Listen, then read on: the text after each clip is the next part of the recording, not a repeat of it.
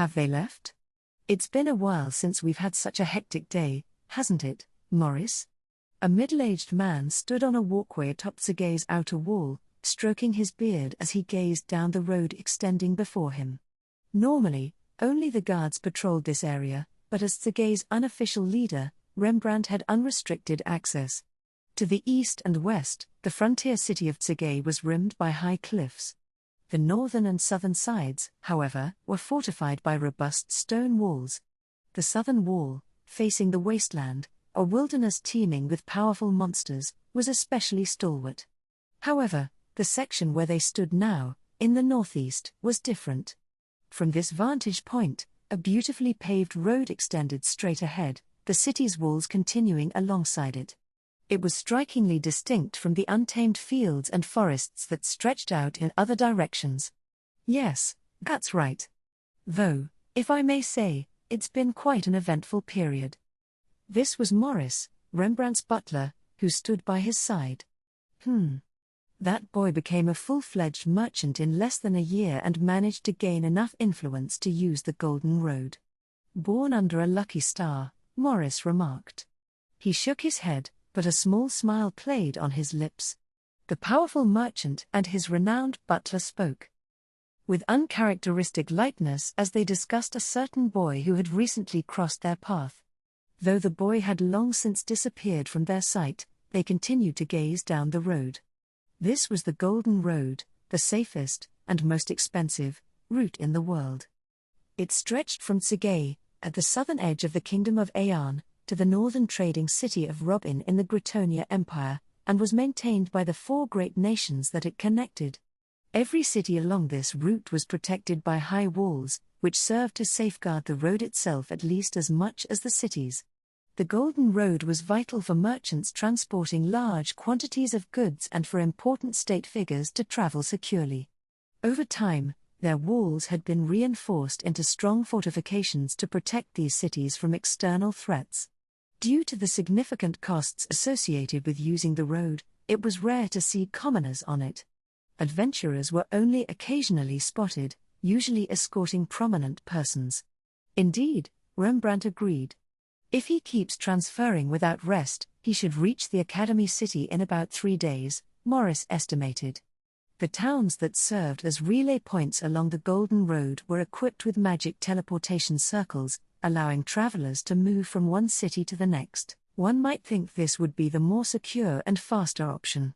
However, teleportation had its drawbacks. The success rate for transporting goods was low, and damage to cargo was common. As a result, merchants preferred to use the Golden Road. Even if they weren't transporting anything, important figures tended to choose the road over teleportation circles. Traveling the Golden Road was a status symbol. Today, Radu, the boy who'd been the subject of much discussion recently, had left Tsuge, opting to reach the distant Academy City of Rotskard via teleportation circles. Unconcerned with status, he'd chosen the simpler method. Although Rembrandt and Morris couldn't see him once he stepped into the first magic circle, his next stop at a relay city and his destination both lay along the Golden Road. Both men's gazes lingered on the path Radu had undoubtedly traveled. Still, it would have been nice if Lisa and the girls had at least come to see him off, Rembrandt sighed. I'm sure he would have been happy to see them. They must have their reasons. Even if Radu Summer doesn't mind, perhaps Madam and the young misses are more concerned about what kind of state they're in, Morris suggested gently. True, their complexions and hair haven't fully recovered yet, but they're able to stand and walk. Out of courtesy to the one who saved their lives, I'd think. Rembrandt's wife and daughters had suffered from a magical affliction known as a cursed disease, and it was Radu who'd saved them. It's exactly because they see him as their benefactor that they want to wait until they've fully recovered to thank him, Morris explained. The maids tell me they're doing everything they can to get back to normal as soon as possible. I see. That makes sense, Rembrandt conceded. Then, after a pause, he continued, by the way, Morris, yes, what is it? Morris said, interrupting him. Noticing the shift in his master's demeanor, he'd adopted a slightly more formal tone. The warmth of a man thinking about his family, or of a grateful father, was its place was the sharp gleam of a gun from Rembrandt's eyes. In Businessman. It's about Tomoe Dono and Mio Dono. What do you think of them? Unbeknownst to Rembrandt, Tomoe and Mio, Reidu's followers, Tomoe, once a dragon, and Mio, formerly a giant spider, were both beings of extraordinary nature. As you would guess from their levels, they're formidable. I wouldn't stand a chance against either of them. If I had to choose, dealing with Mio-sama might be a little easier. In any event, they're more than competent. They could be pretty troublesome if anything were to happen, but given their current standing with Reidu, I doubt they'd use their power against us, Morris replied thoughtfully. Well, I suppose I have no choice but to trust Tomoe Dono when she says they understand their role as our guests. Now, what about the staff from the Kuzunoha company who've taken up residence in our shop? Rembrandt asked. From the few conversations I've had, the dwarf seems like a typical craftsman, very diligent. The younger dwarves working under him mostly handle customer service, so even if the craftsman himself is a bit stubborn, it shouldn't cause any issues. There was also someone who came once with Tomoe-sama. At first, I thought they were Hyuman, but then I saw their brown skin and red eyes. So, they might be a demi-human. Still, they were polite and didn't seem like the type to cause trouble. In fact, the Kuzunoha company has been thriving, with their goods selling out daily. Reidu Dono managed the staff shortage at the opening by hiring demi-humans. Do you think he plans to continue without employing Hyumans? Rembrandt tilted his head in curiosity. Most of the demi-humans working at the Kuzunoha company looked similar to Hyumans, but there were no Hyuman employees at all. While it made sense to hire demi-humans with specialized skills, like dwarves who excelled at weaponsmithing, hiring all demi-humans was still highly unusual. In this world, only the Hyuman race was recognized and blessed by the goddess who'd created it. Hyumans, believing themselves to be the chosen race, saw demi-humans not as equals but as tools to enrich their lives. This view was reinforced by a lingering fear that the demi-humans, with their superior abilities, might one day replace Hyumans and take over the world. Reidu-sama seems like he's fluent in the languages of several different species of demi-human. He might be prioritizing cost and capability over tradition. That's just my personal impression, but it seems he has no tolerance for discrimination, Morris remarked. Cost and capability, huh? Well, you're right. In a dangerous place like Tsuge, meritocracy is slowly but surely taking hold, Rembrandt agreed. Considering Reidu Dono spent time not only in Tsuge but in the wasteland, too, it's no surprise he leans that way. Even I've come to care less about whether someone is demi-human or Hyuman, as long as they're competent. As you said, Reidu-sama clearly doesn't care about race. I don't see anything wrong with that, in itself, Morris said, his tone cautious. However, there's still a strong undercurrent of disdain for demi-humans in our society. This kind of extreme meritocracy goes against the current order of the world. If it spreads too far, it could eventually lead to conflict between Hyumans and demi-humans. Rembrandt adopted a calming tone, trying to placate Morris's concerns. Even so, for now, it's unlikely the Kuzunoha company could become a catalyst for that kind of problem. After all, they're still renting space from us, they don't even have their own base of operations yet. I doubt they'd do anything reckless. And if it looks like things are starting to heat up, we could have a talk with Tomoe Dono and the others. Besides, I can't imagine the Kuzunoha company avoiding Hyuman employees entirely. You're right. And with Tomoe Dono and Mio Dono around, any potential backlash, particularly from adventurers, should be kept in check for the time being, Morris agreed. But he still held some reservations about the future of the Kuzunoha company, and he knew his employer did too. Speaking of which, Reidu Dono mentioned he'd be meeting another one of his followers in the next town. I'd like to meet this person at least once. It'd be nice if he could bring them along the next time he returns, Rembrandt said thoughtfully. We've done some investigations ourselves, but we couldn't find any information on this follower or even any real connections from him to Reidu-sama. The same goes for Reidu-sama himself. With so much still unknown, one might begin to wonder if they're legendary beings, The kind you hear about in stories, Morris remarked, curiosity peeking through his professional tone. Rembrandt cast a disapproving look at the other man. Morris, even though Radu Dono isn't here, don't you think that kind of speculation's a bit inappropriate? My apologies. But I couldn't think of any other way to describe such a mysterious existence. Well, it's fine. Honestly, having someone of his caliber come up so frequently would be quite troubling. Now that I think about it, maybe your speculation isn't that far off. For now, let's leave the investigation as is. We knew there was a chance we wouldn't find anything. That's why we worked so hard to find something, anything, about him. I apologize for the lack of results, Morris said with a small bow. It's all right. By the way, after they registered with the guild, there was an inquiry from the castle regarding Tomoe Dono and Mio Dono's levels. At the mention of the castle, Morris stiffened. If the kingdom of Aeon was starting to take an interest, it could mean that Radu's actions would be heavily restricted in the future. Morris, why are you so tense? I just gave them the usual response, no issues to report. They haven't started any significant merchant operations yet. We'll let you know about any developments as soon as we know more. Master, don't look at me like that.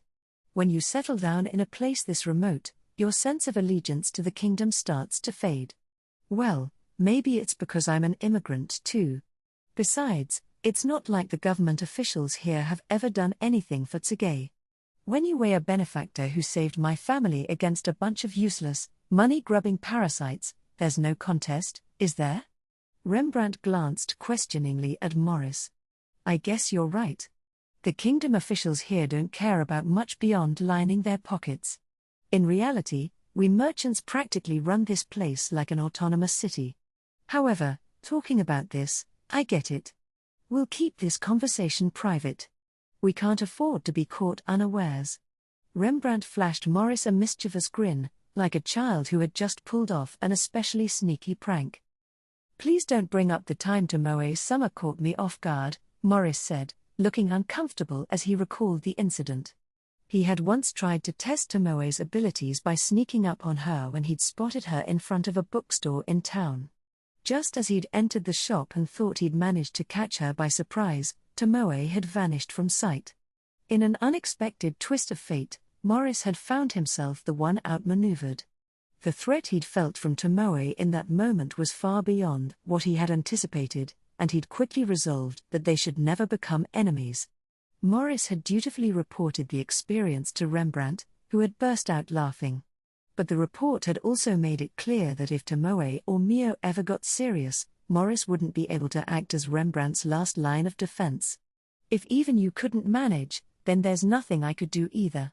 Don't worry about it, Rembrandt had said at the time. I'm sorry. Forget I mentioned it.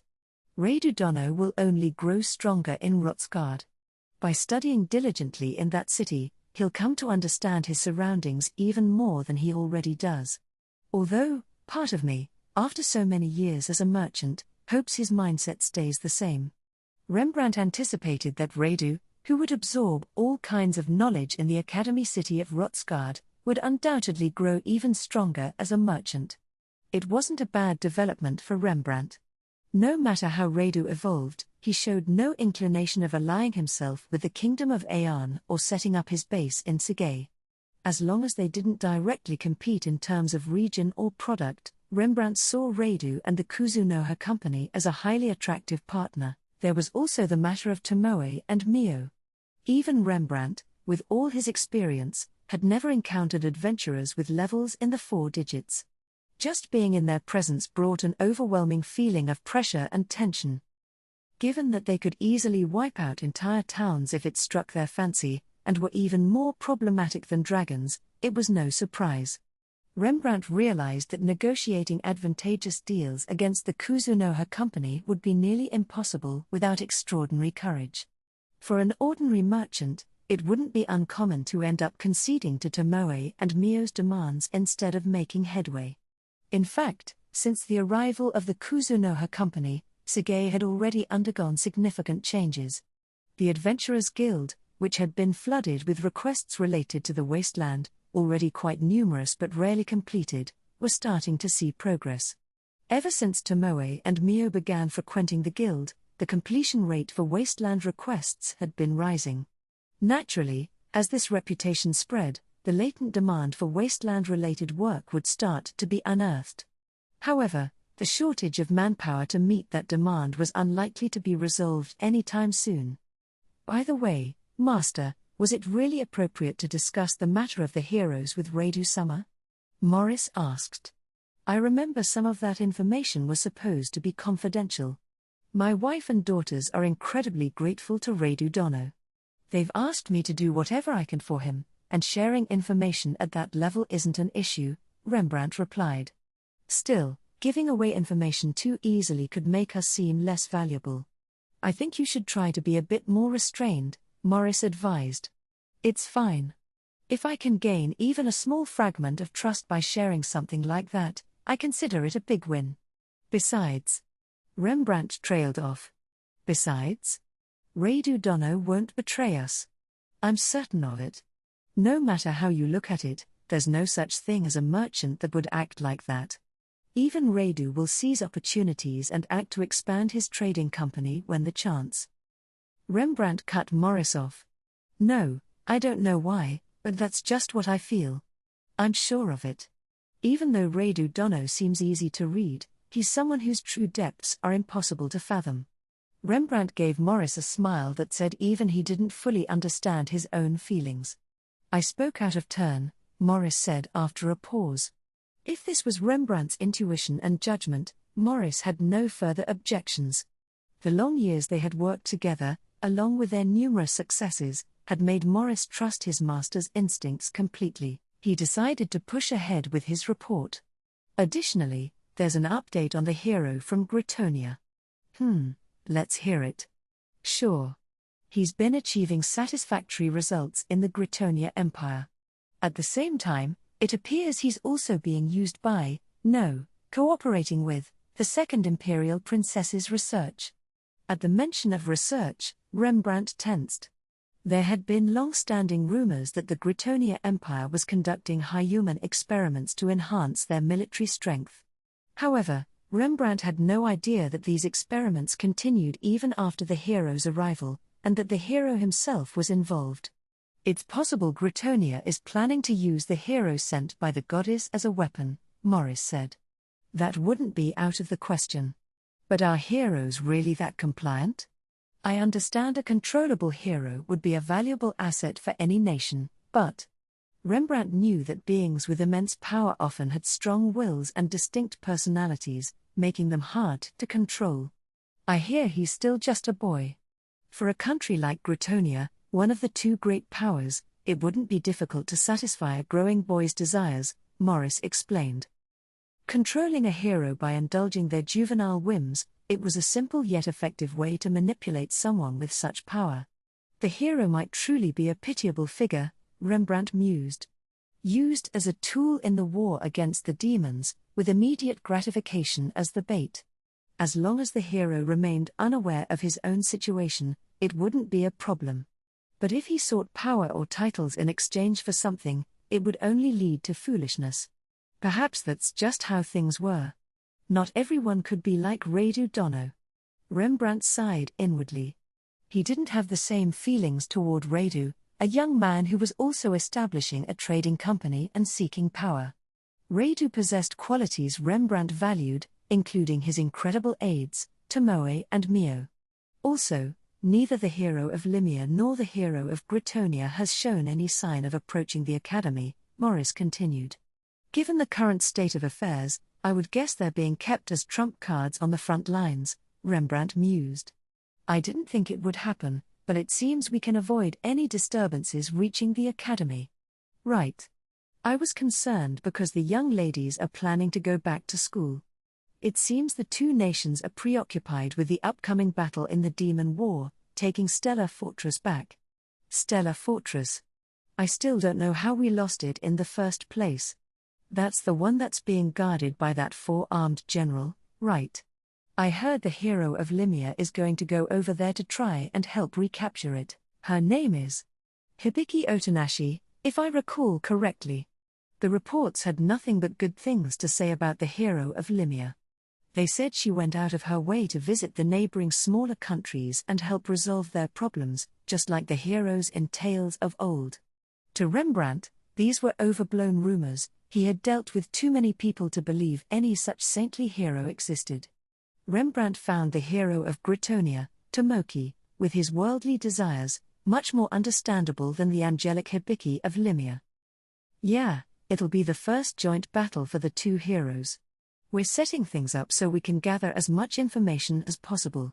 That helps. Whichever way this battle goes, the situation at Stellar Fortress will be a crucial factor in understanding how this world is changing. I want to predict the conclusion as accurately as possible. Right, it'll be interesting in a few days. By the way, noticing the change in Morris's tone, Rembrandt interjected, about my daughters. The doctor said full recovery will take 2 to 3 months, if everything goes smoothly. Morris bowed. That's good to know. I'll adjust our preparations accordingly. Well, it's about time to take action. About Stellar Fortress, how should we report to the kingdom? Rembrandt thought for a moment, then decided. Leave it. The 4 great nations probably already know about this mission and have it covered. Understood. However, the preparations for the girls to go back to school. I never imagined that day would come. Come to think of it, it was actually the young lady's idea for Reidou-sama to attend the academy. Of course. By the way, how do those girls, feel toward Reidou-dono? As a father, Rembrandt had some complex emotions about the subject. Reidou had saved his daughters' lives, and the interest they showed in him, the first time they'd shown such curiosity in an outsider, was a constant source of worry. Despite their state of delirium, they had clearly remembered Reidou and expressed a desire to know more about him. At that point, Rembrandt barely knew more about the boy than they did. All he could say was that Reidou wasn't planning to base himself in Tsuge, so he wouldn't be staying long. So his wife Lisa and their 2 daughters had asked him to make sure Reidou stayed in the city until they could properly thank him. However, logistics had so far conspired to prevent them from seeing him again. Eventually, Rembrandt's daughters had mentioned going back to school and, upon learning from Morris that Reidou was a novice merchant, asked their father to encourage him to enroll in the academy in Rotsgard, where they, too, would be attending. At first, this request seemed excessive to Rembrandt. Apparently his daughters were more infatuated with Reidou than he thought. Nonetheless, as a doting father and devoted husband, this concern weighed heavily on him. When his wife added her own encouragement, no worldly laws or reasons mattered. In other words, Rembrandt had agreed with a broad smile. And that's how Reidou received the recommendation of Tsuge's top trader for his admission to the Rotsgard Academy. I have nothing more to add. However, it's certain that both of them hold an exceptional interest in Reidou-dono, Rembrandt reflected. Interest, huh? You can say that again. They didn't even change their minds when they saw his face, Rembrandt sighed. When he took off his mask. It felt rude to say it, but his appearance was unattractive, or rather, unsightly, disappointing. No, yeah, his intense individuality left me speechless. Had Reidou not just saved his family from an unspeakable disease, Rembrandt might have used even harsher words to describe what the kid looked like. However, his own love for his family remained unwavering, even if their own appearances had become less than perfect.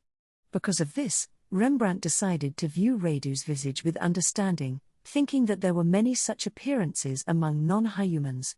He even felt sympathy for Reidou, given that his looks might pose a disadvantage in business. Maybe when the curse changed their faces, that changed how they looked at other people, Rembrandt thought. They used to be quite particular about appearances. Well, I guess this is a positive development, then. I'll just see how this situation unfolds. Whether it's admiration, gratitude, affection, or love, they're teenagers, Morris pointed out. The answer may not be clear to anyone yet. Well said. As always, Morris's insight was spot on, and Rembrandt couldn't remember a time when things left to his care had gone wrong. He was a highly reliable and reassuring presence. Thus, on this occasion too, Rembrandt didn't confirm the exact details of enrolling Radu. It was a lapse in judgment. Later, an error was discovered in the copies of the documents Morris had prepared for Radu's application to Rotsgard Academy. Radu, approved. Tomoe and Mio sensed the disturbance immediately. It felt like a sudden, overwhelming sense of loss, and it came on the third day after their master's departure for the Academy City. In that moment, their connection to Makoto had been severed. However, there were no changes in their physical condition.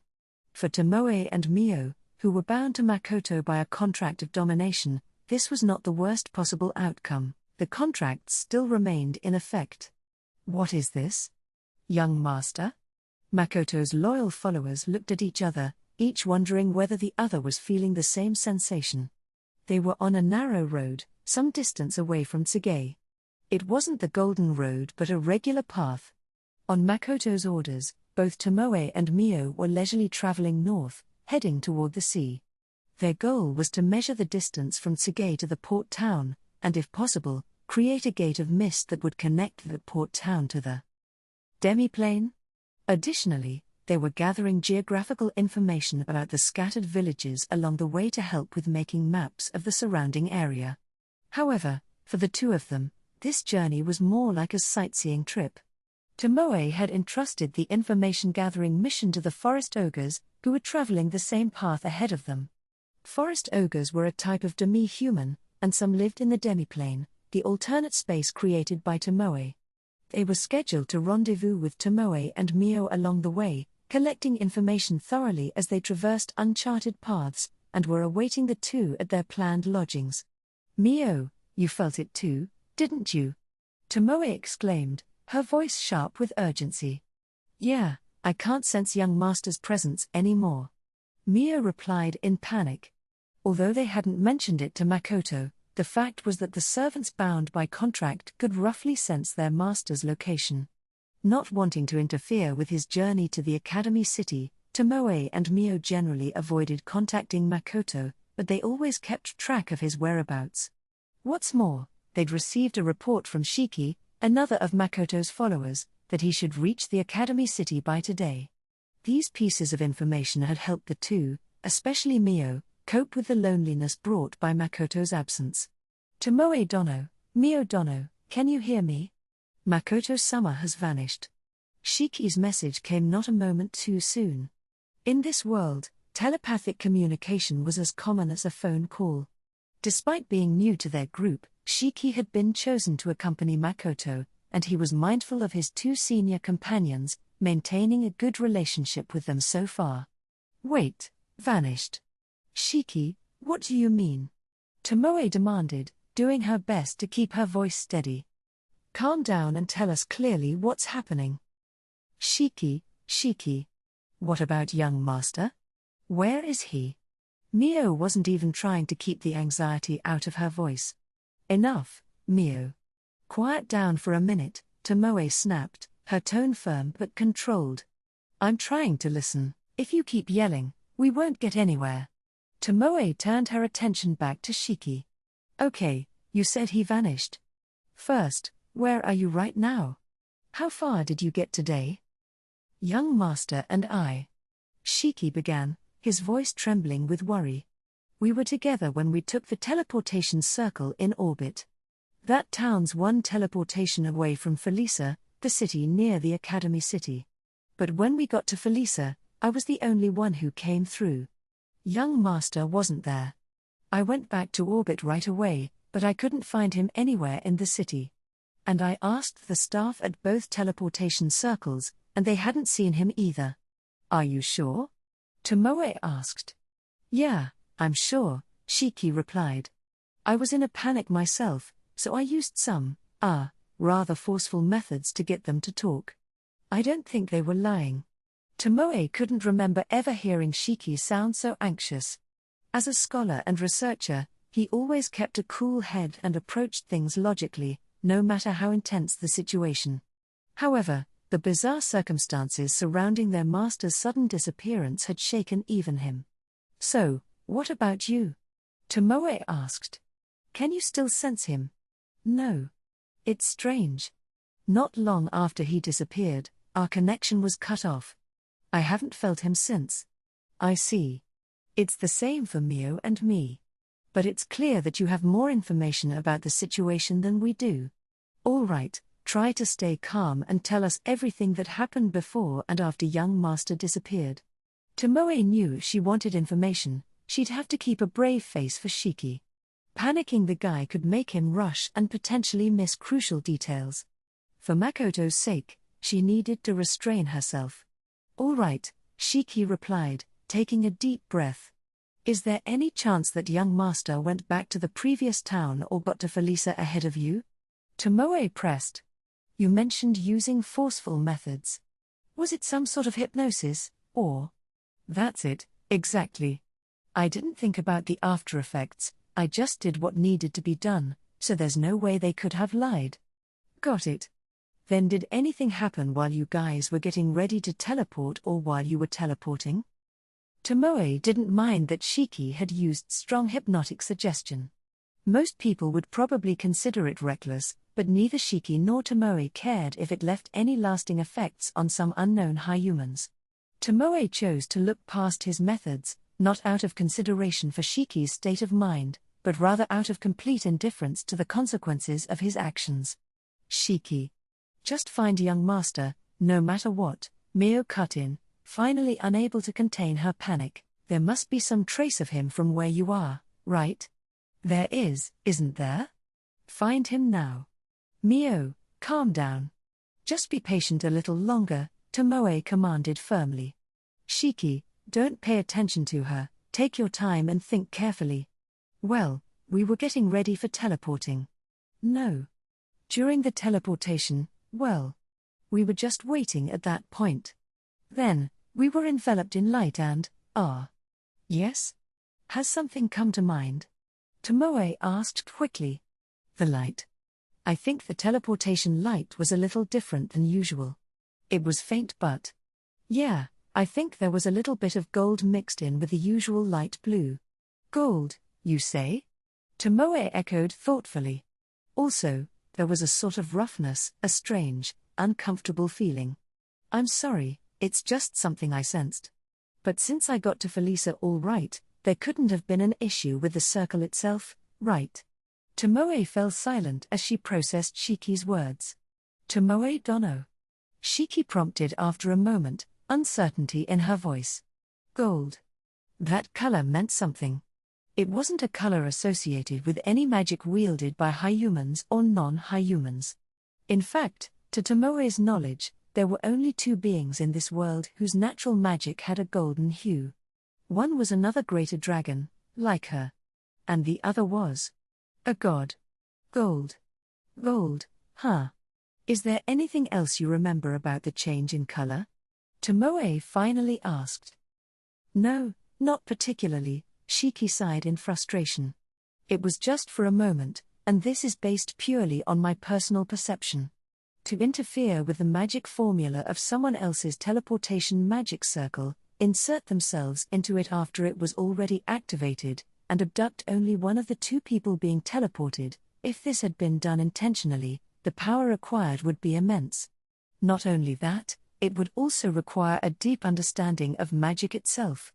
As Tomoe thought about the two beings who she imagined could be responsible for taking Makoto, the possibility became more concrete in her mind. Shiki, can you investigate that teleportation circle? She asked. That would be difficult. Other people are already using it. I see. In that case, Shiki, you should head to Rotskard like we planned. You have the documents that young master was supposed to hand in, don't you? Go ahead and do it for him. Also, if you're at the academy, young master can teleport there directly. If we were to teleport again from Tsugay, it could raise unnecessary suspicions about young master. But how can I go ahead when we don't even know if young master's safe?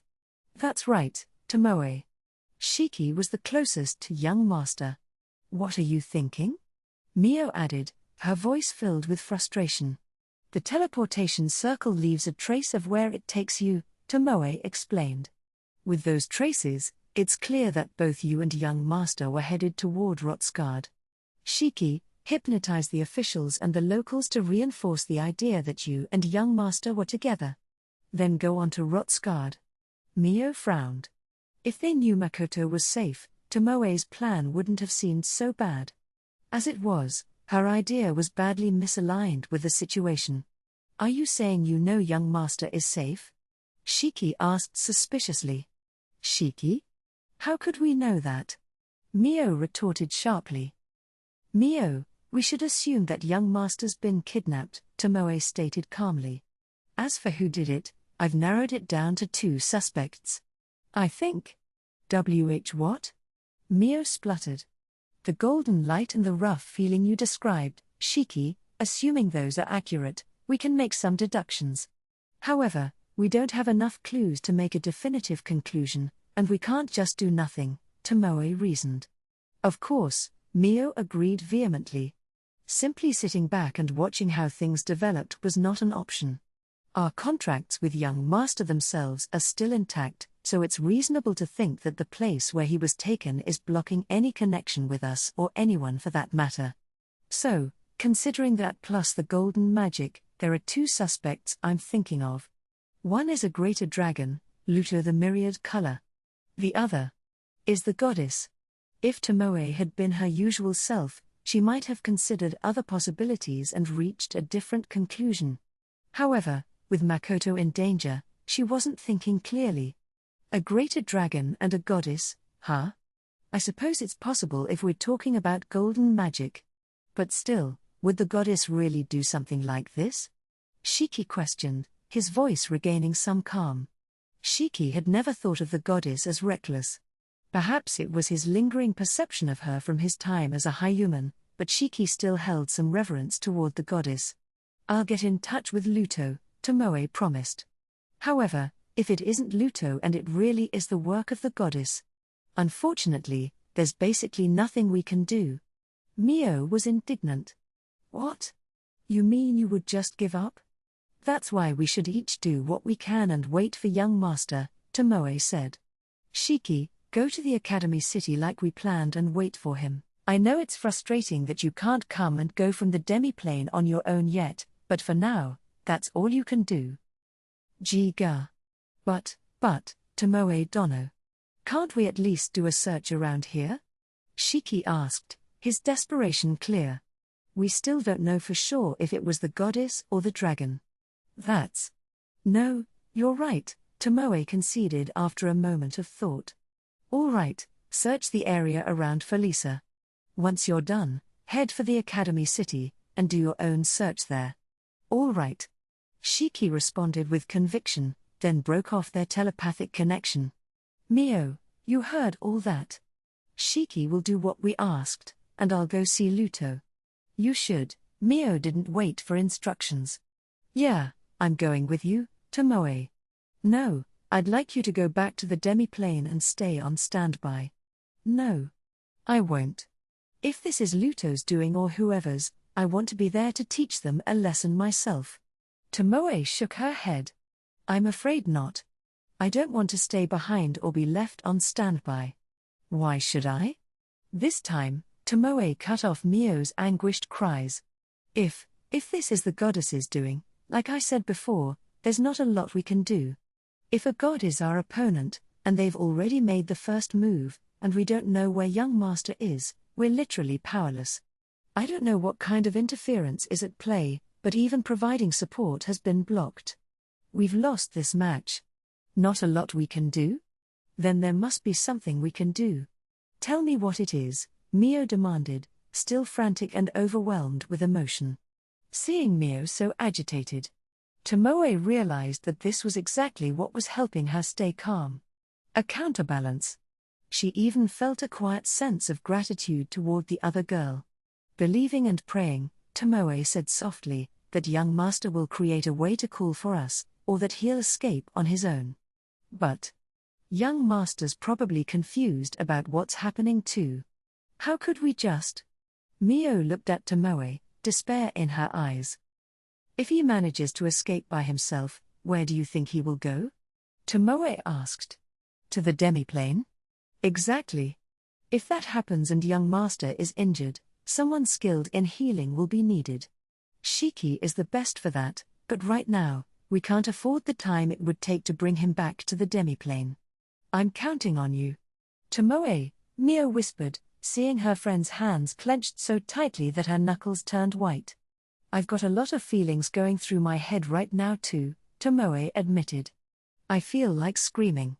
To be honest, it might be better to call Shiki back within the next few days and prepare for the worst, but on the other hand, I'm hoping that my assumptions are all wrong and that young master's somewhere around Felisa, taking a nap after some mischief. Mio stared silently at Tomoe. I'm scared, terrified beyond words. I've never felt this way before, Tomoe continued, a slight tremble in her voice. The thought of losing Makoto-sama it's unbearable. Especially with such a sudden attack, I can't accept it. If Luto is the one who kidnapped Makoto-sama, I won't bother asking for excuses, I'll make them pay and bring young master back. Luto might be stronger than me, but I don't care. Hearing Tomoe call Makoto Makoto-sama instead of young master told Mio that Tomoe was serious. Gone was her usual theatrical, carefree demeanor. All right. I'll wait for young master in the demiplane. If he gets back, I'll let you know right away, Mio promised, her voice steadying as she made her decision. Thanks. I'll come right back when that happens. There's nothing that would make me happier than seeing him come back to the demiplane. But, she added, returning to her usual tone as her moment of vulnerability faded, that would mean all of Shiki's work will have been for nothing. Well, since he's just a newcomer who's been allowed to accompany young master, he'll simply have to bear it, Mio said, managing a small smile. Tomoe smiled back.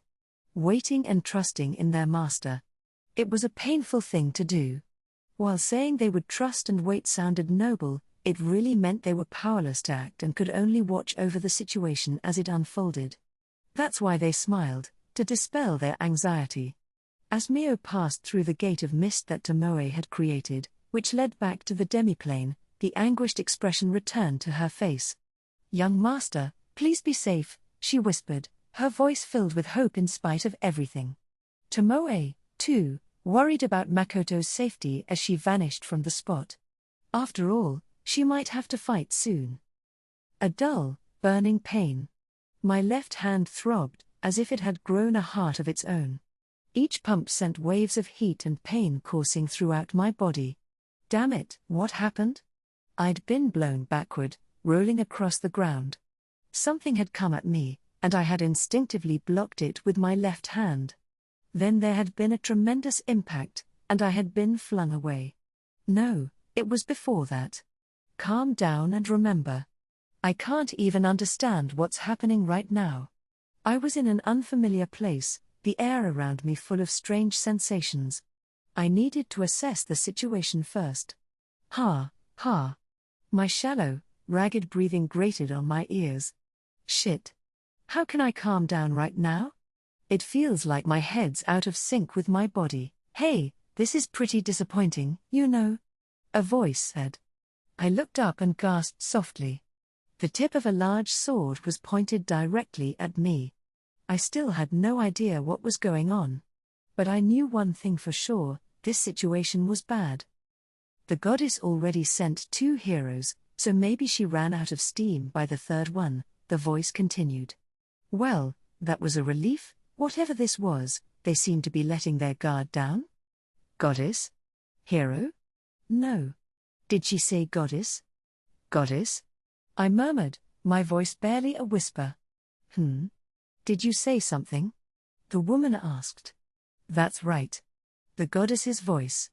Right before this happened, I definitely heard that woman's voice, I muttered, attempting to piece together my fragmented memories. What are you muttering about? Don't tell me you can't speak the common language. Ah, I see, a demi-human.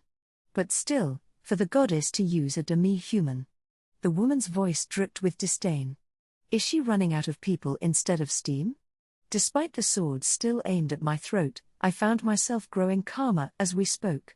It was quite unlike the time I'd killed a high-human adventurer, when I had been on edge for days on end.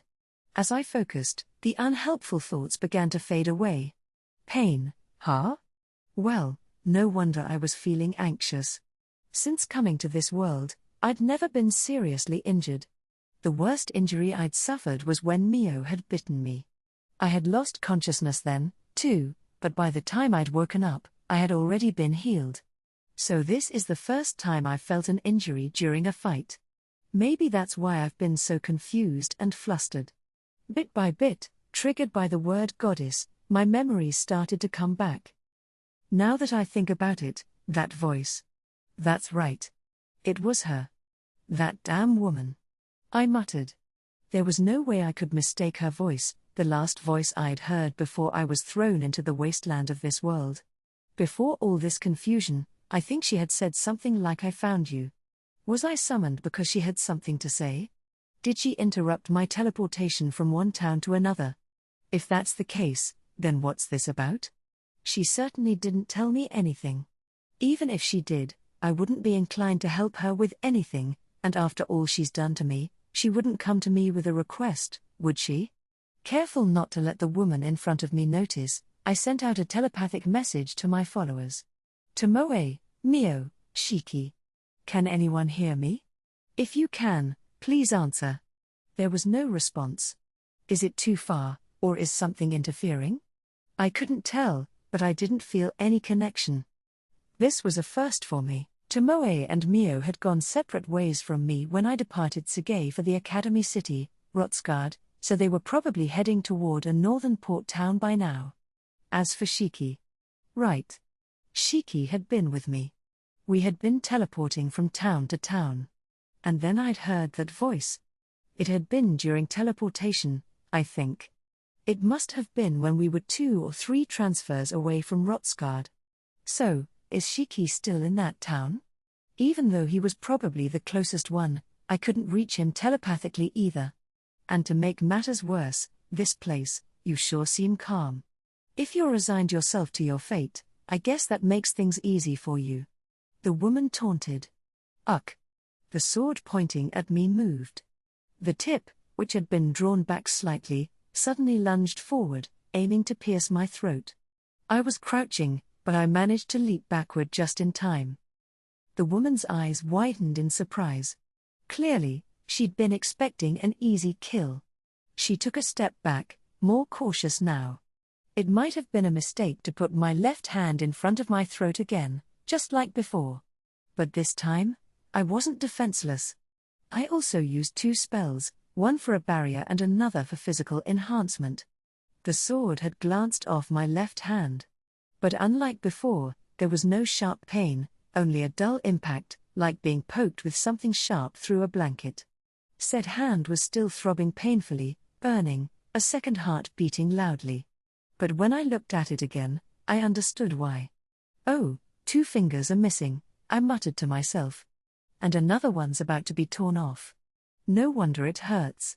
It was the kind of injury that would make you call 911 immediately. My palm was bright red. My middle and index fingers were severed near the base, and my ring finger was barely hanging on. Thankfully, my thumb and pinky were intact. Since I couldn't remember exactly how I had positioned my hand, it was pointless to wonder how it had ended up like this. For now, I decided it was best to assume my left hand was unusable. Fortunately, this world had magic. There was a chance it could heal back to normal, and because of that hope, I didn't feel utterly hopeless looking at the damage. In the meantime, my breathing had steadied. My voice, too, sounded normal again. Until now, it had felt strangely distant, like I was hearing it from far away.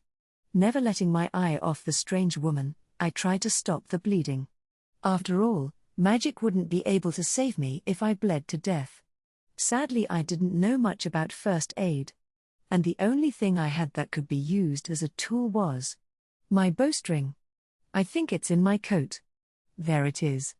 This should work. Whether it was proper treatment or not didn't matter right now, I just needed to stop the bleeding. With that in mind, I tightly tied the string a bit below my elbow. If I'd known this would happen, I would have taken a first aid course back in my home world. You're not dead. I see. You were summoned by the goddess, after all. What kind of defense do you have to be able to block this sword twice? That face of yours, don't tell me you're a high human-based chimera, not a demi-human? If that's the case, the goddess sure went to great lengths, the woman remarked, sounding intrigued. This woman, without a doubt, she was the strongest among the high humans and non-high humans I'd encountered, was incredibly powerful. None of the adventurers I'd met in the wasteland were anywhere near her level. I didn't exactly appreciate her being impressed by the fact that I wasn't dead, but it was slightly gratifying to surprise someone like that. And calling me a chimera? I'm not some mixed-up beast with bits and pieces thrown together. Far from it. And I wanted to tell her not to make assumptions. Who are you? Why are you targeting me? I formed the words in the air. I wanted to know who she was and her reasons for attacking me, even if I wasn't sure I'd understand her answers. You're definitely an odd one, the woman said, her eyes widening for a moment at the sight of my magic speech bubbles. So different from the last two. I don't remember giving you any reason to attack me, I wrote next. Is that because I'm high human? Sorry to disappoint, but I'm not on their side, she replied. Okay, it sounds like she completely misunderstood me. She probably thought I was asking why she'd target someone on the high human side. But I hadn't chosen sides in this world. I didn't bother responding with another speech bubble. Instead, I glared at her, not wanting to show even the slightest opening. Suddenly, I felt something wet running down my cheek.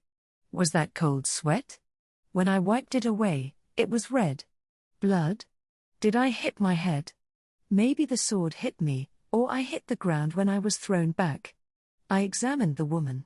She had blue hair like Tomoe, with bangs that fell to the right side of her face, covering one of her eyes. She had a well-proportioned figure, which was standard in this world. She was rather petite, and despite her tough demeanor, her appearance was more cute than beautiful. Her armor only covered the essentials. She had shoulder pads, chest plate, and guards for her knees and elbows. The rest was light clothing that exposed her skin and inner garments. On her lower body, she wore what looked like denim shorts. If we had passed each other on the street, I might have turned around for a second look. Her legs were that stunning. It made me think that, even on the battlefield, beauty was essential in this world. Her most notable feature was her enormous sword, significantly longer than she was tall. Maybe the fact that she was small made the sword seem even more impressive. Unlike a katana, this sword had a broad blade, which emphasized its size even more. The blade had a greenish tint, making it clear that it wasn't some mass-produced weapon one could buy anywhere. And even I, who had zero art knowledge, knew that it belonged in an gallery. It was so beautiful. So, that's the sword she used to slash at me and knock me away, then tried to stab me in the throat. If I were just an ordinary high human, that swing would have separated my head from my body, or I'd have ended up like some kind of sacrificial offering, with a nice big hole in my throat. I was deeply grateful for my abnormal level of defense. Thank you, magic. Thank you, everyone, Eld War. I focused on the situation again and expanded my barrier magic. At the same time, I strengthened my realm and deployed it. Since I'd been able to block that last attack without injury, I could have avoided losing my fingers too. In other words, I had let my guard down. It was my mistake for not deploying barrier magic and realm together from the start, like usual. How careless of me. It was pathetic, really. I didn't know how often I would find myself in a situation where I'd be ambushed by someone wielding such a massive weapon like this in the future. But that wasn't all I had to worry about. Goosebumps covered my entire body. A shiver ran up my spine, like when you get hit with a blast of cold air. I was tingling all over. I know this feeling. Killing intent. It was a clear, targeted bloodlust directed at me. It reminded me of the times my archery master, Munakata-sensei, used to make me practice as I faced his own killing intent. You need to get used to it, I remember him saying. Otherwise, your movements will slow down when it matters most.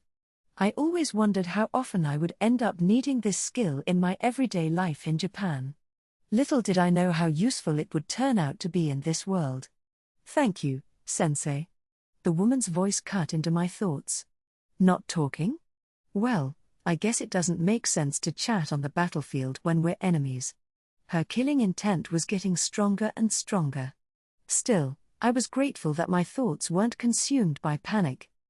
Battlefield. That was the word she'd used. This was new information. Maybe the strange atmosphere here was related to the fact that it was a battlefield. I was standing on a riverbank in an unfamiliar location. Directly in front of me, a fairly large river flowed past. Looking left, there was just more water, but to the right, there was a bridge off in the distance. Other than the woman and me, there was no one else here. After a brief moment of hesitation, I decided to switch from strengthening my realm to using it for exploration instead. It seemed dangerous, but the woman didn't appear to be planning an immediate follow-up attack, and my curiosity about this new locale got the better of me. But then, what's this? I could sense something rapidly approaching us. A group of what looked like soldiers and another group of non-humans? Wait, maybe this woman isn't being overconfident, maybe she's actually waiting for reinforcements. Even though she clearly had the upper hand in this situation. Sure enough, a humanoid figure had separated itself from the cluster of non-humans and was now heading straight for us at high speed. I could sense remarkable magical power coming from it. This one seemed strong too. Or rather, it was terrifying. Because, like the woman in front of me, it was radiating a murderous intent directed right at me. Should I escape to the demiplane? No, that wouldn't work. I might accidentally bring these two with me. Before I went anywhere, I needed to figure out who this woman and the humanoid figure streaking toward me were. At the very least, I needed to put some distance between us before I could use a gate of mist. Before long, her reinforcements arrived. Sophia, even with my assistance, you still failed to finish the job? That's unlike you, a voice said. It was a child speaking. But he was referring to himself in a very archaic manner. Damn it, such a classic fantasy trope, a character whose appearance doesn't match their age. This kid does not seem as young as he looks. I executed a perfect attack. It's this sword that's too soft, Mitsurugi, one Sophia replied. Mitsurugi? That must be the kid's name. Sounds kind of Japanese. And the woman's name is Sophia. That's more normal. But her name was the only normal thing about her. That sword was forged with nearly all of my power back then. There should be no deficiencies, Mitsurugi argued back. It felt incredibly off. Not just his manner of speaking, but the fact that I could sense the same sharp killing intent from this kid as well. Mitsurugi was even more casually dressed than Sophia, looking no different from a child playing in the city. He had silky orange hair and no weapon or staff. If you put a backpack on him, he'd pass for an elementary school student, or a specific beautiful boy from a famous choir, but really, it felt like I was slicing at a massive hunk of metal. Tough, and is that? Sophia, endlessly bothersome, what kind of punishment game, complained. This is bad. Seriously bad. These two clearly weren't done yet. Especially Sophia, her smirk made her look incredibly eager for a fight. The sword may not have been perfect, but it's still capable of killing a greater dragon. A little magical defense would be no more effective than a piece of paper. You just aimed poorly, Mitsurugi stated matter-of-factly. It's getting harder to hold back the demon army's advance. That guy is definitely an obstacle, so we should hurry. Besides, it'd be annoying to get scolded later, Sophia replied. The demon army's advance has been halted? When I checked earlier with my realm, the non-human group had stopped. So, that's the demon army. I see. The retreating humans were the ones they were fighting. If the demon army was advancing, they were probably moving south, which meant the human nations to the north would be Limia and Gritonia. Are we near one of those countries? Wait, aren't Limia and Gritonia the ones with heroes? Seriously? If they're being attacked, that's not a good sign. There's no doubt he's associated with the goddess. That should suffice, Mitsurugi said. Yes, Sophia agreed. No, I'm the one who's really in trouble right now. Forget about the heroes for now. Stay calm. At the very least, I wasn't panicking like before. I couldn't afford to. I was still in something of a dire situation, but there was a way out. I reminded myself of what I needed to do: get back to the demiplane through a gate of mist. That was the surest course of action. So that's what I would do. I needed distance and time. To carefully open a gate of mist without leaving any traces would take at least a few minutes. Survival was the most important thing, but I absolutely did not want to bring these two to the demiplane.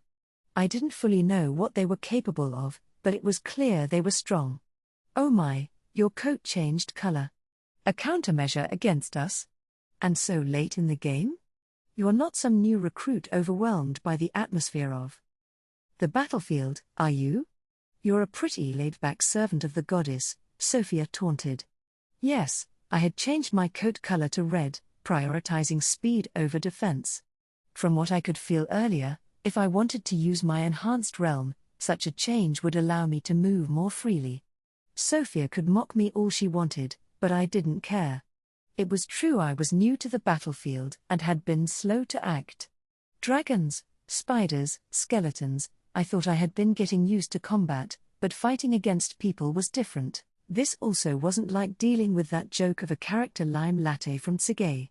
Facing opponents with the same kind of killing intent as Munakata-sensei was something else entirely. I wonder if I were in that same mindset, where I could kill someone without question, like when I faced that woman who caused all that trouble in the demiplane, could I exude this kind of killing intent? Now wasn't the time to think about that. Behind me there was a spread of dense forest that I had already checked out.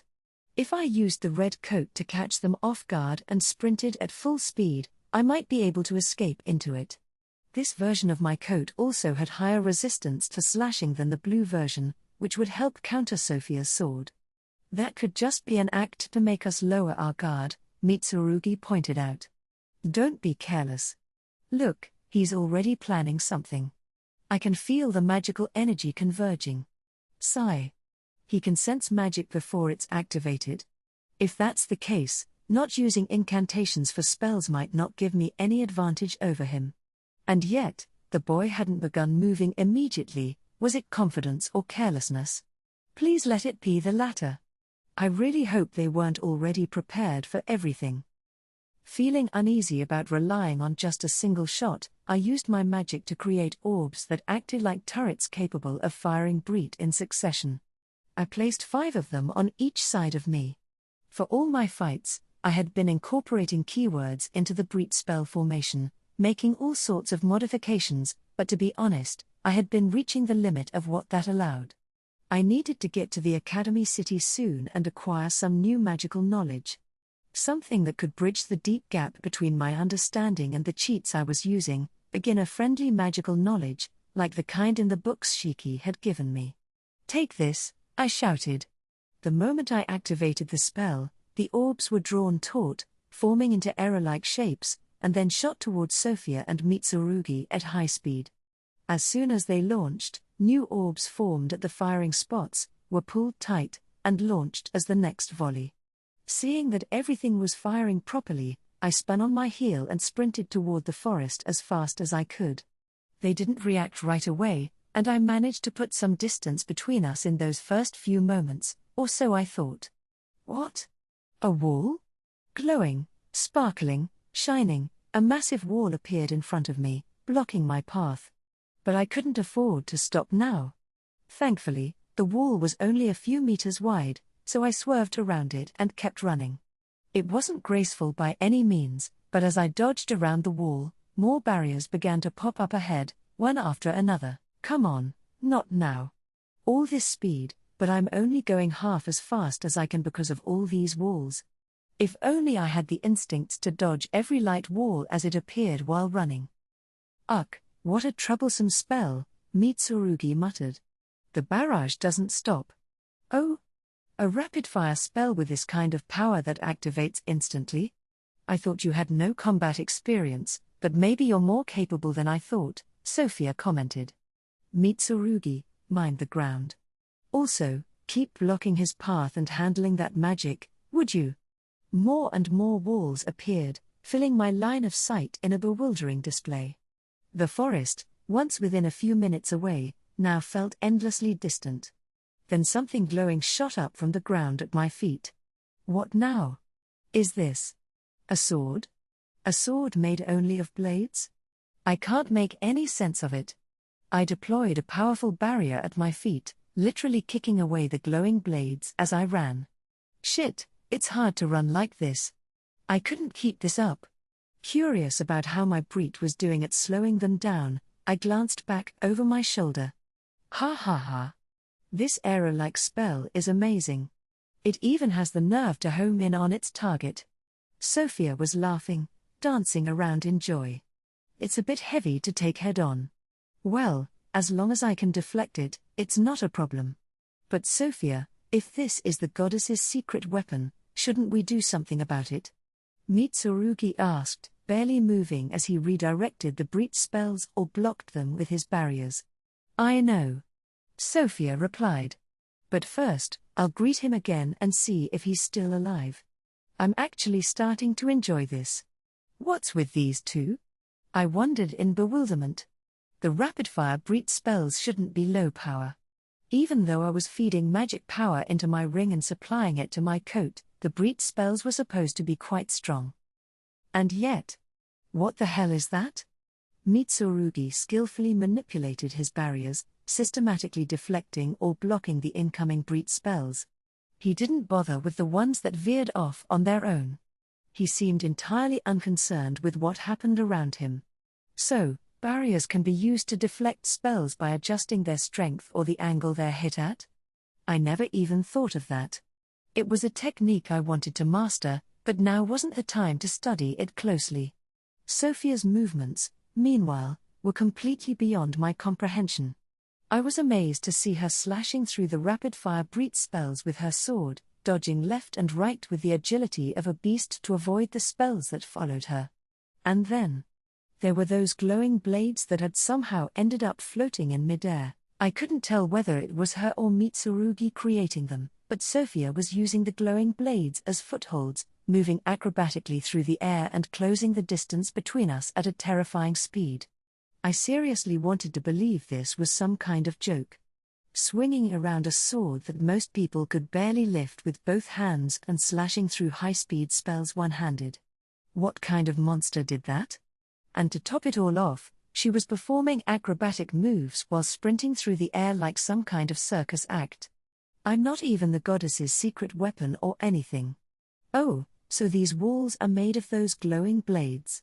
Several of said glowing blades were arranged in a crisscross pattern, forming barriers. Was this Mitsurugi kid an expert in special magic? No way. I muttered, momentarily distracted. Before I knew it, Sophia was right in front of me. Is she some kind of monster? She was just behind me a second ago. How did she get ahead of me? How is it okay for such an absurd high human to exist? Wait, is she even high human? Her skin color and general appearance said yes, but maybe she was actually some new type of demon. As I felt my earlier panic and confusion returning with a vengeance, Sophia kicked off one of the blade walls, accelerating toward me. In seconds, she was leaping down at me, giant sword lifted triumphantly over her head. Gotcha, she yelled. Her words sounded carefree, but her sharp, precise sword movements betrayed her intent. Her speed was incredible, the advancing sword became a blur in my vision. I thought she would attack after landing, but Sophia didn't wait. She swung her sword down at me in midair with tremendous force. Hoping to meet the attack head-on, I quickly checked my deployed barriers and threw more realm into them to strengthen them. I trusted the Eld War coat, but it was clear that doing everything I could was the best approach. Uck! Wah? A loud, piercing sound rang out. Sophia's expression twisted in surprise. I, on the other hand, remained calm since the outcome was more or less what I expected. I had managed to block Sophia's attack. With a resounding clang, her greatsword was knocked straight upward, throwing her off balance. Since her feet hadn't yet touched ground, she had no way to brace herself. That, I had expected. However, my magical barrier shattered to pieces, like it had been cancelled out or something. That I had not unexpected. I knew Sophia's weapon was no ordinary sword, but I had to face the possibility that it possessed the worst possible qualities for me, some sort of magic-destroying ability. Just my luck.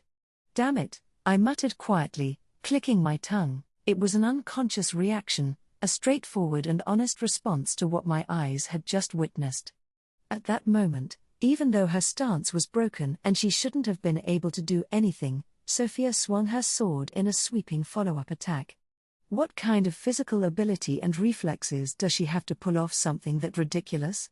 Sophia just widened her eyes and grinned. While I was terrified, there wasn't a hint of fear in her eyes. Although she was seconds away from crashing to the ground, all I saw in her eyes was the same fierce killing intent directed my way, plus. Was that joy? Or more like curiosity? I hadn't anticipated a follow-up attack, and my surprise cost me precious milliseconds. There was no way I could deploy another barrier in time. But when I blocked her first strike, Sophia seemed even more surprised than I was. Clearly, she'd had a lot of confidence in her attack. She had been sure that hit was going to be the end of me. Yet, as shocked as she was, she'd wasted very little time deciding on a follow-up attack, executing it from that impossible stance. Shit. I muttered. How can she not hesitate or waver when she's surprised? Or is it just that my reactions are too slow? I had never learned or practiced making split-second decisions in life or death situations. There was no way I could suddenly master it now. What should I do? What should I do? What should I do? My barrier had shattered, but the enhanced realm was still active. This meant that both my armor and my own defensive abilities were still reinforced. As Sophia's greatsword closed in on my chest, I raised my arms and crossed them in front of me. I considered jumping backward, but the glowing walls would have blocked my retreat. I had no choice but to trust the Eldwar coat. I braced myself, forcing my eyes to stay open as I awaited her attack. It was undoubtedly a poorly executed strike from a reckless position. Even so, it wasn't a gamble I felt comfortable with, but somehow, I survived. I felt only a dull, bruising impact, not the sharp pain of her sword slicing through me. At least I wasn't sent flying. Croissant block is amazing. This Eldwar coat is amazing too, I muttered. I'd known the Eldwar armor was something to be proud of, but it was awe-inspiring to have actually blocked an attack from such a brutally powerful sword. My reflexive defense, which resembled a boxing croissant block, had also worked out in my favor. Meanwhile, Sophia had finally landed, with no more surprise attacks. She'd landed. Anyone else probably would have crashed hard into the rocky ground, but she managed to nail a smooth landing. Her sense of balance and her physical abilities were absolutely insane. Sporting a grin that somehow looked both exhilarated and incredibly ominous, Sophia widened her eyes and glanced at me before taking a few backsteps to put some distance between us. This woman was really something else. And beside her, at some point, her supposed companion, young Mitsurugi, had rejoined her. Had he already destroyed all those turret spells and caught up?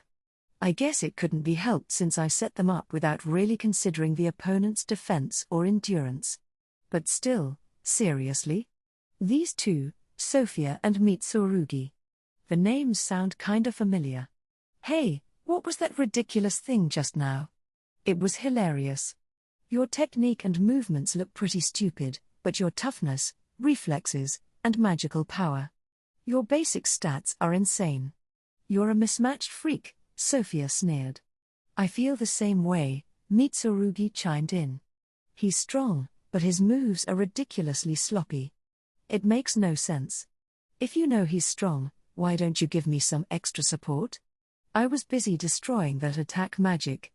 Don't ask for the impossible. It seems like they think highly of me. But also not so highly. Sorry for being a laughable, amusing, incomprehensible freak. Phew. Well, if we reset, the situation should change. Cop KKJJGF. Question mark suddenly, Sophia was no longer speaking the common language. Are you putting a layer over this whole area? At least give me a heads up, Mitsurugi said. It's not really a nuisance, is it? Sophia replied. Besides, this kid seems to have received quite a biased amount of the goddess's blessing. It's going to be a pain if he stays this tough. It was too short to be a chant, and the spell hadn't activated either. What was that? Even though I'd never heard the language, the goddess's gift gave me some understanding of what it meant, which seemed to be something like trample over the prayer of the gods. If it wasn't a chant, then was it some kind of key phrase? I was sure that the basic activation keywords for magic-infused tools were supposed to be in the common language. I kept watching Sophia. A few seconds later, the ring on her right index finger suddenly shattered. No, it was more like it crumbled to dust and returned to the earth. The next moment I felt a strange rippling sensation emanating from Sophia, just like the one I experienced when deploying Realm. Naturally, I was caught in the wave, but nothing unusual happened to my body. Magic? It felt weird for that. So, what exactly changed? Just to be sure, I tried deploying a barrier, and it worked as usual. Other spells didn't seem to have any problems either. As long as I can still use magic, my lifeline isn't cut off. I didn't know what they had done, but maybe I was lucky this time? It worked, Mitsurugi announced. That concludes all the tests we were asked to perform. Fascinating.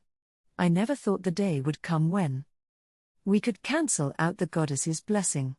We probably can't overuse it, but from now on, we can limit her worldwide influence according to our needs.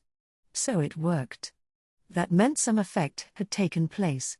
Damn, I can't see all the cards these guys have.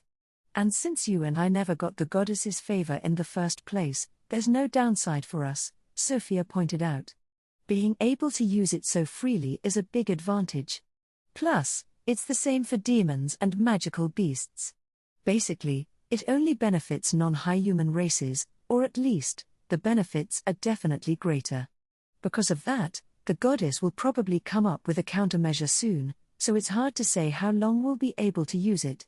But the one who made that ring was, not another word, Mitsurugi. There's still someone from the goddess's side here, Sophia interrupted, glancing in my direction. Interfering with the goddess's influence? What kind of benefit would that have for a high human like Sophia? There would be no advantage to it for her. What would be the point? For demons, it might be a valuable research topic, sure. But still, I couldn't take my eyes off them. As Sophia and Mitsurugi continued chatting, I thought about running away and creating a gate of mist, but if I tried to focus on chanting or something, I might end up with my head split open like a bamboo shoot. Why do they think I'm on the goddess's side, anyway? She put me through hell. I had absolutely zero intention of siding with her. Ugh, my left hand is starting to feel numb. This is bad. Should I loosen the binding? No, that's a bad idea. I had no idea how much blood I could afford to lose. If my bleeding increased now, it would only make things worse. I had to endure it. In the worst case, even if my arm gets completely ruined, it should go back to normal with healing magic. Shiki, you'll take care of it when I get back, right? I felt that I was far too young to become an amputee. No way. It's not like I'm the goddess's servant or anything, I muttered. Oh? And what do you mean by that? Mitsurugi asked. What? I'd complained in Japanese, thinking I was talking to myself. Wait, what? Could he be Japanese? Sophia was obviously confused too. What's up, Mitsurugi? Did you understand that? That definitely wasn't the common language. I've never heard a language that sounds like that. Mitsurugi didn't take his eyes off me. Answer me, Red One, he said. What do you mean you're not a servant of the goddess? You were definitely sent to this battlefield by the goddess, aren't you a guardian summoned from another world to protect Limia, like the two heroes? Wait, are you Japanese? I asked him, my words coming out in a bit of a broken mix. Japanese? I am no such thing. Nor do I have any intention of introducing myself to you. No, that's not it. He didn't seem to be feigning ignorance. So that means he's not high human, then. And he'd mentioned Limia. Are we really near Limia? Wow, I've been sent flying a long way. Then, you're not high human? I pressed. Oh? Well, right now, thanks to this woman, here he gestured at Sophia, in a way, I'm taking on the form of a high human child. But you do say some interesting things. Are you implying you'd only speak if I wasn't high human? What? A strange man. Judging by your appearance, I'd say you're a half-breed, a mix of a high human and something else. Am I getting close? Seriously, how can you just assume someone's a half-breed based on what they look like? Sophia had called me a chimera, beyond even demi-human. It didn't sit well with me. Still, if he's willing to listen, this could be a good opportunity for me. I have no reason to fight on this battlefield, I said, keeping my voice even and diplomatic. And I don't have any obligation to side with the goddess. How about this? Admit this was all a misunderstanding and we can withdraw. I have no intention of getting in your way. That's even more interesting. But it's not going to happen, Mitsurugi said. You're going to die here. After all, you descended into this place in a blaze of golden light, flaunting the goddess's power. There's no misunderstanding about that, I sighed. It's true that I have some connection to the goddess. Though, honestly, it's a connection I'd love to tear apart. But why does that mean you have to kill me? Like I said, I have no intention of cooperating with the goddess. Even if this high human woman, Sophia, is siding with the demons, I won't tell anyone. Mitsurugi suddenly fell silent, staring at me in puzzlement. What's going on? Was all this talk of killing me because I was connected to the goddess, or because they didn't want a high human like me to know about Sophia and the fact that she was on the other side? Was I completely off the mark? Without warning, Mitsurugi burst out laughing. A high human woman, you say? Ha ha ha, ah ha ha ha ha. What's so funny? Sophia asked, annoyed. Sophia, listen. This guy doesn't know who you are. What? Why is that surprising? I mean, this is our first meeting, right? You didn't even introduce yourselves. I was just suddenly attacked and ended up here. There's no way I could have known. Huh. Well, if he's like the heroes, that's only natural, isn't it? Sophia mused. But he doesn't seem to be a hero either. Anyway, Sophia, this guy just begged for his life. He wants us to let him go, Mitsurugi explained. Do you really need to check with me about that? Tell him it's not happening, Sophia replied coldly. But he also said that even if this high human woman was siding with the demons, he wouldn't tell anyone. That just made me laugh, Mitsurugi added. I don't get it. All I knew was that the situation had worsened. Their hostility and killing intent had intensified. The goddess does strange things, Mitsurugi said, looking down on me. Sending such an inexplicable person into a battlefield. The spirits still aren't fully active, so it's not like she's run out of pieces to play with. Hey, Red One.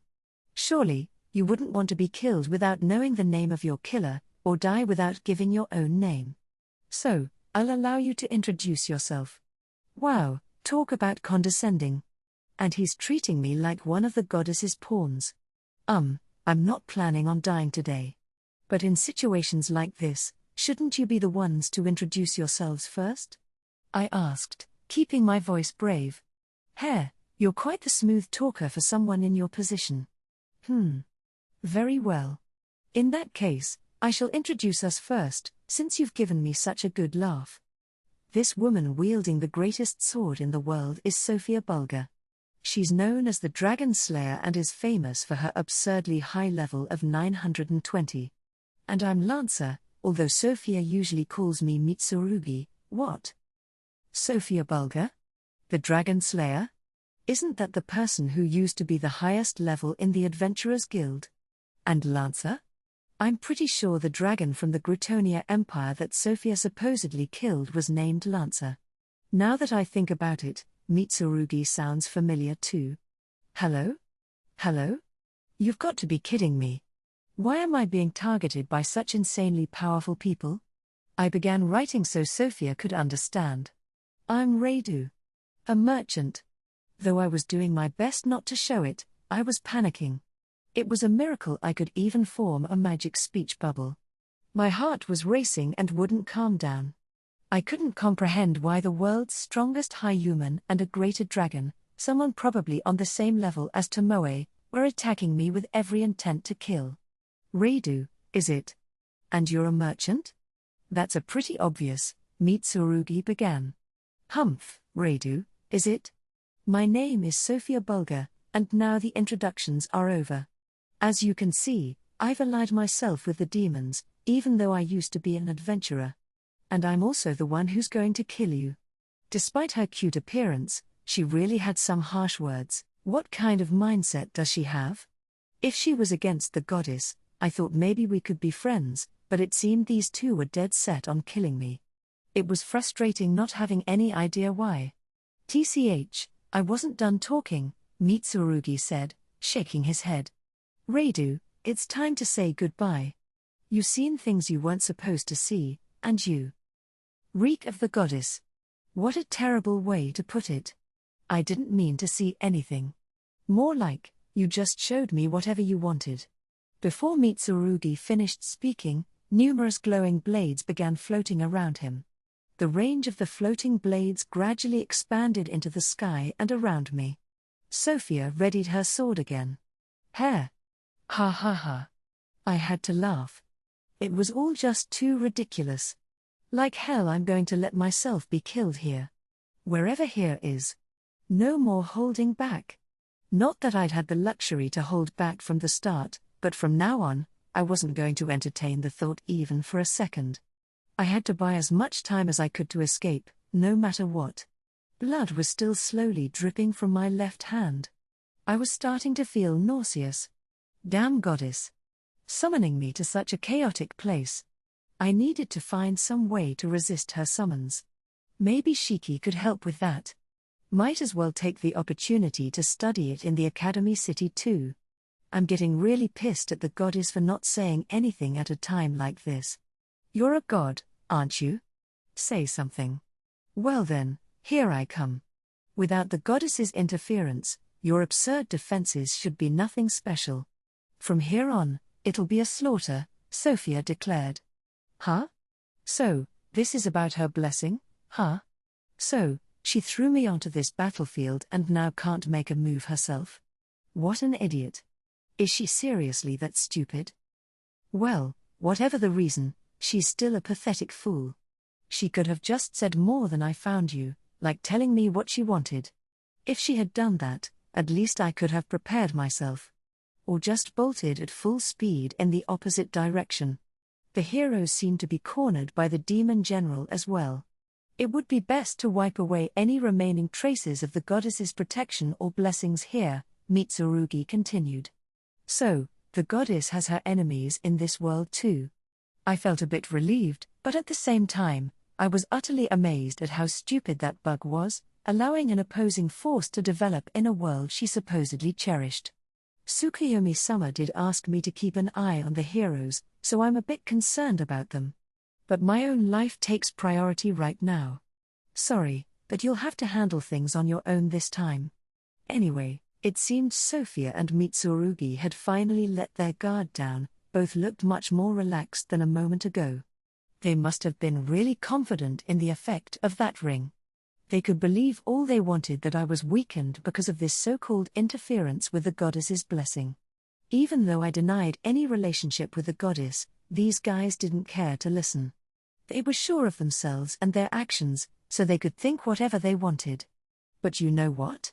Things aren't going to go how you expect. Ironically, I'd be using rings too. Unlike theirs, mine were about to enhance me. Still in my battle stance, I began to feel the anger welling up inside me. I removed the ring on my left hand and then all the rings on my right. Take this, I shouted. What? Both Sophia and Mitsurugi's faces registered surprise. I didn't hold back the magical power swelling within me. I unleashed it with full force in front of me, chanting no spells, releasing everything I could muster. From the edge of the world, a third person from another world, one who was not a hero, began to move. However, no visible ripples had yet been created. The world was approaching a turning point, one that had been hinted at by a merchant named Rembrandt from Tsukimichi. The Kingdom of Limia and the Gritonia Empire were launching a joint operation to capture Stellar Fortress. The two-pronged battle, bolstered by the heroes bestowed upon both nations and the steadily increasing morale, along with the revival of the goddess's blessing after more than a decade, had shifted the tide overwhelmingly in favor of the High Humans. The goddess's blessing, in fact, was the very thing that allowed High Humans to exist as the dominant species of this world. The start of each battle was reported to the goddess, and representatives from each army delivered an address. The goddess would then observe both forces and grant her blessing to the side she favored, while cursing the side she did not. Specifically, the favored side had all of its abilities doubled, while their unlucky opponent's abilities were halved. And so, with the favored side being 4 times as strong, unless the unfavored side had an overwhelming numerical advantage, battles in this world were often decided before they began. As a result, the side that failed to secure the goddess's blessing almost always surrendered. This meant that winning the goddess's favor was paramount.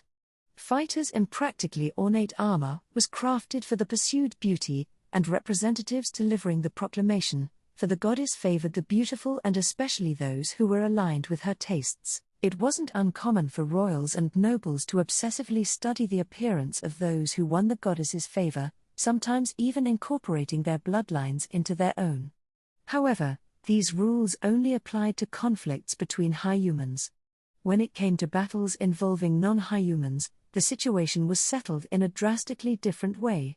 During the proclamation that commenced a battle, the goddess would unconditionally grant her blessing to the High Humans. There had never been a single instance where non-High Humans were blessed. Not one. As a result, High Human combat abilities were indiscriminately enhanced, while demons and other non-High Humans were forced into a severely disadvantaged position.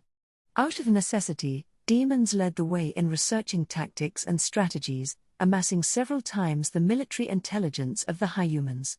Yet even then, the situation remained skewed in favor of the High Humans. This was simply how battles were fought. At least, that is, until the goddess fell silent. After that, the proclamations became meaningless.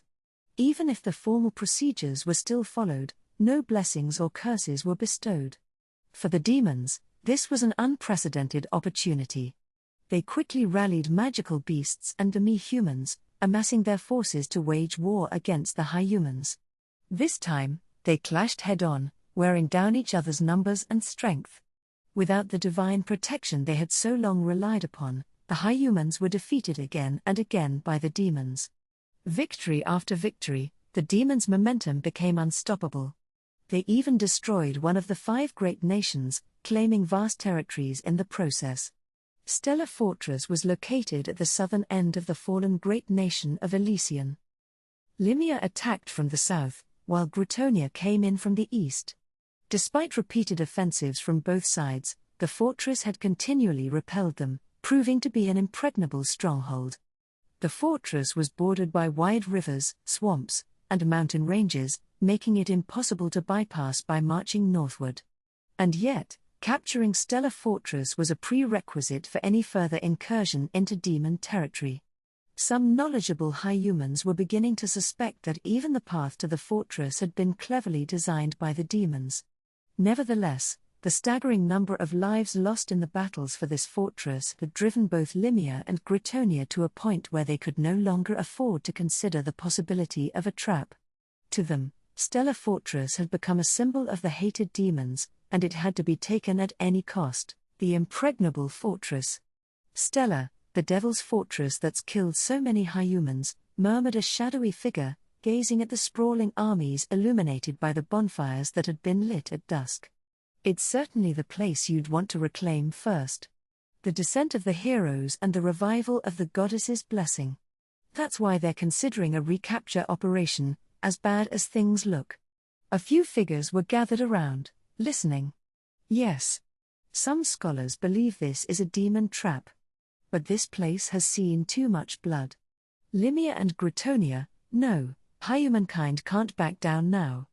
This voice came from another shadow, stepping up beside the first. The words from this slender woman carried a hint of exasperation and perhaps a trace of self-mockery.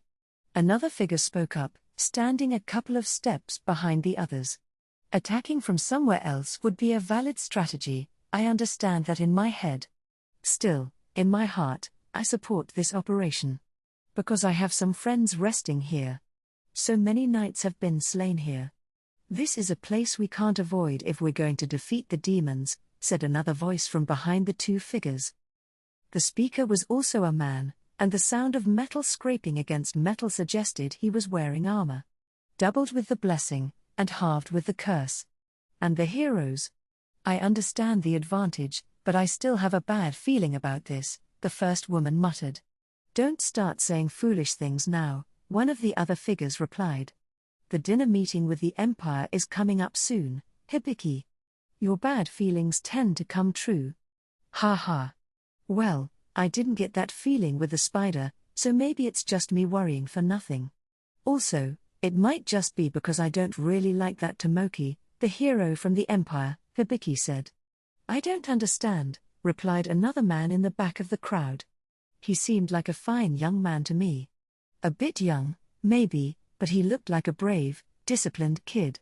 Yeah, I agree with Woody, a new voice chimed in. I actually found him quite likable. There was something oddly captivating about him. And to think that he can wield any magic tool and kill dozens, or hundreds, of demons on the battlefield. Heroes are really incredible. I never really understand Hibiki's tastes, the slender woman sighed. Even if I hadn't met her first, I might have ended up being that boy's sword. I felt the same heroic aura from him as I do from you. I'm with Hibiki Ne-chan. I didn't like him. There's something different between him and you, said a much younger voice, surprising the others. Chia-chan, you're the only one on my side, huh? Don't worry, I won't let my personal feelings get in the way of the battle. So, shall we go for dinner and a nap? Hibiki suggested. The attack's happening at midnight, right? A dinner meeting a few hours before the battle, Hibiki thought it was a rather laid-back affair for the eve of an operation. Did the Empire trust her and the other hero that much, or were they that confident in the goddess's blessing and the fourfold advantage it bestowed? While the dinner meeting was also intended as a final review of the operation, it was officially just a dinner meeting. Hibiki, the hero of Limia, glanced back at the bonfires. We're taking that place, she thought.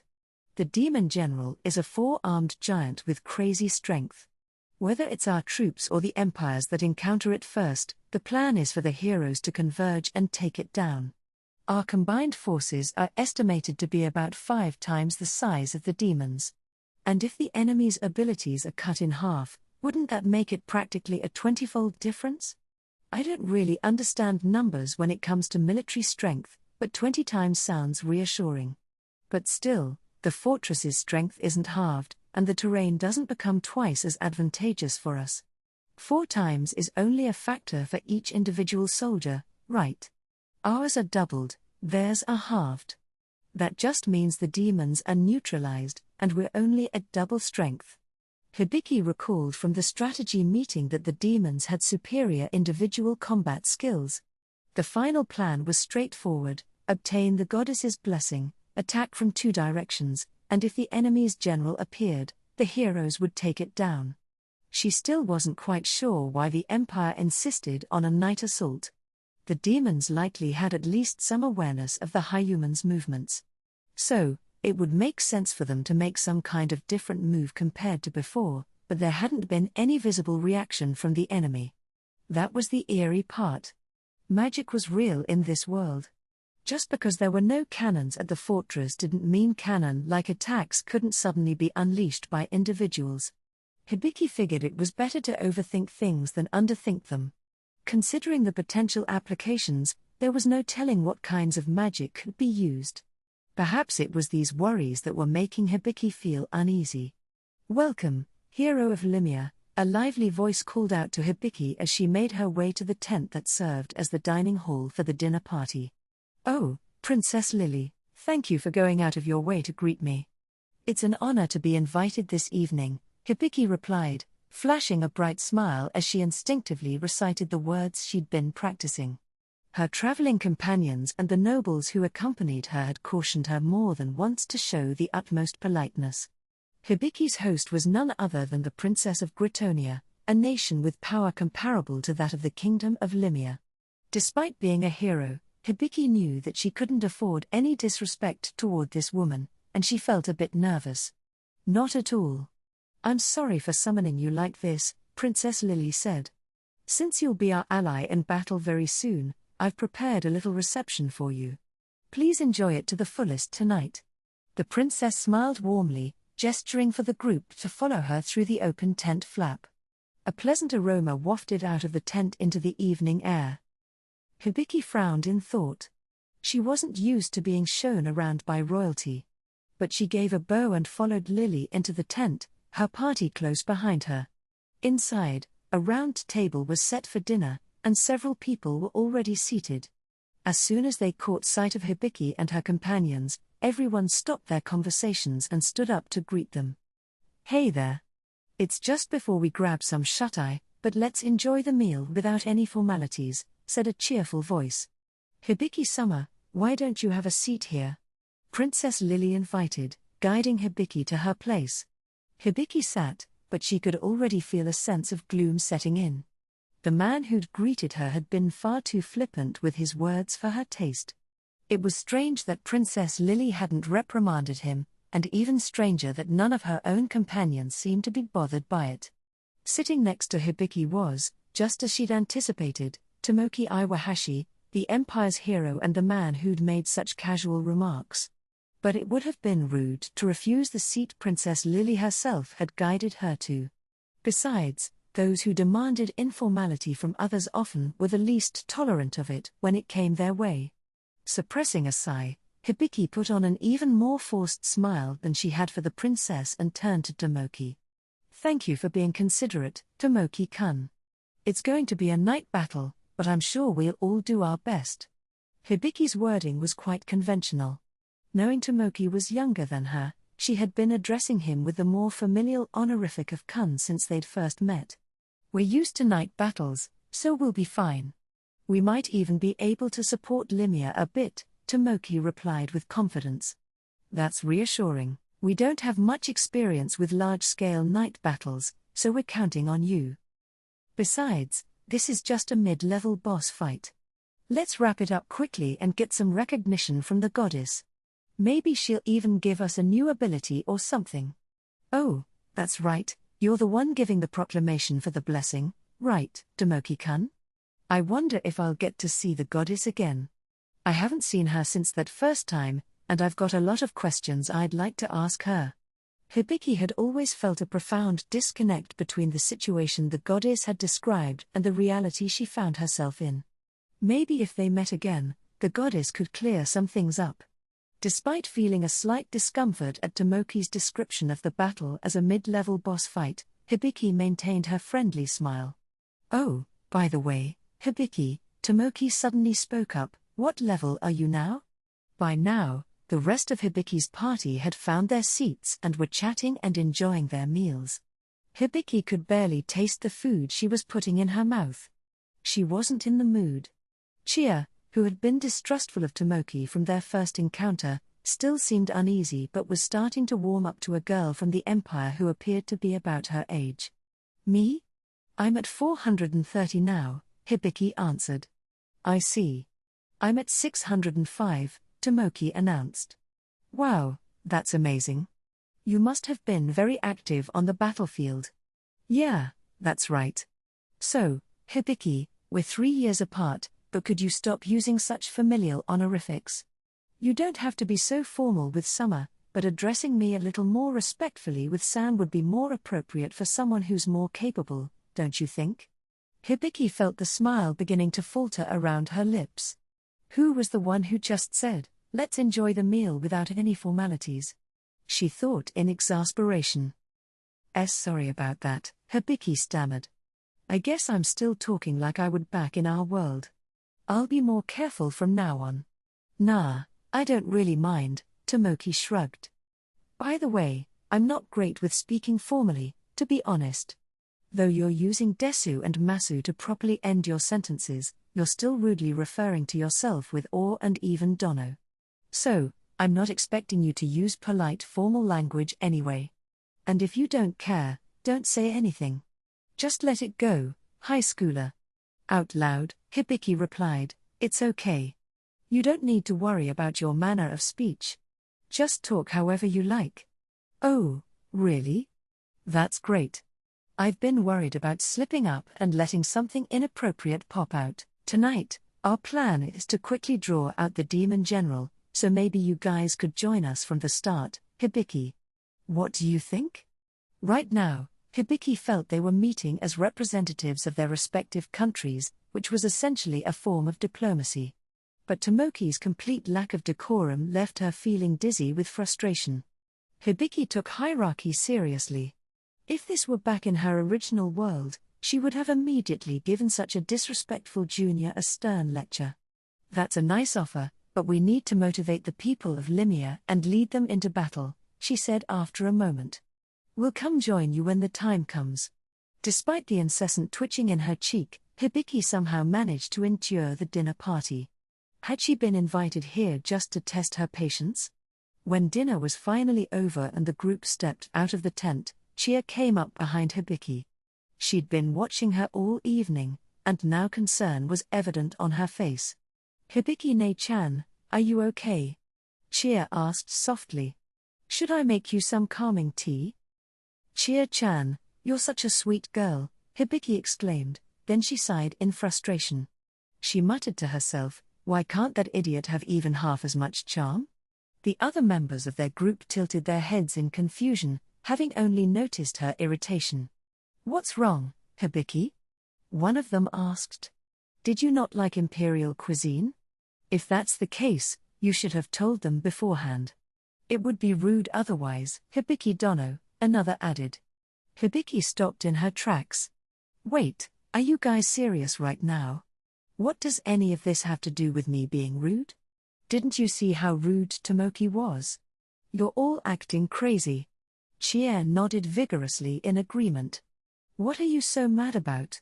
Tomoki Dono hosted a casual dinner party for us, promised to support us in battle, and even subtly pointed out that you were using kun to address someone more capable than you. His encouraging remarks were actually quite pleasant, don't you think? This was Navarre, who held a position almost equal to Hibiki on the battlefield. To Hibiki, her words sounded like a comedic bit. How can you not see how blatantly disrespectful he was? Hibiki looked around the group and was stunned to see that everyone was just looking at her in bewilderment. Even Belder and Woody, who were usually the first to caution her whenever she acted too casually, seemed to agree with Navarre. What is this? Does everyone lose their minds when they meet that guy? In fact, Chia and Hibiki were the only ones who didn't seem to be under the spell. What could it mean? Hibiki had no idea, but she knew she wasn't going to be able to have a reasonable conversation with anyone else here. There had to be some reason behind it all. Well, let's just set that aside for now, Hibiki suggested genially. I got a little carried away myself. Yeah, let's just get some sleep. We've got a battle coming up. Chia-chan, want to share a room? At this point, pressing the issue further would get them nowhere. By the time they woke up, the battle would have already started. Hibiki understood that it wasn't the time to sow seeds of discord among them. Taking Chia with her, Hibiki returned to their sleeping quarters and soon drifted off. The battle began quietly.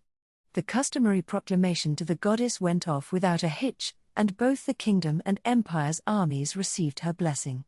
At the same time, the demons were presumed to have been afflicted with a halving curse. Hibiki had been secretly worried that Gritonia's hero might do something reckless, but the proclamation, which was essentially a standard speech, was so straightforward it felt rather anticlimactic. As planned, the kingdom's army began its advance and was soon confronting the enemy. Hibiki's group, positioned slightly behind the front lines, could feel the tense atmosphere of the battlefield. The situation felt a bit different from what she'd expected. The abilities of her allies had indeed been significantly enhanced. Even Hibiki, who'd been skeptical of the whole blessing thing, had to admit that she'd noticed the extra strength in their magic. As for the enemy, their magical power didn't seem at all diminished. Still, the tide of battle was in the Hyuman's favor. On the field, they had scattered the demons with several charges, like tearing through paper. Not once had their opponents managed to push them back. The battle was nearing its end, all that remained was to take the interior of the fortress. Both the kingdom and the empire had pushed their forces right up to the gates. The demons themselves had cleared a wide area in front of the fortress, which allowed a considerable number of soldiers to rush in. The morale of the combined forces of the Gritonia Empire and the Kingdom of Limia was high, and victory seemed assured. Still, Hibiki found it strange that this entire series of engagements had been achieved without the need for her group to be deployed. Moreover, there had been no report from the Empire of the Four-Armed General making an appearance. All this made Hibiki uneasy, her instincts were sounding an alarm. "Hey, Navarre," she said. "Don't you think this is weird? There's no resistance at all. Isn't this supposed to be an impregnable fortress?" "You're right, it's hard to believe our armies would be able to finish this without even joining the fight," Navarre replied. "Maybe Stellar Fortress isn't as sturdy as it's cracked up to be. Or maybe the Empire's hero has performed some remarkable feat?" Hibiki chose to ignore the latter part of her comment, focusing only on the assessment of the fortress. If even Navarre, a seasoned mercenary with extensive battlefield experience, sensed that something was wrong, then something was definitely wrong. Although the alarm bells in her head were still ringing, Hibiki felt frustrated by her lack of experience, which left her unsure of what she should do. Belder, meanwhile, was completely overtaken by excitement. "Once we get those gates open, the battle will be decided," he exclaimed. "We're so close to taking Stella. This is finally the first step toward liberating Elysian." In this state, Belder wouldn't be capable of making a rational decision. Even Woody, who stood in the row behind with Chia, looked uncharacteristically excited as he surveyed the battlefield. Chia had grown more accustomed to combat, but she still felt fear in this atmosphere. She managed to maintain a brave front mostly by staying close to the others. Belder and Woody's reactions told the story of the battle. It was a full-on frontal assault, with the forces of the Empire and the Kingdom in such disarray, indistinguishable from one another. Despite that there were initial differences in their approach, both armies were united in their goal of breaking through the fortress's gates. "I've got a really bad feeling about this. Woody, Chia-chan, just in case, get a defensive barrier and a levitation spell ready for high-speed movement," Hibiki instructed. In case of an emergency, failing to defend promptly could create a fatal vulnerability. This was especially true for an army, which needed to be ready to defend itself and move quickly, if necessary. Given the current situation, suggesting they hold back to assess the situation wouldn't be feasible. They were on the verge of victory. "But I can't protect everyone," Chia protested meekly. "I can barely manage this area. The amount of mana used didn't directly correlate to the range a spell could cover." Chia wasn't good at expanding her spells over a wide area. Woody nodded in agreement. "I can handle levitation and high-speed movement for a party, but it's impossible on a battalion level. I'm not a spirit, after all." He didn't have as much mana as Chia, and even though he was skilled in control, his available magic power wasn't fast. "Then it's fine if it's just us," Hibiki reassured them. "It's not like we're doing anything else right now. Please." Though puzzled, the two spellcasters complied with the hero's request, chanting their spells and putting them on standby. After all, they were part of a hero's party. This was the least they could do. If it was me, what would I do? If I wanted to strike when the Kingdom and Empire forces were gathered. Hibiki considered the cliffs on either side of Stellar Fortress. The fortress had originally been built to block a narrow passage. She couldn't understand why the demons had cleared the narrow zone in front of Stella, making it even easier to attack after they took control. Soldiers could be positioned on the fortress and cliff tops to launch attacks from above. However, this was already happening. The demon forces were constantly under attack from both the fortress and the cliffs. Or was it the difference in elevation? The fortress was situated at a higher point, and the Hyuman armies were attacking from below on a slope. However, the incline wasn't particularly steep. Even if the gates were opened, they could set up a rockfall trap, but with the armies already pressing closer, that would no longer be an option. Flooding the enemy was also a possibility, but it would require an enormous amount of water, and like the rockfall, it seemed too late for that now. What else could they be planning? Hibiki wondered. Maybe they'll try something like those traps you see in treasure hunting movies, where the walls close in from both sides? But that's something you'd use if you were advancing through a narrow valley. What are they up to? As long as we're ready to retreat back to camp, we should be able to handle most situations. The truth was, there had always been a lot about this operation that Hibiki couldn't make sense of. It wasn't just the enemy army's behavior that was puzzling her now. There was also the way her companions had suddenly started praising the Empire's hero, and the fact that they had chosen to launch a night attack under a full moon sky. It seemed the Empire had insisted on this date quite forcefully, but even as the operation commenced, Hibiki still didn't understand their reasoning. Reflecting on these thoughts, she glanced back at her own troops. Madness. This place is totally consumed by madness. Since the long-desired recapture of the fortress was finally within reach, the soldiers at the front lines could see nothing but the fortress gates and its fall. What's more, the battlefield at the gates, which should have only been occupied by frontline troops, was now filled with units that were supposed to be in the middle ranks or even in the rear. The Imperial Army was in a similar state. Stellar Fortress, a bastion taken by demons who had stolen away their families and friends. While Hibiki herself hadn't lost anyone to this place, she could sense the weight of loss in the insanity radiating from those around her. So, this is war. I thought I understood it, but it's something else entirely. To celebrate death with cheers and screams of joy. Even Navarre, who was usually one of the more level-headed among them, had a fire in her eyes that refused to be hidden. Hibiki wondered if herself and Chia were the only ones feeling genuine fear. She had thought that she could easily see the demons as enemies, as beings that must be defeated. But in a moment of reflection, she realized that she unconsciously equated the deaths of demons with the deaths of Hyumans. This was a mindset from her original world, a belief that, fundamentally, demons were just people with different physical traits. Then again, maybe Tomoki-kun feels the same way. He did come from Japan, just like me.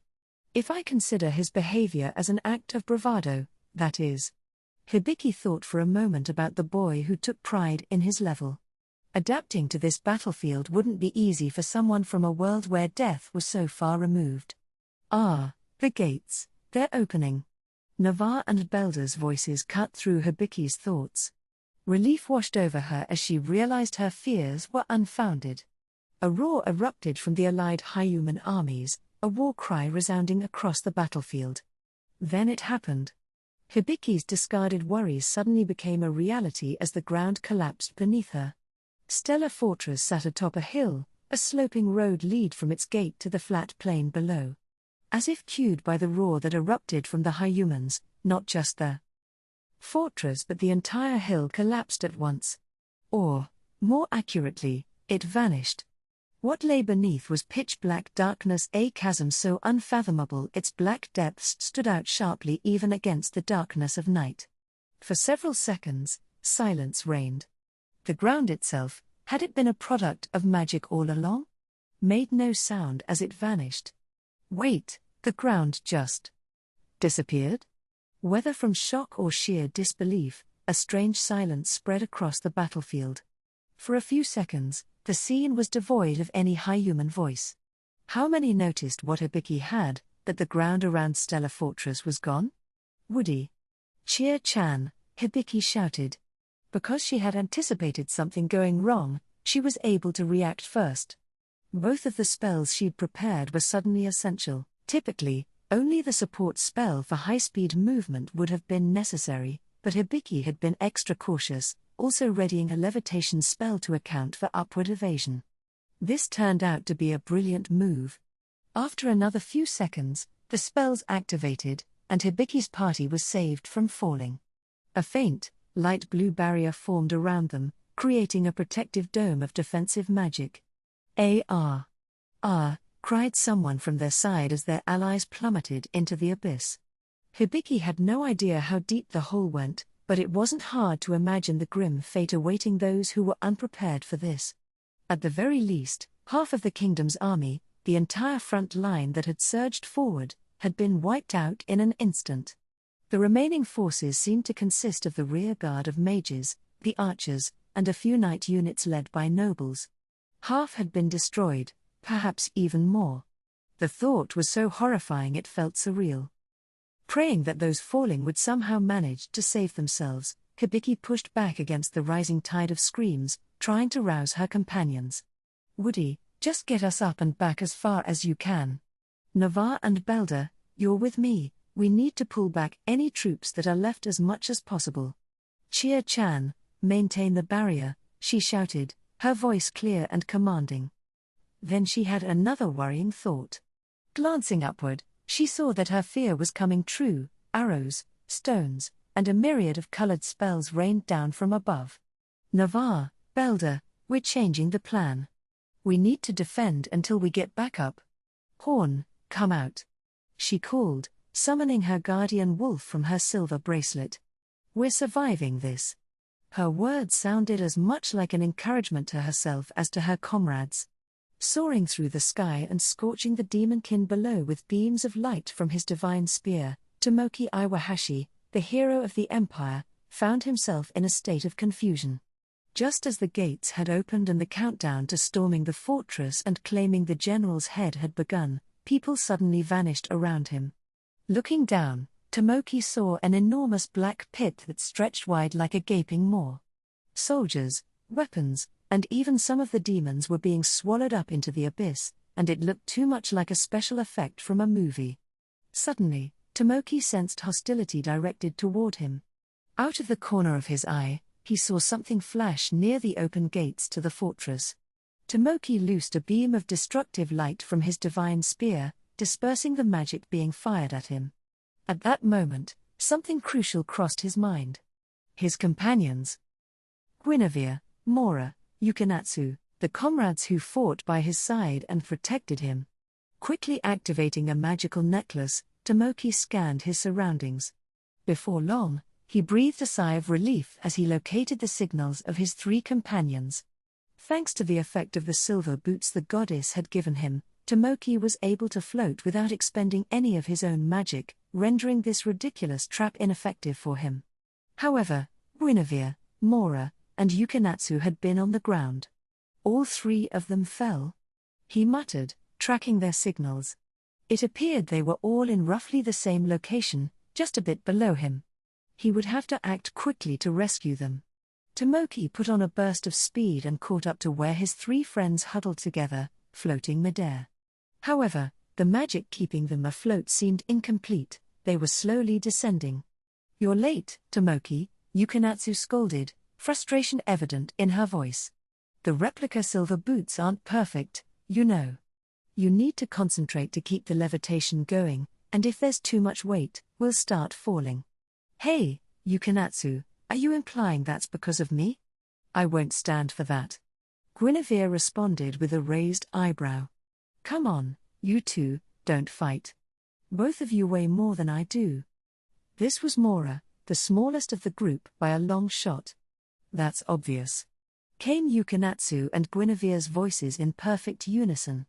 Thanks to the alchemical efforts of Yukinatsu, all 3 of them had managed to avoid falling into the abyss and were safe. Tomoki felt his heart finally calming down, and their comedic banter was definitely helping. "I'm glad you're all okay," he sighed. "Tomoki, I'm your shield. I can't die without protecting you," Guinevere replied earnestly. "Don't make that serious face. It's embarrassing," Yukinatsu blurted out, cheeks flushing. "We're totally fine," Mora chimed in cheerfully. Tomoki nodded, satisfied, but his focus quickly returned to the situation at hand. They sure went all out with this. A trap like this from a mid-level boss? That's just arrogant. Mora, call Nogi. We need to retreat for now. We can't make any decisions about continuing the battle until we know more about what's going on. Yeah, who knows how many soldiers we've lost, Yukinatsu added, concern lining her face. This is a crazy trap. Whoever set it is out of their mind, Guinevere muttered, still on high alert. Got it, I'll call Nogi, Mora confirmed, starting to chant toward a gemstone she held. Thanks, Guinevere, she added, smiling at the knight. No problem. I won't let anything happen to you or Nogi. Let's get through this, Guinevere assured her, standing tall. With her chanting complete, Mora summoned a dragon below their falling group, a wyvern, to be precise. This was Nogi, one of the flying dragons under Mora's control. Its emerald green scales shimmered beautifully, a striking sight against the dark void below. It was a mid-sized dragon and the closest companion Mora had among her summoned creatures. Nogi, go up. Once we're above the pit, head back. Please, Mora commanded. Jiao. The beast cried, flapping its powerful wings. As the dragon ascended, Tomoki focused on deflecting the attacks raining down on them to shield himself and his team from the barrage. What the hell? The hole extends all the way back to the rear lines. Looks like only the rear guard made it, Tomoki observed, surveying the battlefield from above. Tomoki, let's save as many soldiers as we can by loading them onto Nogi, Guinevere suggested. If they created a barrier to prevent anyone from falling off, Nogi could carry more people. Guinevere, we can't do that, Tomoki said, shaking his head sadly. Our priority's to get back and report to Lily first. That's the most important thing right now. Slowing down to help would compromise their mobility, and that wasn't a risk he was willing to take. But Guinevere protested. I haven't been able to get in touch with Lily since this started. Besides, this is war. In war, the best way to honor the fallen is to fight on in their place, Tomoki replied, his tone resolute. Tomoki. I'm sorry. I got emotional, Guinevere apologized as Tomoki's words sunk into her heart. As always, his reasoning was clear, unclouded by emotion. No worries. As long as you're back to your usual self, that's all that matters. All right, let's move out. Tomoki encouraged, signaling them to get ready. Wait, Tomoki, Yukinatsu interjected. What is it, Yukinatsu? Aren't we going to look for the Limia hero? She asked. Despite the chaos, Yukinatsu wondered if they shouldn't at least try to ensure the other hero's safety. Sure, she was a hero, but who could say whether she'd managed to navigate the situation as calmly? Hibiki? Tomoki shrugged. She's a hero too. She can handle herself. Worrying about her would be an insult. After all, she's supposed to be the older and wiser one. Yukinatsu couldn't help noticing how casually Tomoki referred to Hibiki, without the honorific he'd been using earlier, but she nodded. All right. If you've got a plan, then that's good enough for me. Let's go. All right, Mora, get us out of here, Tomoki instructed. Got it. Nogi, go, Mora commanded once more. All right, but since we're already here, let's make it count, Tomoki added. He turned Nogi in the opposite direction from their retreat, aiming straight at the fortress, holding his beloved divine spear at the ready. As light filled the conical lance, it began to glow brightly from tip to base. Take this, Tomoki shouted, unleashing the spear's power. The beam of light shot straight ahead, piercing through the narrowing gap in the closing gates, resounding with a thunderous roar. Nice aim. Guinevere praised. You're quite the sniper. Yukinatsu added. Good job, Onii-chan. Mora chimed in. Tomoki grinned to himself, reveling in the cheers from his teammates. Still, he kept his guard up, using his necklace's detection ability to scan the area ahead. Looks like the Limia hero is safe too, he noted. Her party's over there. Hey, you're right, Yukinatsu said, confirming with binoculars. I should make a replica of that necklace next. It's really handy. Tomoki was glad to know that Yukinatsu was feeling safe enough to express her usual interest in research. But he knew he would be the test subject, using the replica for hours on end while Yukinatsu made meticulous notes. Maybe some other time, he replied evasively. Have you managed to contact Lily Summer yet? Guinevere asked. As a member of the Royal Guard, it was no surprise she was concerned about the princess's safety. No, I keep trying, but there's too much interference. I wonder if this world even has jamming technology. Tomoki muttered to himself. Meanwhile, their group quickly caught up to Hibiki's team. Thanks to Nogi's flight, they'd reached Hibiki's group faster than they had escaped. Glad to see you're all safe, Hibiki. San, Tomoki greeted, trying to maintain a polite tone. Your movements seem slow.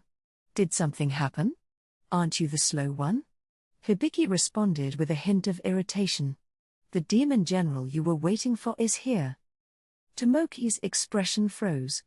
The demon general? Behind us. How did they manage to flank us without anyone noticing? And, believe it or not, they're waiting politely for us to form up, Hibiki replied sarcastically. Hard to believe it's the same enemy who set up that trap, right? Anyway, we're pulling the rear guard back over here. Got it? Quickly, she added, emphasizing the word to mock Tomoki's earlier insensitive comment. How the hell did they do that? Tomoki muttered, bewildered. Who knows? They must have used some method we're not aware of. Oh, by the way, there's been no contact with the units that were supposed to be behind the demon general. Isn't that something? It seems the demons can jam our communications. Which means there's also a risk they could intercept any telepathic communication. Just great. Compromised communications and leaked plans? This is a total disaster, Tomoki grumbled, finally grasping the gravity of the situation. His voice carried a heavy, dark tone. So, what are you going to do now? Hibiki asked, her voice steady. What do you mean? Tomoki snapped back. We were supposed to work together if we encountered a demon general, weren't we? Hibiki's tone was light, and the genuine smile on her face was directed at Tomoki for the first time, but her voice carried an edge. The situation's changed, Tomoki cried, frustration spilling out. This is the time to cut through the enemy lines and get the hell out of here. If we keep fighting, we're heading straight for a bad ending. Cut through, huh? Fine. You all should retreat. We'll stay and fight. We'll take down the general, and the units that are left will join us. If we could communicate, cooperating to break out would be the best strategy, but it looks like we've already lost this battle tactically. But I'm kind of interested in that general. Despite the dire situation, Hibiki's words sounded almost whimsical, as if she were discussing a dream or fantasy. Tomoki felt a widening gap between their perspectives, noticing for the first time the detached look in Hibiki's eyes. And you're an idiot, he said, glaring at her. Not at all. And I'm not asking for your help, am I? To be honest, you and I don't make a good team. Your strength lies in mid-range firepower, while as a party we're great at close-quarters combat. We're better against fewer enemies, while you handle larger groups more efficiently. Even if we're fighting the same enemy, our approaches are completely different. Not to mention, our attitudes in a lot of ways, Hibiki silently added to herself. So, you're saying we can't work together? Tomoki pressed. Just this time, there's no point, Hibiki replied firmly. At least, I don't see any benefits in teaming up. And honestly, I don't want to get killed by an ally. Are you sure about this? Tomoki asked again, now more concerned than angry. I am. But I do have one condition. Lead the army, and use your firepower to take out as many enemies ahead as you can. That way, the troops that survived will have a better chance of escaping. We'll use the path you opened to lure the big guy away. It's a division of roles. Let's go with that plan this time. Got it. But make sure you keep that demon general occupied. Of course. Their conversation ended there, and both parties quickly moved to brief their respective teams. There were a few moments of dissent, voices raised in protest, But eventually, all objections faded, and a determined resolve settled in on both sides. The next clash between the two forces was imminent. Tomoki. Iwahashi Tomoki. Wait. Didn't you hear what I said? Hibiki shouted in frustration. I heard you. I understood everything. The enemy is most vulnerable when our rear guard is slowly retreating. I'll clear a path, so just shut up and let me do it, Tomoki yelled back.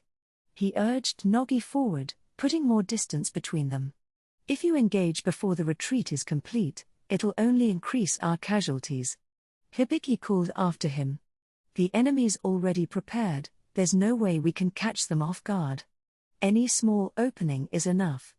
We're on the battlefield, everyone is prepared to die.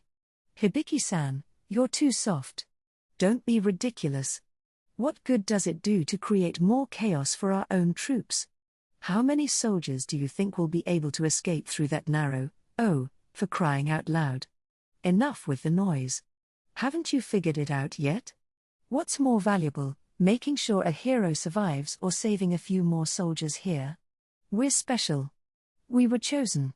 If you want to throw your life away, be my guest. But don't drag me into your self-righteousness. I'll take care of Limia as their hero, you can rest easy about that. Hibiki and her group weaved through the retreating rear guard, while Tomoki soared on Dragonback through the air. Nogi's speed was impossible to match, and the distance between them widened rapidly. Hibiki could only watch helplessly as Tomoki pulled ahead, leaving nothing but charred remains in his wake. What a bastard, she muttered angrily. Isn't a hero supposed to inspire the troops, lead from the front, carry the banner? Prioritizing your own survival over everything else? That's not something I can accept. But, Hibiki, what Tomoki's saying does have some logic. If you were lost in this battle, even saving hundreds of soldiers wouldn't make up for, Navarre tried. Navarre, shut up, Hibiki snapped. I don't want to hear it. Not from you. I still want to think of you as my partner. Hibiki, Navarre murmured, her voice trailing off. I understand. I get that Tomoki's way of being a hero is one way of doing things. You know, the hero's job is to survive no matter what. But I don't like it. Besides, there's a saying, there's life in death's door. If, while we're fighting the general, an opportunity opens up somewhere, we can break through in one go. That's what I'm thinking. It's wishful thinking, I know, Hibiki admitted, though she clung to this slim hope. She didn't want to completely surrender to despair without a fight. She hadn't received any reliable reports yet, so she held onto this little bit of optimism, a trait that showed her modern upbringing. It may be drawing the short straw. But someone has to do it, or what's left of our forces might get surrounded by the enemy. If that's the role of a hero, then I understand, truly, Woody said, seeming to have found his resolve in Hibiki's determination. I'll do my best. I won't collapse halfway like last time. Chia added, filled with renewed motivation as she recalled the fight against the Black Spider and her earlier failure. I'm sorry. The hero I chose is you, Hibiki. I'll stick with you to the end, Navarre declared firmly. That's right. I won't be crushed as disgracefully as I was before. And remember, we 5 managed to push back a calamity once. A mere demon general shouldn't be too much for us, Elder chimed in, his voice full of confidence. Hibiki could now see Tomoki's party slowing down their overwhelming onslaught against the demon army. Were they waiting for her and her group, or were they just running into trouble? Either way, Hibiki had made up her mind. She would never accept Tomoki's version of heroism. Putting on extra speed as she ran down the gentle slope, Hibiki spotted a Kingdom of Limia messenger and rushed over to him. The young messenger was overjoyed at being addressed by the esteemed hero. He stood at attention and saluted her, his face full of admiration. Why, you're the hero. We're retreating the entire army like you instructed. He reported. Thank you for your hard work, Hibiki said. I'm sorry for the constant changes, but I need you to send out one more message to all the unit commanders. Tell them to stop the retreat and quickly reorganize. Tell them that we'll carve out a path, along with the hero from Gritonia, and they should follow us. Of course, but. The messenger hesitated. I know. It's difficult to change tactics so frequently, but, please, I'm counting on you. Also, pass on the same message to the Imperial Army. In a situation like this, it doesn't matter whether it's Limia or Gritonia. We will make it through this, no matter what. Yes, ma'am. Understood.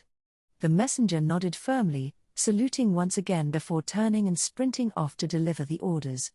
Hibiki took a deep breath and let it out slowly, watching the young man as he ran to spread the new orders. She closed her eyes for a moment, a habit she developed back when she used to compete against formidable opponents in kendo matches. Then she filled her voice with determination and called out, "Let's go."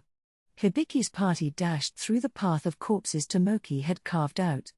As much as she hated to admit it, the sheer destructive power he wielded was astonishing. There was no way she could have done something like that, at least not in so little time. With the maneuverability provided by Mora's dragon and its sturdy defense, Tomoki's high firepower, including his divine spear, and the golems mass-produced through Yukinatsu's alchemy, along with her replica army supporting Guinevere's defense, and Tomoki's offense, their assault was unstoppable. They smashed through the barriers erected by the demon forces and plowed forward with far too much firepower, a truly overwhelming display. The barriers set up by regular soldiers were useless against them, only those with equivalent power could hope to stop them. In other words, against these demon soldiers, Tomoki and his team were basically invincible. As she watched his figure disappear into the distance, Hibiki couldn't help wondering how many on this battlefield would be upset by the fact that Tomoki was creating an escape route solely for his own survival. This is the last one. The well-equipped soldiers standing before the four-armed general were incinerated by the light beams that swept from Tomoki's enhanced spear. Following on his rider's attack, Nogi unleashed a breath that sliced through the soldiers trying to close in, like invisible blades of wind cutting through the air. Any enemy that attempted to grapple with the flying dragon and hinder its movement was promptly dealt with by the golems. The lifeless constructs, showcasing a variety of human and beast shapes, didn't allow anyone to get close to Nogi. What an inelegant hero we have here! Rampaging like a brat, the demon general muttered as he untangled his crossed arms and clenched his fists. The purple-skinned giant stood about 3 meters tall, small for a giant but still towering over most. His muscled physique and the sheer presence he exuded fit well on someone of his rank, and his calm, deep voice was almost as intimidating as the sight of his 4 clenched fists. I don't care if I'm inelegant. Only an idiot would fight barehanded in a real battle, Tomoki shouted, sending out a beam of light as a greeting. Humph! The demon general swung one meaty fist, intercepting Tomoki's attack. The clash dissipated the light, but the demon's arm was scorched black. Guess it won't be a one-hit victory, huh? Tomoki said, but his voice had lost none of its confidence. Whatever. You're not my problem. I'm out of here. Not that I'd ever lose, but a promise is a promise. With that, Tomoki let his eyes leave the general, veering to the left and targeting the units stationed there instead. I won't let you. The general growled, ready to chase after Tomoki, but something caught his attention. He turned to look at the path Tomoki's group had taken. A crescent-shaped wave of red light was racing toward them, almost as if it were chasing after Tomoki and his dragon. Oh, this one seems like a warrior. It might be worth using my words, the general noted with amusement. Casually flinging out another arm, he quickly sent the red attack flying. Standing behind the fading beam was Hibiki, her sword glowing red. So great was the power difference between them that Hibiki's attack had left the general's arm unscathed. Did I keep you waiting? Hibiki called as she approached. I'm sorry if my companion was rude earlier. The demon general, Io, didn't seem to care about the male hero who had already moved on. Instead, he wore a confident, ferocious smile as he patiently awaited Hibiki's arrival. Oh no, he was indeed a hero most typical of the humans, Io remarked, his tone thick with sarcasm. He understands the words, but he can't seem to hold a conversation. Don't take him as the standard for all humans, Hibiki said. Then prove it, but not with words. With strength. Io stepped forward, fists raised. Hibiki met his gaze, bringing her bastard sword up into a ready stance. Very well. I'm Hibiki Otonashi, hero of the kingdom of Limia. Io's eyes widened slightly at her introduction, but he didn't miss a beat. How polite of you. I'm Io of the demi-gigant race, the general of the 3rd Division of the Demon King's army. Outnumbered or not, I intend to win, Hibiki declared. After all, I've dealt with calamities before. The spider, was it? I've heard the reports. Quite impressive. But make no mistake, it's not really a matter of being outnumbered. I promise that no one but me will lay a hand on you and your party. Hibiki paused, glancing at his burnt limb. What? You're still saying that, even after getting an arm toasted by that guy? Oh, this. It won't slow me down too much, Io said dismissively. He gave a grunt and tiny cracks appeared on the blackened skin of his arm. He shook it off, and the scorched flesh crumbled away, revealing unmarred flesh underneath. Is that high-speed regeneration? Hibiki muttered. Exactly. Although it's not as stupidly powerful as that black spider's. I'm sure it's not up to your standards. Bringing up that nightmare. And you seem to know quite a lot. You set up all kinds of traps too.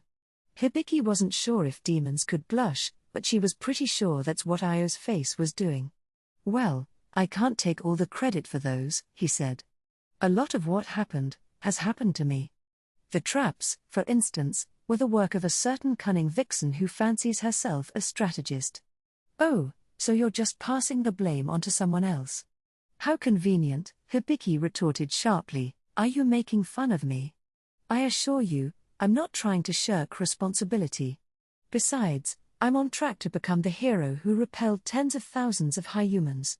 There's no reason for me to deny myself that honor. As a leader, one can't always fight purely for personal desire. I was merely stating the facts. Io held out a thick finger, showing Hibiki a simple yet elegant ring. What? A wedding ring?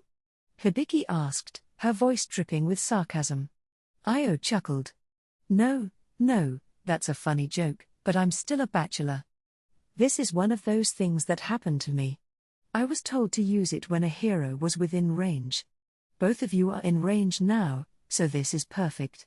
Kop kkjjgf.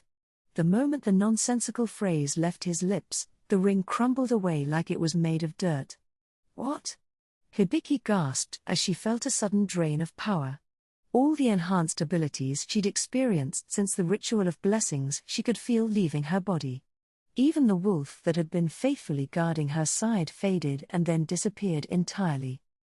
Interesting, I remarked, his eyes widening in satisfaction as he watched Horn vanish. So, it really did work. This might mean we can finally see our path to victory. What did you do? Hibiki demanded, struggling to keep her voice steady. I just took away your blessing, Io said with a smirk. It doesn't last long, but it seems to have been effective. What a wonderful thing. You mean to tell me you cancelled out the power of a god with just that ring? That's right. Sure, it requires a ridiculous quantity of resources, it's single use, and it only works under specific conditions, Io explained.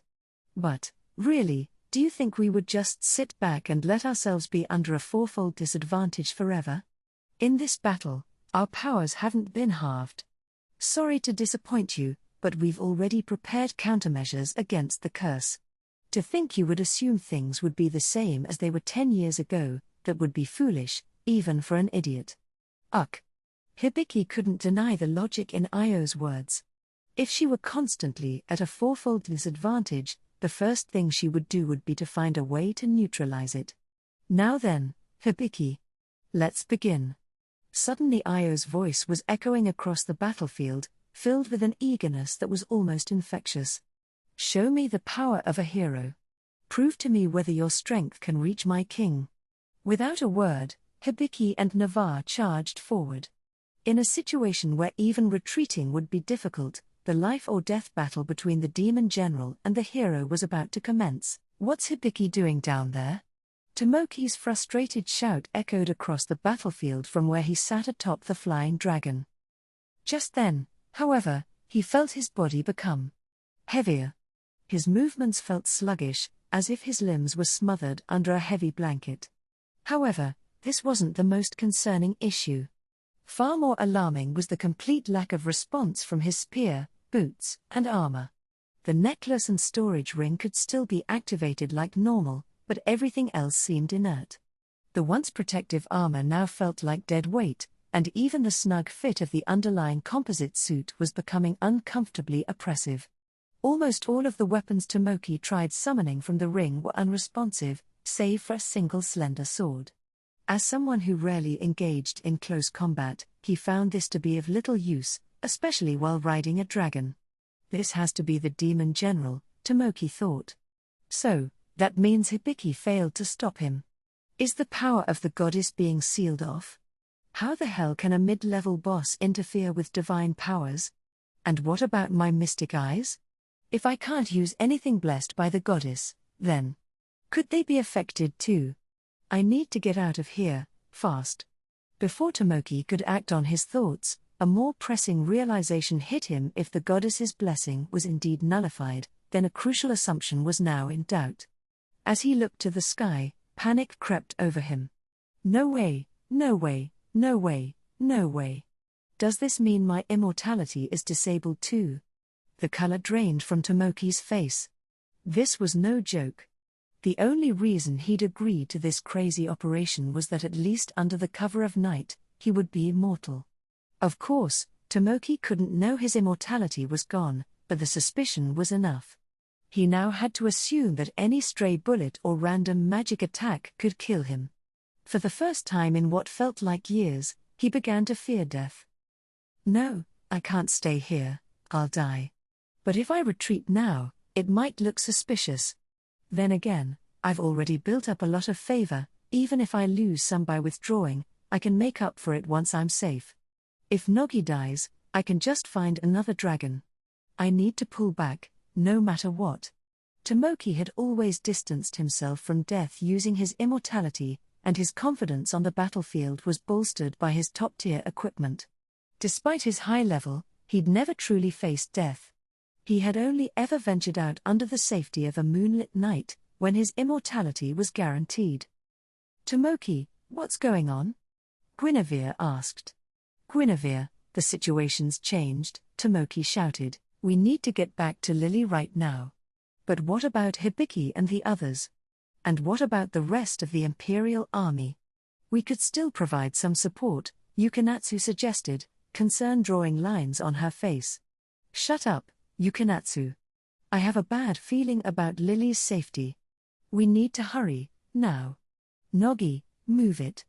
Not that Tomoki cared one bit about Lily's safety or was feeling any particular premonitions, he was solely focused on his own survival. Big brother.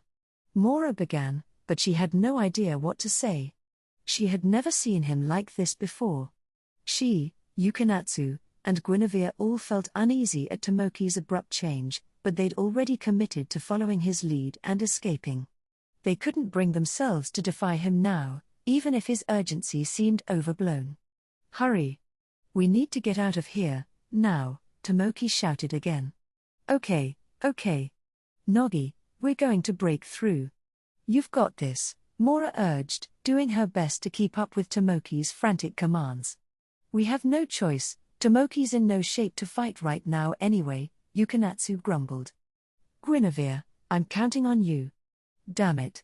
I'll just have to dump all my replicas and golems to cover us. All right.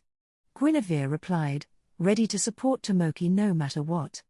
The three companions, still under the lingering influence of Tomoki's charm, felt compelled to obey him, even if their temporary respite from his control had brought some clarity. The deep-rooted loyalty they'd developed over time held them in place. While Hibiki and her team continued their fierce battle against Demon General Io, the hero of Gritonia, Tomoki, slipped through enemy lines and retreated back to the Imperial Army's camp, where he believed Princess Lily would be waiting for him. Once they cleared the enemy's front lines, they encountered no further resistance. It seemed the Demon King's forces, despite advancing against the allied armies, hadn't yet managed to seize control of the rear. It wasn't long before they encountered a unit that had likely set out from the camp. "Tomoki-sama, you're safe. Thank goodness." Nogi, injured and exhausted, could barely fold his wings as he collapsed onto the ground. Tomoki and his companions dismounted, and Princess Lily rushed to greet the returning hero. She embraced him warmly, her words filled with relief and joy at his safe return. Overwhelmed by the relief of narrowly escaping death, Tomoki felt himself go limp. Sweat poured from his body, and he couldn't stop trembling. "Your Highness, please forgive us for this failure," Guinevere exclaimed, dropping to one knee in shame. They had left for battle promising victory for all but had returned alone.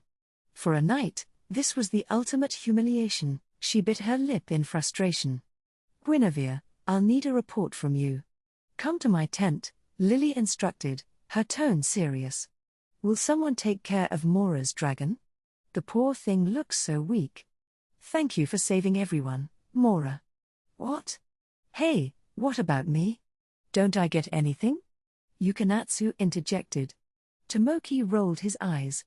Only she could ask that when Lily was in this kind of mood and get away with it. "Yukinatsu, from the looks of it, you spent a lot of money on this. But I'm glad you chose your friends over money. If you give me an invoice, I'll cover all of it." "So, go ahead and get some rest," Lily reassured her.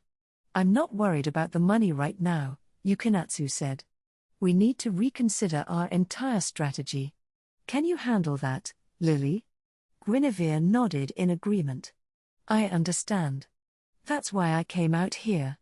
"It seems we'll be retreating sooner than expected," Lily responded. "Tomoki-sama, let's go back. Why don't you tell me what happened?" After taking a quick glance over the battlefield, Lily turned and headed back to the camp, the others falling into step behind her. As they walked, she listened to Guinevere's report, all the while comforting and soothing Tomoki, coaxing him into revealing more about the situation. "This has turned into a complete defeat," Lily mused, keeping her expression neutral. "Now, it's crucial to focus on how we can retreat with minimal losses for the Empire. Fortunately, it seems the kingdom's hero is still fighting, so we can use their army as a rear guard or a shield. That'll also wear down their strength. It's perfect.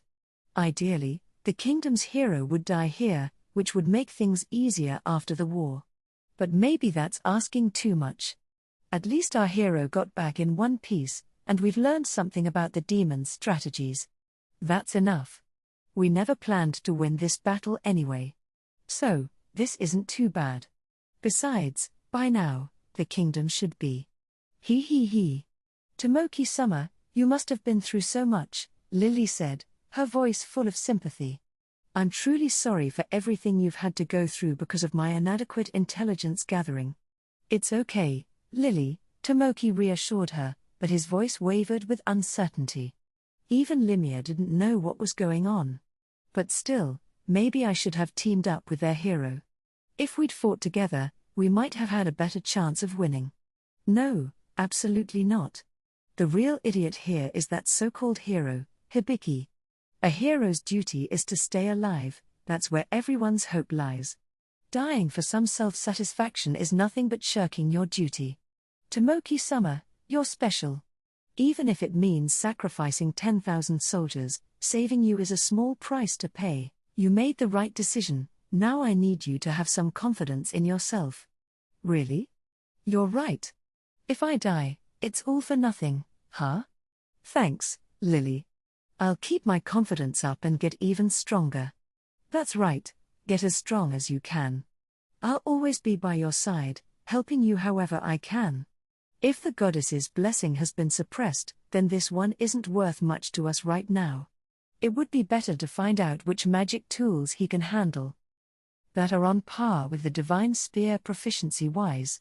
Storing weapons that can't be used in a ring is just a waste of space. What a nuisance. Showing such a disgraceful figure to the soldiers is unacceptable, and the cleanup is going to be a pain. Even with all the favorable conditions and equipment, not to mention the level he's been given, He's still shaking like a scared little kid. The hero the goddess gave us truly is trash. Lily hugged Tomoki once more, but her half-open eyes held a cold light that none of her three companions could see. Most of the Imperial soldiers who saw Tomoki's disgrace will probably die out there. If any do come back, they'll serve well as test subjects. That'll achieve the same result, keeping them quiet. We're always in need of people for those experiments since the guns still tend to misfire quite a bit. No matter how many we have, it's never enough. As for Stellar Fortress, perhaps we should leave it alone for another 3 months, or even 6. Even though it was part of their plan, the fact remains that we pushed to the brink of breaching the fortress gates. With a favorable spin, we could buy that much time. Lily quickly organized her thoughts. The battle for Stellar Fortress was a failure. Grateful for the Limia heroes' willingness to act as a rear guard, the Imperial army withdrew from the battlefield. Meanwhile, the kingdom's army, awaiting the return of their hero, held the line, gradually retreating. Gritonia's hero, narrowly escaping the demon's deceitful tactics, apologized to the nation and promised to rise again. This would be the narrative for this operation. Lily immediately began manipulating information within her army, coordinating with the kingdom's officers to establish the withdrawal procedures. Lily's clandestine efforts bore fruit almost instantly. The chaotic lines of communication with the front line helped. The kingdom's soldiers, having received information directly from the hero and seeing no way it could be false, lamented and praised Hibiki's decision, and willingly accepting the role of the rear guard. Moreover, some of the younger soldiers in certain units, moved by what they heard, sought permission from their superiors to organize a rescue party for Hibiki. Lily, apparently touched by the brave youth's words, gave her blessing amid her tears. Thus, as dawn broke, the Allied forces began their retreat. A few hours later. Morning already? They're really holding out, I remarked nonchalantly, his voice echoing across the battlefield. When people are cornered, they tap into strength they didn't know they had, Hibiki shouted back, dodging Io's attacks with growing frustration. That's not entirely true. To manifest additional strength when cornered, one must have cultivated potential through proper training, Io replied calmly. You're all exceptional warriors. I see now I greatly misunderstood the concept of a hero. The compliments rolled off his tongue effortlessly. At 3 meters tall, Io's massive frame was surprisingly agile, moving with the grace of a seasoned martial artist. His refined movements defied the expectations set by Limia's intelligence, which had pegged him as a simple brute who relied on raw strength. Whoever had made that assessment, and given Hibiki the mental picture of a giant wielding axes or clubs in each of his 4 hands, swinging them wildly, was an idiot. Our attacks barely scratch him. This guy is worse than the spider, Navarre cried out in despair. True, a few of their initial attacks had grazed his arms, but even those had failed to break his skin. Somehow, it was as if his skin was hardened to deflect their blades. And Io never let them attack the same spot twice. Don't belittle yourself, white woman, the giant said now, patronizingly. Your swordplay is remarkable, even if it's a bit lacking in strength. Oh, you think you're some kind of martial arts instructor? Navarre growled. Damn it. Uck. Before Navarre could retort further, Belder threw himself into the path of one of Io's swinging arms, attempting to block the massive blow. A teacher, you say? That doesn't sound so bad, Io mused. There aren't many who can withstand my attacks as well as you. How about it? Why not join the demons? Io shifted his position in a split second, taking a step that seemed to defy physics. Hibiki could sense but not see the force of magic that swept through the space he'd just been standing in. How is he dodging invisible wind? Is he reading my incantations? She shouted in frustration. No, Io responded, his voice steady and authoritative. Once I understand the magnitude of the magic you're weaving, I can generally predict the attack. Your eyes give away where you're aiming and when you'll unleash it. His words were grounded in the vast knowledge of a seasoned warrior. It was an advanced prediction based on experience, something only a handful could truly execute. Enough. I'm getting through, Hibiki yelled, her resolve hardening. "She's going for it," Navarre shouted. Hibiki's slashes intensified, each swing of her sword becoming sharper and more aggressive. For a moment, Io was pushed back, though not completely. Hibiki hadn't ascended to the level of the demon general, she'd merely taken a step beyond the expectations Io had initially set for her, a small yet notable surprise for a battle-hardened commander like him. Hibiki felt her blade bite deeper than before, the sensation of it cutting through muscle and meeting bone. Her sword had sliced halfway through one of Io's arms. "Impressive," the demon general remarked, his tone still composed. "But how do you plan to get past this next obstacle, hero?" "What?" "It won't," Hibiki gasped as she tried to pull her sword free. The blade wouldn't budge. "When I tighten my muscles, the blade can't be withdrawn," Io explained, a hint of satisfaction in his voice. "See how well you can move now." Hibiki's eyes widened as she realized what was about to happen. Acting on instinct, she let go of her sword just as Io swung another arm. A heavy thud resounded as Io's blow connected, sending Hibiki flying like a stone kicked into the air. Chia immediately rushed over to her. "Gah! Cough! Uck!" Hibiki groaned, pain coursing through her body as she hit the ground with a resounding thunk. "Ah, it hurts. It hurts so much." The intense pain clouded all her thoughts. But she did manage to wonder if this was because she'd lost the goddess's protection. No, she realized, this has nothing to do with her blessing. I was able to move almost the same as before. The real problem is Io, he's just too strong. Desperately trying to keep her sanity in spite of the pain, Hibiki forced herself to think. She focused on her thoughts, clinging to them to pull herself back to clarity. "My ribs are definitely broken. He punched me. In the stomach?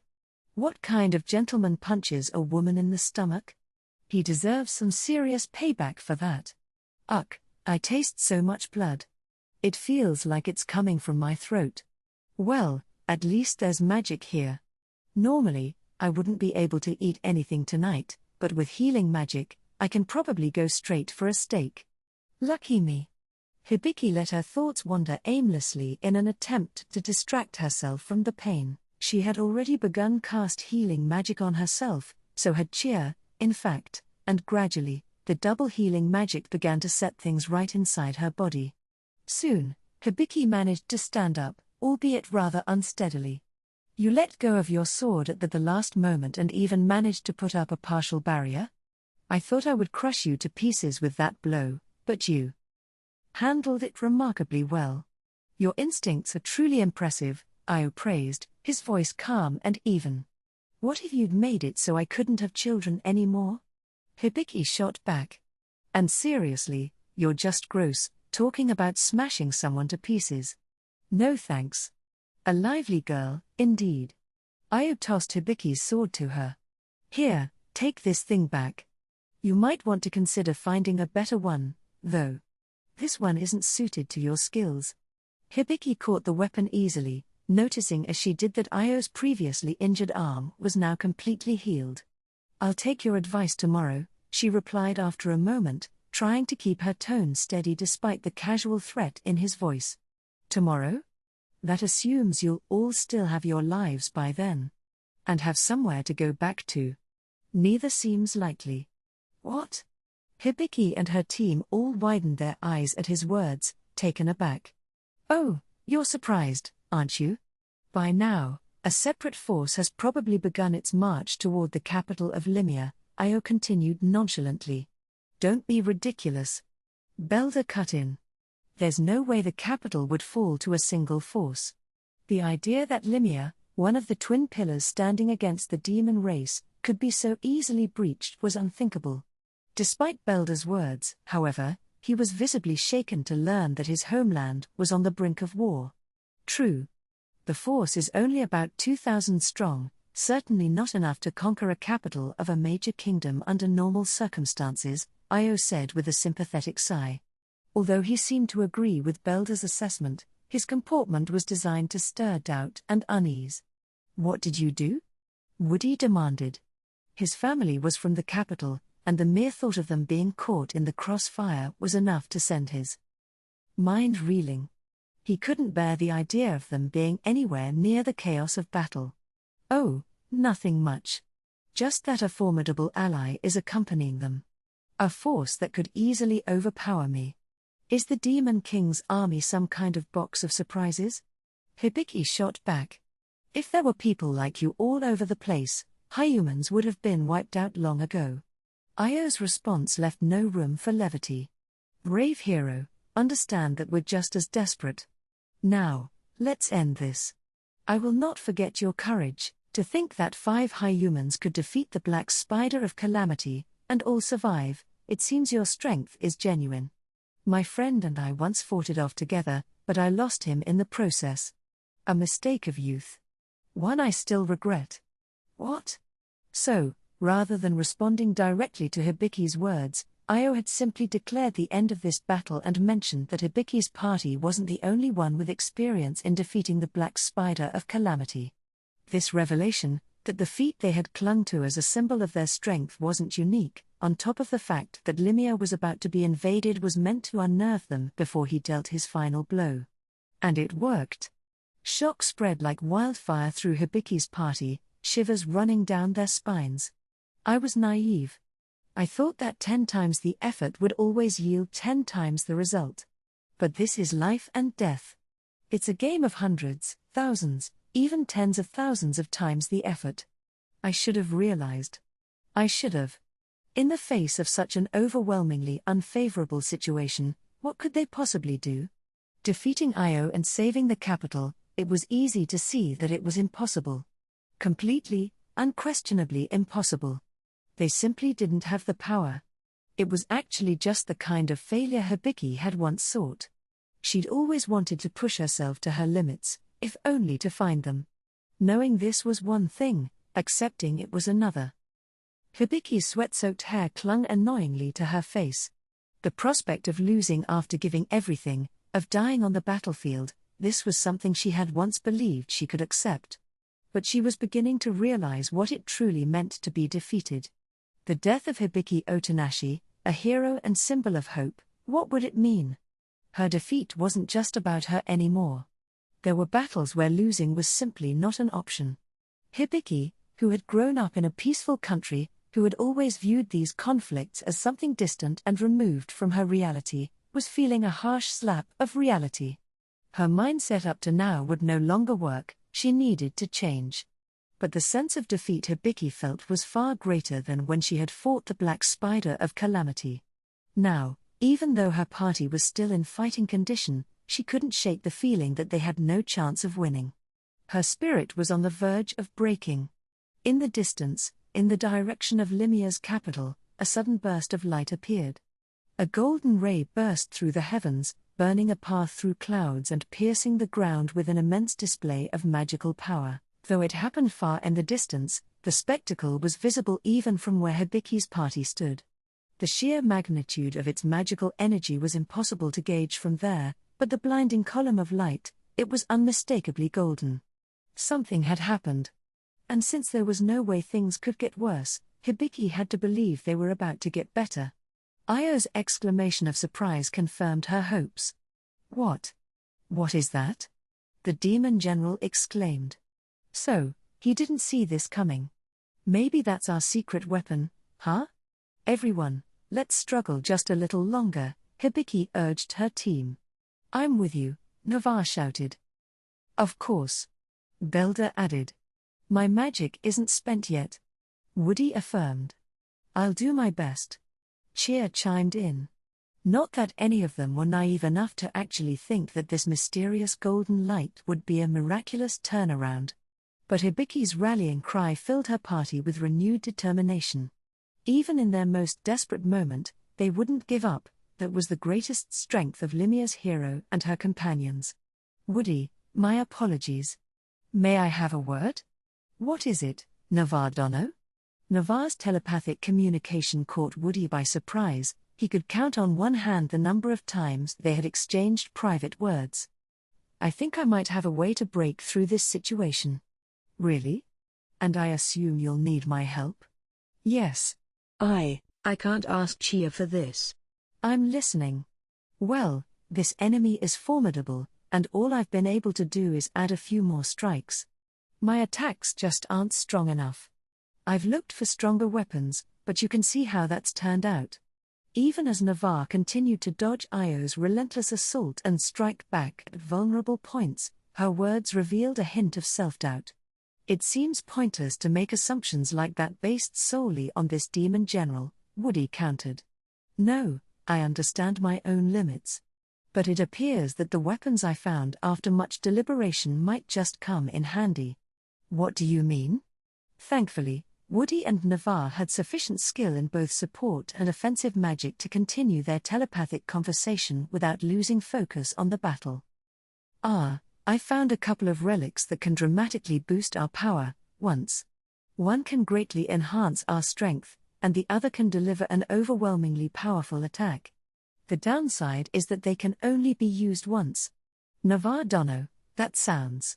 You're a mage, so you might know of them. The Rose Sign and the Death Reward. They require quite a bit of magical energy to activate, which I can't supply, but you certainly can. Absolutely not. Hibiki would never approve of those. I'm well aware that Hibiki wouldn't approve, but can't you see? We can't afford to let a hero fall here. In a way, Tomoki's decision was more mature than Hibiki's. Gah. That may be true. Hibiki wasn't just valuable for her combat abilities, her charisma, her ideas, and the flashes of insight she often provided were all invaluable to the kingdom. So, please, help me save Hibiki. You want to see your family again, too, don't you? Alive and well? That's not fair, Navarre Dono. All right, which one do you intend to use? Thank you. I plan to use both. I'll fight to the limit with the Rose Sign and then finish with the Death Reward. Both. You're that determined. All right, I'll help you with all my power. At your signal, I'll gather everyone, and we'll break through their lines so fast we'll leave them no time to react. You already know my final request. I'm truly grateful. Navarre took advantage of a brief moment while dodging a strike from the giant to fall back from the front line, retreating to a position just behind Belder. Sorry, Hibiki, Belder. I've come up with a plan. Do you mind holding the line for a bit? Navarre asked. Navarre. If you're telling us to handle this monster with just the two of us, you better be damn confident in that plan of yours. Hibiki replied. You're such a demon, no, you're a real monster, Belder shouted. Naturally, complaints poured out immediately, but their expressions were filled with anticipation, not genuine dissent. It was a welcome relief from the heat of battle, and it made Navarre smile. Just for a moment, I promise. Navarre fell back to where Woody and Chia were stationed as the rearguard. Woody's face was tense with resolve, while Chia's eyes shone with pure determination. Seeing their expressions, Navarre smiled once again. Woody, I'm counting on you, she told him. From her waist pouch, she pulled out a small, earth-colored object about the size of a coin. It resembled a miniature version of what was known as the Desert Rose. Next, Navarre pulled out a single talisman, its thick fabric etched with intricate patterns. Woody looked at the two items, furrowed his brow, and let out a deep sigh. He could tell that these were no fakes, they were precisely the items Navarre had mentioned earlier. What should I do? Chia asked, still struggling to catch up with the situation. She glanced between the two of them, seeking instructions. Though still young, Chia had grown considerably. Even facing a giant enemy, she was doing impressively well at keeping her composure and maintaining conversation. She had cut her hair short for practicality, learned swordsmanship from Navarre, and studied magic under Woody, inspired by her admiration for Hibiki, whom she saw as an older sister. Chia had been doing her best to grow stronger, eager to continue walking alongside her. Chia-chan, it's fine. You just focus on keeping those two, no. Chia, give Navarre Dono your full support. Use a powerful enchantment that won't need to be recast for a while, Woody interjected. All right. Chia responded, her voice filled with determination. Woody. Navarre began. So, all that's left is the rose sign. How are you going to hide the talisman? Woody asked. I'll wrap it around my hilt, Navarre replied. Then I'll secure it for you. Do you remember the activation key? Woody questioned. That's not something to joke about. Of course I remember, Navarre replied, her smile shifting into a wry grin. I wasn't joking. If you're heading into a life-or-death battle, you should be prepared for anything. Magical energy flowed from Woody's hands, causing the earth-colored item in Navarre's grip to melt into a liquid before being absorbed into her body. Chia quickly finished casting her support magic, imbuing Navarre with additional strength. Navarre felt her body surge with power, her shoulders trembling from the overwhelming force. At first, she thought it was merely Chia's enchantment taking effect. But as the violent strength continued to build uncontrollably, she realized it was much more than that. Activation confirmed. Let's begin, Woody announced in a formal, clipped tone. But his words were unnecessary. Navarre's eyes were already locked onto the battlefield and focused intently on Io. The white strands of her hair fluttered in the wind, revealing the side of her neck where a crimson flower-shaped mark had formed. The rose sign. I wish I didn't have to see it on someone close, Woody muttered. Woody, this is what I want. You don't need to look at me like that. Now.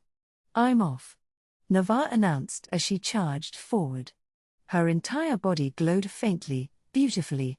As Woody watched her go, tears moistened the corners of his eyes. What was the plan again? Chia asked. It's like preparing to use a finishing move, Woody explained. Wow. I didn't know Navarre could use a move like that. Woody paused in preparing his next spell to glance up at the sky. Yes. But it's only for this one time, he whispered, his voice so quiet it melted into the darkness. What? What is this? Navarre, who had fallen back just moments ago, now surged forward, cloaked in a shimmering aura. She deftly dodged an attack Io had thrown at her to keep her at bay, moving with newfound speed. As she dashed by, her sword flashed and sliced into Io's side. The giant's abdominal muscles tensed, trying to deflect the blow as they had countless times before. But this time, the strike cut clean through. Blood spurted from the wound. It cuts, Navarre exclaimed. Navarre, what kind of magic is that? I'm going to head back and get some too, Hibiki shouted, already moving to retreat. Ha ha, Hibiki, that won't work. This power requires a special catalyst. Just stay back and provide support. If you have a trick like that up your sleeve, use it sooner. And it's all sparkly and kinda pretty too. Let's keep going, Io. From the outset, Navarre's speed far outclassed Io's. Though Io's fighting style relied on masterful body techniques and utilizing his hardened muscles, he couldn't completely avoid his opponent, who was smaller, faster, and now significantly stronger. With every strike that connected, Navarre relentlessly pressed her advantage, slashing at Io without pause. Io was too busy with Navarre's assaults to direct any attacks toward Hibiki, which meant the hero could strike freely. Though Io tried to pursue Navarre, her speed left him frustrated, constantly evading his reach and cutting him down time and time again. The wounds Navarre inflicted on the demon general were deepening, though they weren't fatal. The first gash on Io's side had already healed, but Navarre figured it might still be possible to weaken him through blood loss. Hibiki had learned from her earlier mistake and was now focusing on two-handed slashes that avoided getting caught in muscle. However, amid this flurry of battle, the knight of their party stood still, a stunned expression on his face as he watched the unfolding events. Is that the rose sign? No way. Why would she? How could she? Belder turned back to look at Woody. Knowing Belder's true identity as a prince, Woody could only avert his eyes, avoiding the accusatory look Belder directed his way. No one else on the battlefield knew about Belder's royal lineage. That lineage gave Belder access to knowledge that an average person wouldn't have, knowledge that allowed him to understand the transformation Navarre was undergoing. The rose sign. To most, it appeared as a simple piece of fired clay about the size of a coin. In truth, however, It was a potent magical item. Upon activation, a crimson rose-shaped mark appeared on the user's neck. Its effects were straightforward but dire. It drew upon the very essence of life, consuming it in exchange for immense power. This vital force, which normally depleted slowly over a person's lifetime, never to be replenished, was devoured greedily by the item, granting the user power far beyond their natural limits. The effects of the rose sign lasted until the user died, and that never took long. It could be as short as a few minutes or, at most, around half an hour. In exchange for this surge of unimaginable power, the user's fate was sealed. They would die. That thing. You call it a tactic? Navarre, what have you done? Belder knew that a pure swordswoman like Navarre wouldn't be able to activate such an artifact on her own. He quickly deduced that someone had helped her, likely Woody or Chia. It must have been Woody. Chia wouldn't be acting so gung-ho about it if she'd been involved. That fool. Does he think he's doing this to protect Hibiki Dono and me? Indeed, the situation was dire. For the party to get through it, it was clear that someone would have to make a sacrifice. But forcing one person to shoulder all the responsibility and die for it was something Belder could never accept. As a knight, albeit one in disguise, he hadn't yet embraced the royal philosophy of sacrificing the few for the greater good. Unfortunately, the effects of the rose sign were impossible to ignore.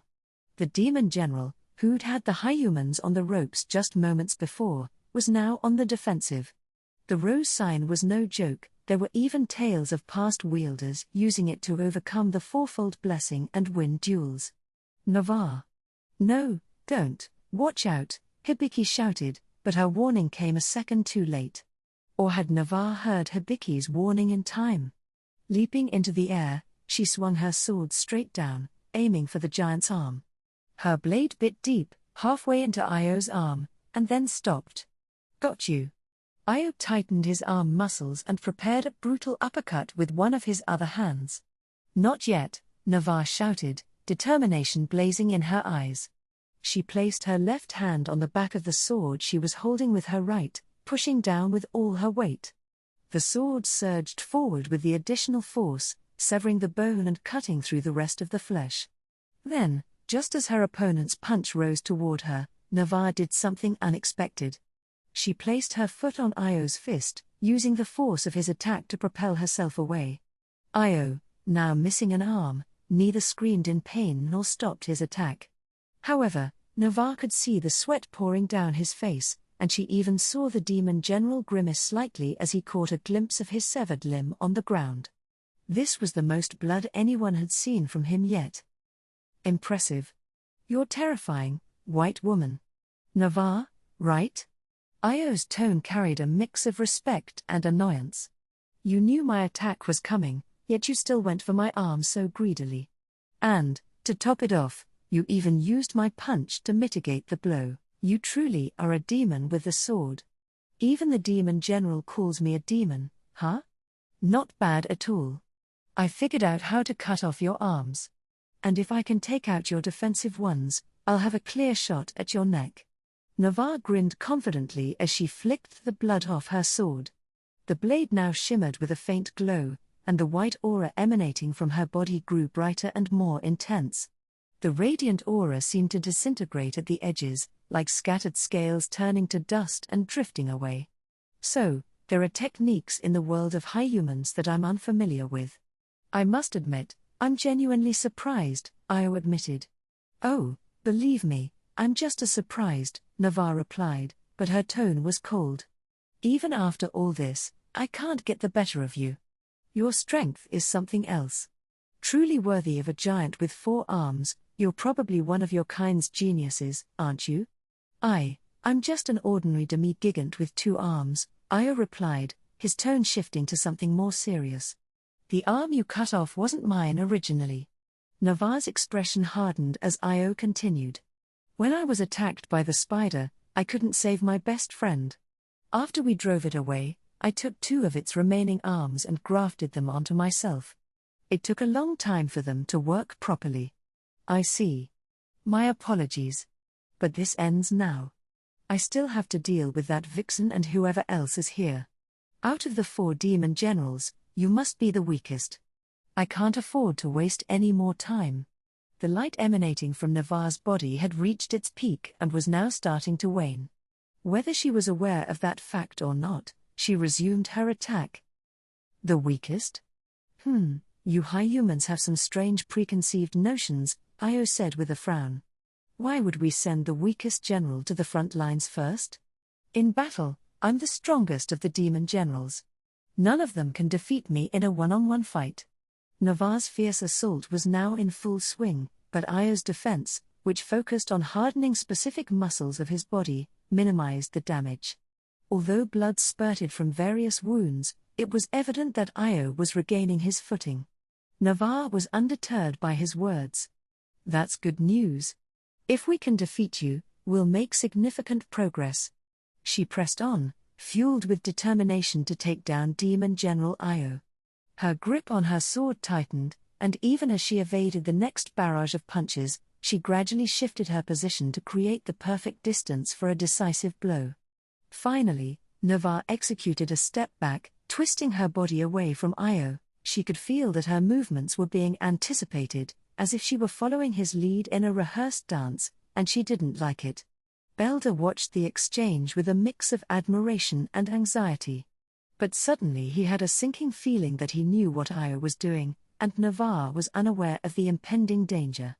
His instincts had been honed by countless battles where he often found himself on the defensive, and they were rarely wrong. Navarre's decision to retreat was exactly what Io had anticipated. He was prepared for it. A kick? Navarre exclaimed, eyes widening. Yes, Io had added kicks to his repertoire. His kicks, which seemed impossibly fast for the demon general's large frame, had a longer reach than his punches, which meant that Navarre was suddenly back within range. Dodging was impossible. You shouldn't let your guard down, Io shouted, his voice booming. No kidding, Navarre exclaimed, bracing herself. Suddenly, a shadow darted in from the side, colliding with Io's kick. It was Belder, who'd moved in just in time. The attack would have been too dangerous to block head-on, but by attacking Io's kicking leg from the side, Belder managed to deflect it just enough to alter its course. It was a wise choice. The unexpected interference caused Io's kick to veer off target, throwing his entire body off balance. Navarre's eyes gleamed as she saw the opportunity to strike. Now I've got you, she shouted. Before Io's leg could recover from the kick, Navarre closed in. She moved like a dancer, graceful and precise, still bathed in shimmering light. Io, having accurately read Navarre's aim, left one hand defending her attack while the other 2 arms moved to guard his neck. You're not stopping me. And you can't counterattack now, can you? Hibiki yelled as she charged in, slashing at one of Io's guarding arms with all her might and forcing it down. She didn't manage to cut it off, but she did reduce the number of arms protecting Io's neck by 1. Thanks, Hibiki, Navarre shouted, her focus unwavering. Navarre slipped past Io's remaining arm, her sword driving toward Io's neck. Gah! Io grunted as Navarre's sword thrust forward. She couldn't decapitate the demon general, the best she could manage was a thrust. But it was an extremely effective thrust, piercing cleanly through Io's neck. The white glow that had enveloped Navarre's sword was now only thinly protecting her body. With the last of her strength, the white swordswoman tried to slice through Io's neck sideways. But nothing happened. The sword that had pierced Io's neck didn't budge an inch. Impressive. I didn't expect you all to be this capable, the demi-gigant admitted, his voice filled with reluctant respect.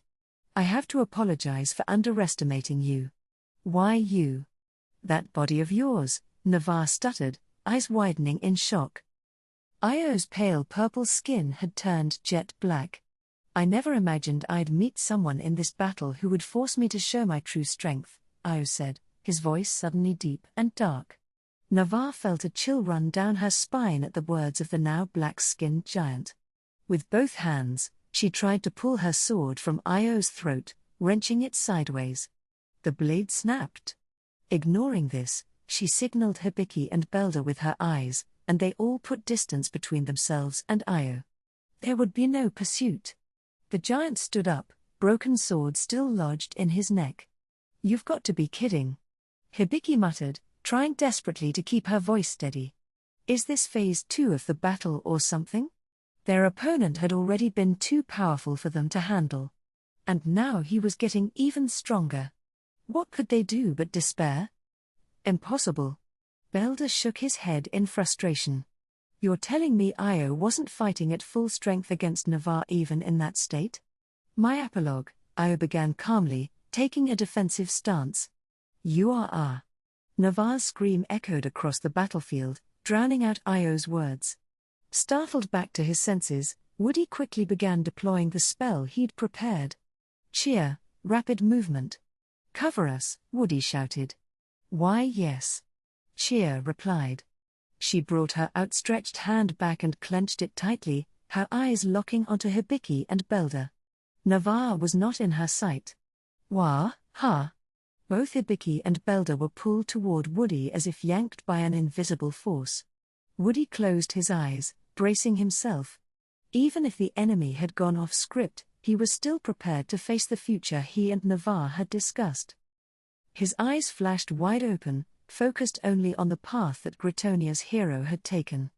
Though some soldiers had returned and were blocking the way, it was still the least fortified spot. He raised his staff. "Hey, Woody!" Hibiki called out, suddenly concerned. Woody ignored her. Instead, he activated his spell, using Cheer's support to advance at blinding speed across the battlefield, making their escape. Wait, Woody-san. Navarre-san is still back there," Cheer shouted in panic. "Cheer, whatever you do, don't stop supporting us," Woody called, not turning back. "Woody, what are you doing?" Belder cried out, confused and angry. "Belder Summer, I need you to hold the hero back. Just for a moment," Woody instructed. Heedless of the distressed cries of his comrades, Woody put all his strength into his magic. He would keep his promise to Navarre and lead them out of the combat zone, if it was the last thing he did. The gentle green area of magic he created enveloped the party, and any demon soldiers who touched it were cut down, collapsing with screams of agony. Even as they regrouped with the kingdom's remaining forces that had come forward to meet Hibiki, Woody's spell carried its powerful momentum halfway through them. The moment the spell dissipated, Woody lost consciousness and collapsed to the ground. Meanwhile, understanding the meaning behind Navarre's scream, Aya ordered a pursuit. But those who tried to follow the party, which was now retreating at an incredible speed, were mercilessly sliced to pieces. The arrows they fired were broken, and their spells were evaded and blocked. "Woody Dono, I can't thank you enough," Navarre murmured. "Was this your plan all along?"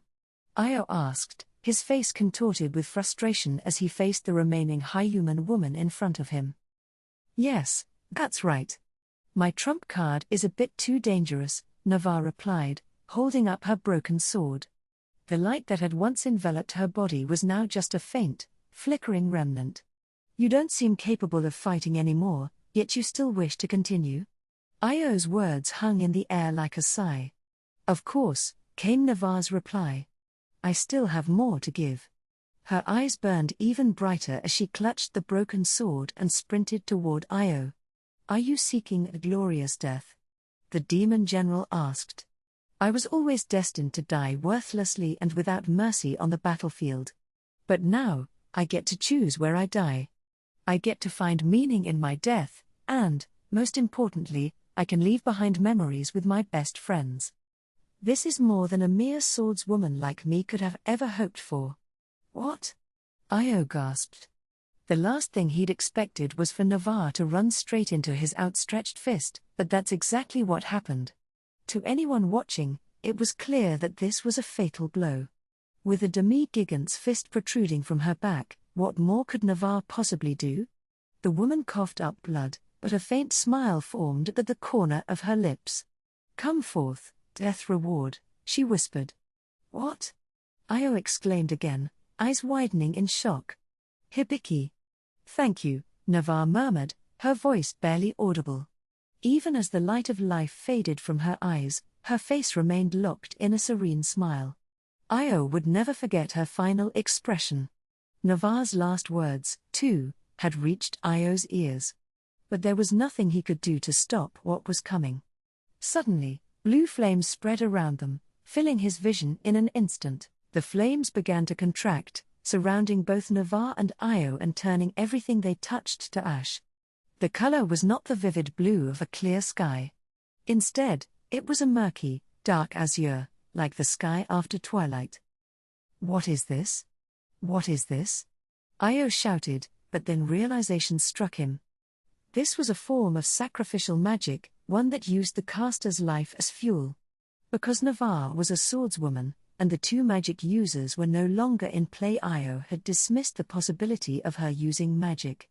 The blue flames, so dense they looked like a solid wall, enveloped Navarre's corpse and the black-skinned giant. Then they condensed further, drawing in tightly as if they would burst at any moment.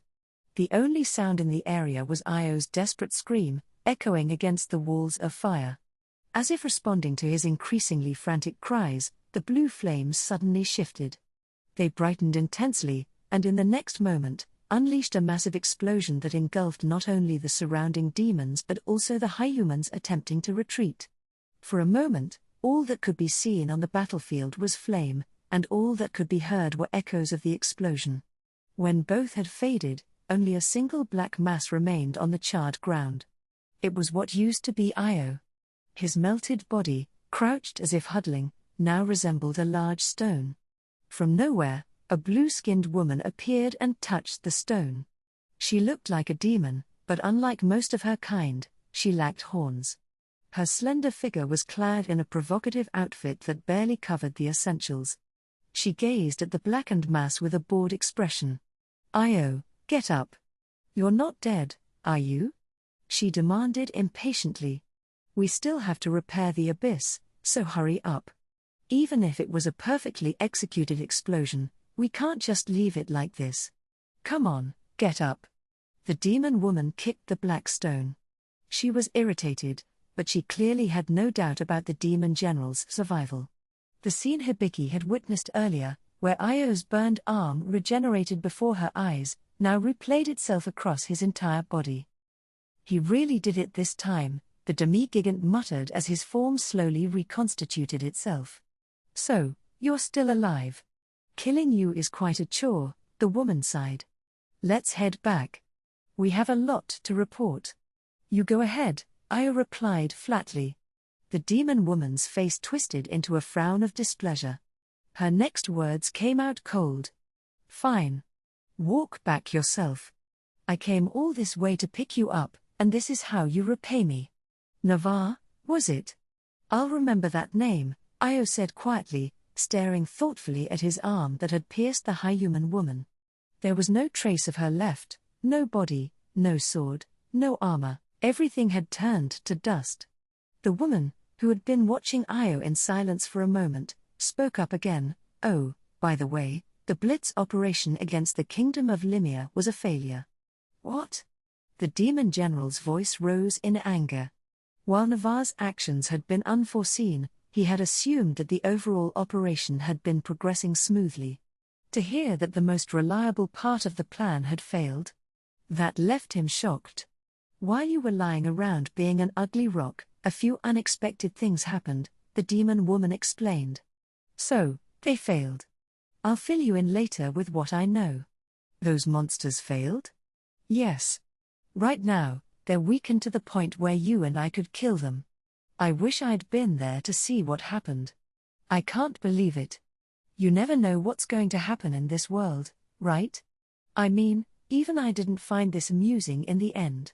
If things were going to turn out like this, I should have just killed the hero of Gritonia when I had the chance. Thanks to that rings effect, she and all the heroes turned into weaklings all of a sudden."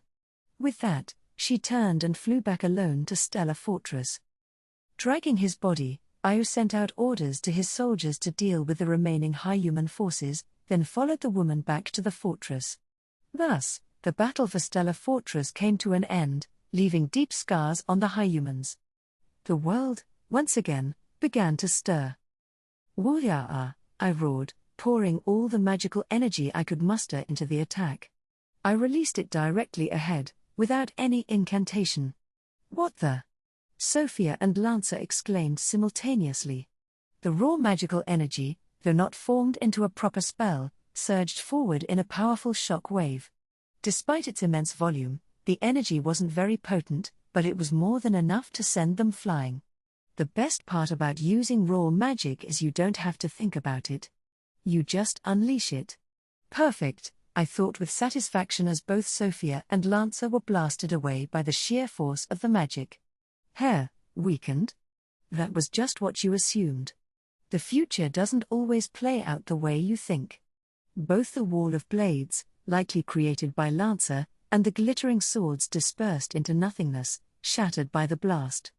The ground around me and in front of me was riddled with cracks and holes, and my vision was quickly obscured by a cloud of dust. If they were opponents on par with the high humans I fought before, I'd use this chance to escape. But these two, especially Sophia, were enigmas. I needed to be sure they couldn't counterattack before opening a gate to the demiplane. Still, it felt like a deep stretch after waking up or a good yoga session. A warm, pleasant sensation spread through my body. Even my spirits were lifted somewhat. Maybe it's because I've taken off the rings and gone back to my natural state after so long. Although a considerable amount of my magical power was being drained by my coat, I could release vastly more magic than before, and my control over it had improved too. Though considering my maximum capacity, it's still not quite there yet. I can't afford to misunderstand. I don't have the skills to fight those two in close quarters. Even if I could protect myself with enhanced defense, it would be pointless if I couldn't escape. Now that I knew they were a strange combination of a dragon slayer and a greater dragon, I absolutely could not bring them into the demiplane. Acting on the exhilaration I feel would be out of the question. It was clear what I had to do. I'll bombard them from a distance. I'll neutralize the two of them, or, worst case scenario, kill them before making my escape. My left hand was useless now, its sickening color worsening before my eyes. I can use it to cast spells but not much else. Even just pointing it in the right direction helped me visualize the spells better. Okay, my left hand is now dedicated to magic. Meanwhile, I held an awkward short sword in my right hand, with a cord hanging from the hilt. Considering the situation, I realized I should have equipped it sooner. It's purely a lack of experience. This weapon was called an uchin. I'd had it made by a dwarf because I'd felt uneasy relying solely on the short sword I'd used until now. It was good that it had ended up being ready before our journey to Rotsgard. Actually, I'd used this weapon before, back in my original world. Munakata-sensei had taught me the basics, so I found that I could handle the short sword no problem, even when I fought Mio. The uchin was a versatile weapon, a short sword for close combat, a weighted chain for mid-range, and throwable as a dart for long range. However, it had its fair share of limitations, which is why it was often overlooked as a primary weapon. Until Sensei had told me about it as an alternative for archers when in melee combat, apparently some loved it because it could be attached to the end of a bow, like a spear. I hadn't even known it had existed. Unfortunately, I was fresh out of bows, so that was irrelevant. Besides, I had only passed the tests for using it as a short sword or for throwing. Swinging it around by the cord was so completely out of my skill set, it would have just been asking for an injury. I think the knife techniques are mixed into the way I was taught to handle the uchin because Sensei combined it with his own unique style. There were times during our training when Sensei seemed to be reliving his glory days on the battlefield when he'd been on duty. Luckily, I had never been dragged overseas to do so, and as much as I respected my mentor, I'd have politely declined any invitation to join him. No, I definitely would have. Still, there was no way I could match those two in a close-quarters fight. My Eldwar armor had managed to block that sword, and while I didn't think my weapon was inferior, my skill certainly was. And that Sophia. She was something else. Performing a downward slash after splitting a helmet midair was unbelievable, even for a stunt. I was starting to think she was some kind of chimera, combining high human and feline traits, except this one was far beyond the size of a domesticated pet and much wilder. At the very least, I need to use this weapon to block one of their attacks. Better the Uchin than my arm. If I played to the strengths of the Uchin, I just might be able to throw them off balance. I decided to keep it as a last resort. I took my stance, as if I were about to shoot an arrow. The beauty of magic was that I could use it without having to put away the Uchin in my right hand. This wasn't like the amateurish shot I had set up earlier. This was going to be a perfect strike. That's right. When I put some concentration into a bullet, it's a whole different story in terms of power. If they think they can deflect it, let them try. If they think they can cut it down, let them see what they're up against. The speed and power won't be the same as before. Even with the dust cloud obscuring visibility, my sensory field told me their exact positions. All right. I wasn't going to wait for them to regain their footing. Sophia first. If you could stay down for good, that would be great. I focused on the bullet, sending my intent to hit right to its core. Immediately after I released it, the next bullet was ready to be fired like an arrow. I channeled plenty of magic through it and, imagining releasing my grip on the right hand, let it fly. This one was aimed at a lancer. Fire was my element of choice. Since the bullet would explode on impact, I figured it might at least cause a momentary stun. Despite the dust from my magical wave still clouding the field, I saw through my sensory field that Sophia sidestepped sharply. Just like Lancer earlier, it seemed she didn't care about the damage this might cause to the soldiers behind her. But that's pointless. The breach that I built with the image of hitting my target would land just like any arrow I shot, guaranteed to hit its mark. Even if it was blocked, even if its trajectory had to bend away from a straight line. The precision was far superior to any basic homing mechanism that only tracked its target loosely.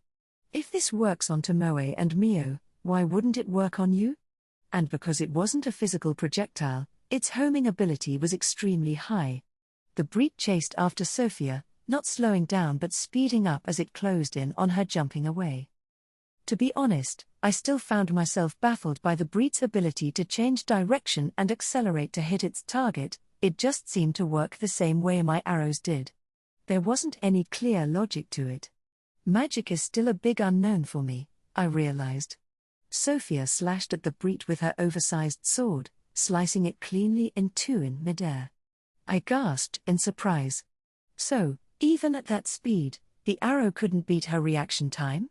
Sophia was definitely not someone I wanted to face in close quarters. Still, even though she might have had some idea about the homing from the previous rapid-fire breach, to cut it down like that on the spot. Is she a genius or something? Even so, this time, the result was ah.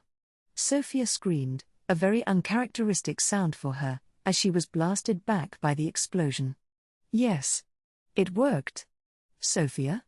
What kind of power is this?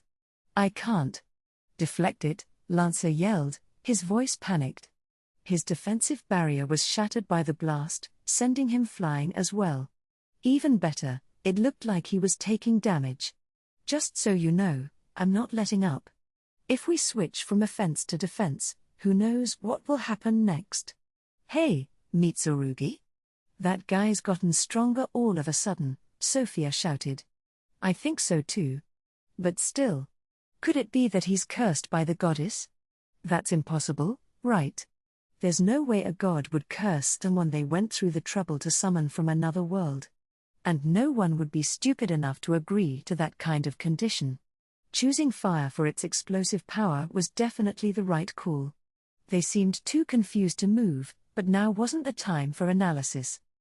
Next, I'd use water, which was more compatible with me and would increase the power even further. If I managed to neutralize them with that, I could open a gate of mist. It's coming again.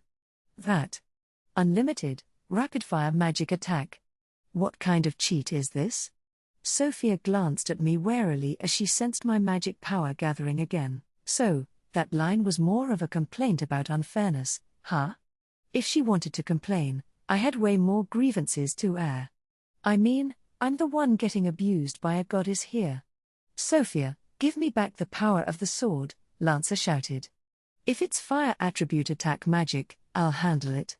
Take advantage of the gap in his spells and finish him off in one go. Sophia nodded and moved to Lancer's side. Perfect. If they're both in the same spot, aiming will be easier. Saves me the trouble. If they're planning to block it, then I'll just focus on power.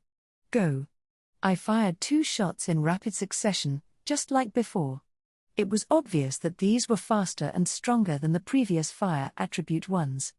I couldn't expect an explosion, but if the attack could freeze the area around them, they'd have an even harder time moving. That would make the situation more advantageous for me. Transforming to an opposing attribute? On your own? Damn it, he really is out of the ordinary.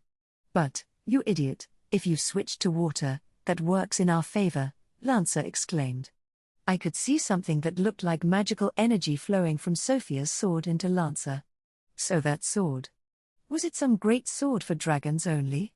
What a dangerous weapon to use against a high human. A blue shield formed in front of Lancer, and it looked stronger than the last one. Is he water attribute? I wondered. Or could he be like Tomoe, a dragon with multiple attributes, and one of them is water? The blue arrows collided with the blue shield. I wondered what would happen when the same attributes clashed. Would they cancel each other out? What? The surprised shout came not just from me but from Lancer too. At first, it looked like the 2 arrows had stopped when they hit the shield. But then, a split second later, they started moving slowly but surely through the shield. Ripples formed around the arrowheads, almost as if the shield itself was welcoming them. Is that what happens when the same attributes clash? But this is lucky. It looks like the attack will hit. I'll take it. This is bad, really bad, Sophia, Lancer complained. Hurry up and finish him off. Is he more compatible with water than I am right now? That's impossible. Only someone with invincible or all elements attributes could achieve that, not a mere high human. If you get frozen, I'm leaving you behind, Mitsurugi, Sophia replied. Give me a few more footholds, Lancer retorted. If that happens, melt me out and save me. Footholds? Come on, even the after effects of the arrows will be there. Using those blades in the air to leap forward is impossible. Neither of you is going to be able to move from that spot. Enjoy being frozen solid together. While you're doing that, I'll just take my sweet time heading back. Meanwhile, the arrows had finished making their way through the shield. Yes, I exclaimed. Can I slice your head off now? Came a voice from directly above me. Again? I didn't even bother to look up. Reflexively, I jumped backward. The tip of her sword barely grazed the tip of my nose. Once again, my barrier wasn't fast enough. The searing sensation that shot through my skin made me grimace. Whenever I attack with full power, I can't maintain my defensive magic. I really need more practice with this. But wait. Suddenly, there was Sophia, directly in front of me. What the hell? You were just next to Lancer. How did she close the distance like that? It wasn't my fault. I was on guard. Should I have held back and kept the barrier ready? But if I'd done that and they'd made the same move, the result would have been the same. Damn it. I started to shift my focus back to Lancer, then thought better of it and looked toward Sophia. Focus, she's already getting her next attack ready. She's coming. She's coming. She's coming. Sophia must have noticed the Achin in my right hand, yet she still aimed directly for me without hesitation. You managed to react again, huh? You really are an amusing creature. She taunted. What do you mean, managed to react again? The only reason I'm able to dodge at all is because you keep announcing your moves. I couldn't tell whether Sophia was underestimating me or if she was just an idiot who couldn't keep her thoughts to herself. Maybe her brain and mouth were directly connected as a trade-off for her ridiculous intuition. Her eyes blazed with murderous intent, and I could feel the intense pressure radiating from her. Her movements were fluid, and in an instant, she was right in my face. Crap. I instinctively stepped back to avoid her attack, but instead of pressing her advantage, she turned her back to me. Huh? Why? In my confusion, I lost sight of her weapon, which apparently she'd hidden behind her body, and she didn't chase me as I took a small step back. That's right, with the reach of that sword, this spot is still within her range. No, wait, my retreat actually puts me at the perfect distance for her. Sophia spun around, swinging her sword upward in a diagonal slash. I can't dodge this. It's too fast. Counterattack or maybe block? But using magic in this tense situation? No way. I'm done for. Somehow, in spite of my panicking mind, my body moved instinctively. I stepped forward half a step, gripping the achin with both hands and aligning the blade with the trajectory of her attack. For the first time, the sound of metal clashing echoed between us. A powerful shock and vibration traveled through both of my hands. My left hand, which was barely holding on, only felt a faint, dull sensation. Still useless. I'm alive? It was nothing short of a miracle. Maybe the intense training I had endured under my mentor had driven my body to move on its own. I'm so sorry for ever complaining that this wasn't archery training, Sensei. You've got to be kidding me, came a voice. Not mine. Hearing Sophia's words snapped me back, and I opened my eyes. Because my head had been down, she hadn't noticed that my eyes were closed. Pathetic.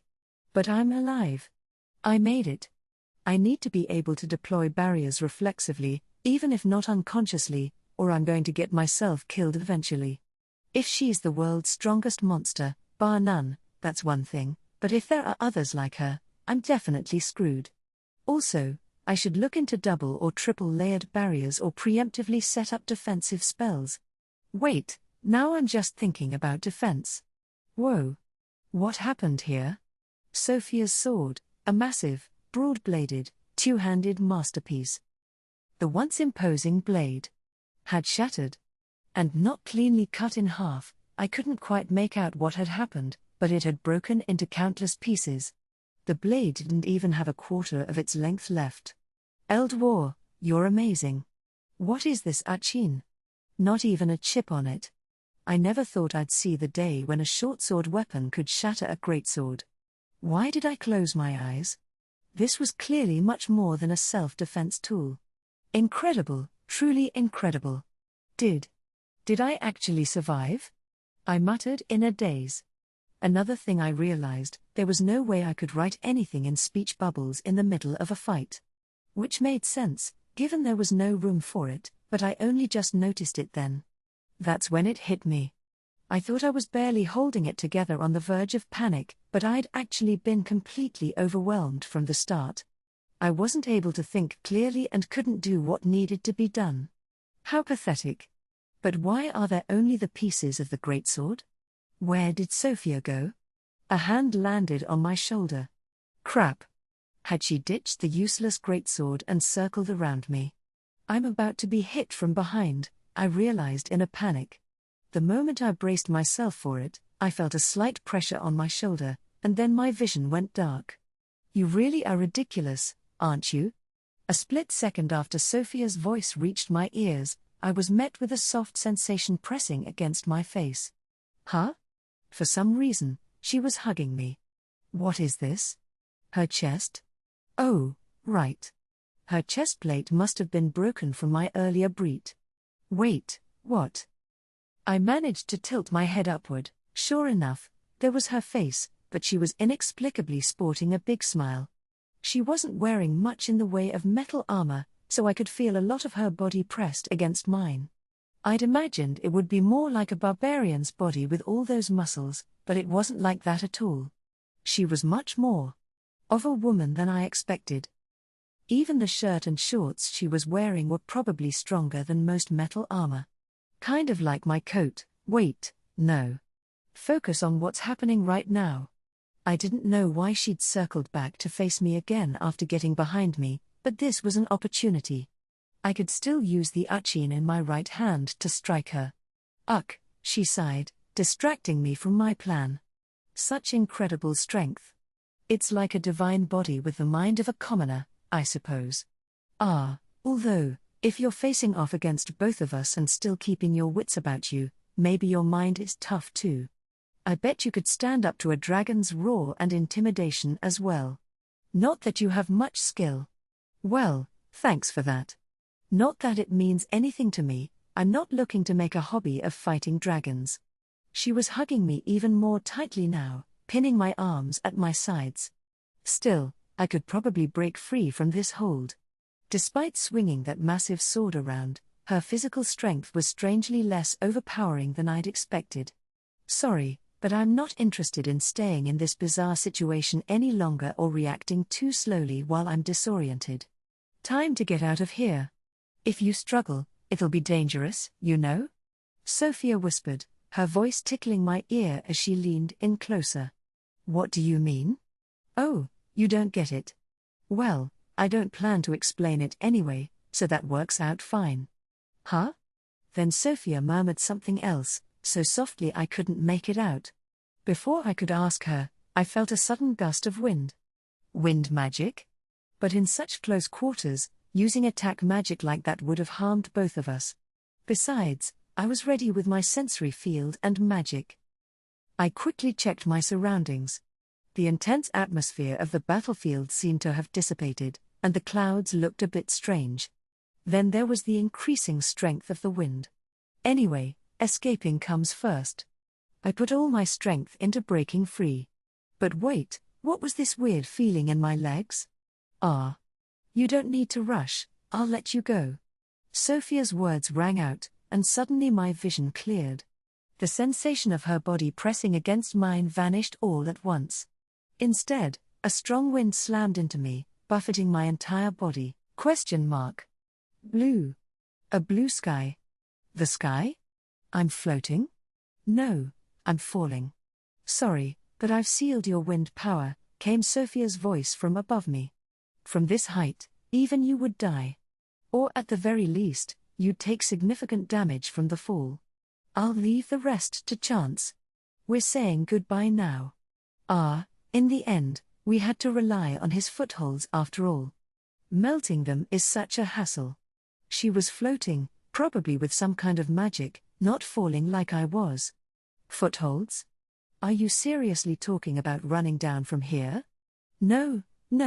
No, we're way above the clouds. Her figure grew smaller as I continued to plummet. But then, suddenly, she vanished. See you, Radu, came her voice again, right by my ear. Sophia? I turned to look, and there she was, right next to me. Could she actually use teleportation? Isn't that even more unfair than what I can do? She promptly vanished again. On a hunch, I looked down and saw several glowing objects below me. Those were definitely the blades Lancer had created. Now that I thought about it, those floating blades hadn't been used in their attack. Could they be the footholds he'd been talking about? But then, how did Sophia? I caught sight of her waving at me, only for her to disappear once more, leaving behind one of the blades. No way? Sophia can swap places with the blades? Is that even allowed? Lancer had no reason to set up blades this high just to attack me. The only explanation I could think of was that they were meant for this swapping technique. What am I going to do now? This is way too reminiscent of what happened with the goddess. And this time, the situation was even more dangerous with those shimmering blades scattered along my falling trajectory. Amid these frantic thoughts, I continued to plummet. How many minutes until I hit the ground? Was there some tradition in this world where they threw people into the sky when they became too much to handle? Wait, how much time did I have? Of course. Maybe because this was the second time, I felt unusually calm. The tension that had been gripping me all along seemed to vanish as if it had been a lie. I had at least a minute. I had already finished the chant "Return to the demiplane." I could open the gate any time. There was still some time left. The clouds made it impossible to see with my eyes, but I spread out my sensory field to scout below. On ground level, it looked like the demons were resuming their advance. Also, though it was quite far off, there seemed to be a battle happening to the northeast. Even though the accuracy was reduced to just vague impressions, I could still make out some of what was happening on the ground. It seemed like they were trying to capture a fortress. There was definitely a battle near a fortress-like structure. I couldn't tell who had the upper hand, but since the attackers hadn't reached the fortress yet, maybe the defenders were still in a better position. I was right above this, probably. It seemed like I had ended up a bit away from where Sophia and I had been fighting. If that was the case, then there were multiple battlefields unfolding at the same time. Could it be that there were more monsters like Sophia out there? Was I just a frog in a well, after all? This whole experience was really driving home the importance of experience. I hoped I would never have to face something like this again, but I promised myself I'd be more prepared next time, just in case. Having a lot of magic power was useless if you couldn't use it properly in actual combat. At least I could think calmly, thanks to my defenses. If I couldn't immediately adapt my actions based on the situation, I'd be no better than a sitting duck. With every action I took, a new complication arose, making me doubt whether my countermeasures would even matter. Still, I could only believe that my efforts would pay off someday. And so, Sophia should be directly below me. Her shattered sword is there, and Lancer is with her. Might as well leave them a little souvenir. I thrust my left hand downward. My fingers were broken, and the congealed, red-black blood had turned my skin a dark purple. I had almost no feeling left in that hand. You bastards did a real number on me, I thought, shaking my head. I reached my right hand into my pocket. I would have liked to have taken off my clothes and unleashed my magic at full power, but you try stripping in midair. Just controlling my posture against this fierce wind was tough enough. As I fingered the ring with my right hand, I felt the corners of my mouth curl into a grin.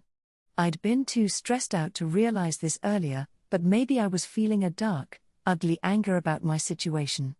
A kind of rage that made me want to scream. I deliberately infused the ring with more magic, pushing it to the brink of shattering from oversaturation. I identified all of Lancer's blades positioned between me and the ground using my sensory field. Locking onto each one, I fired a breet.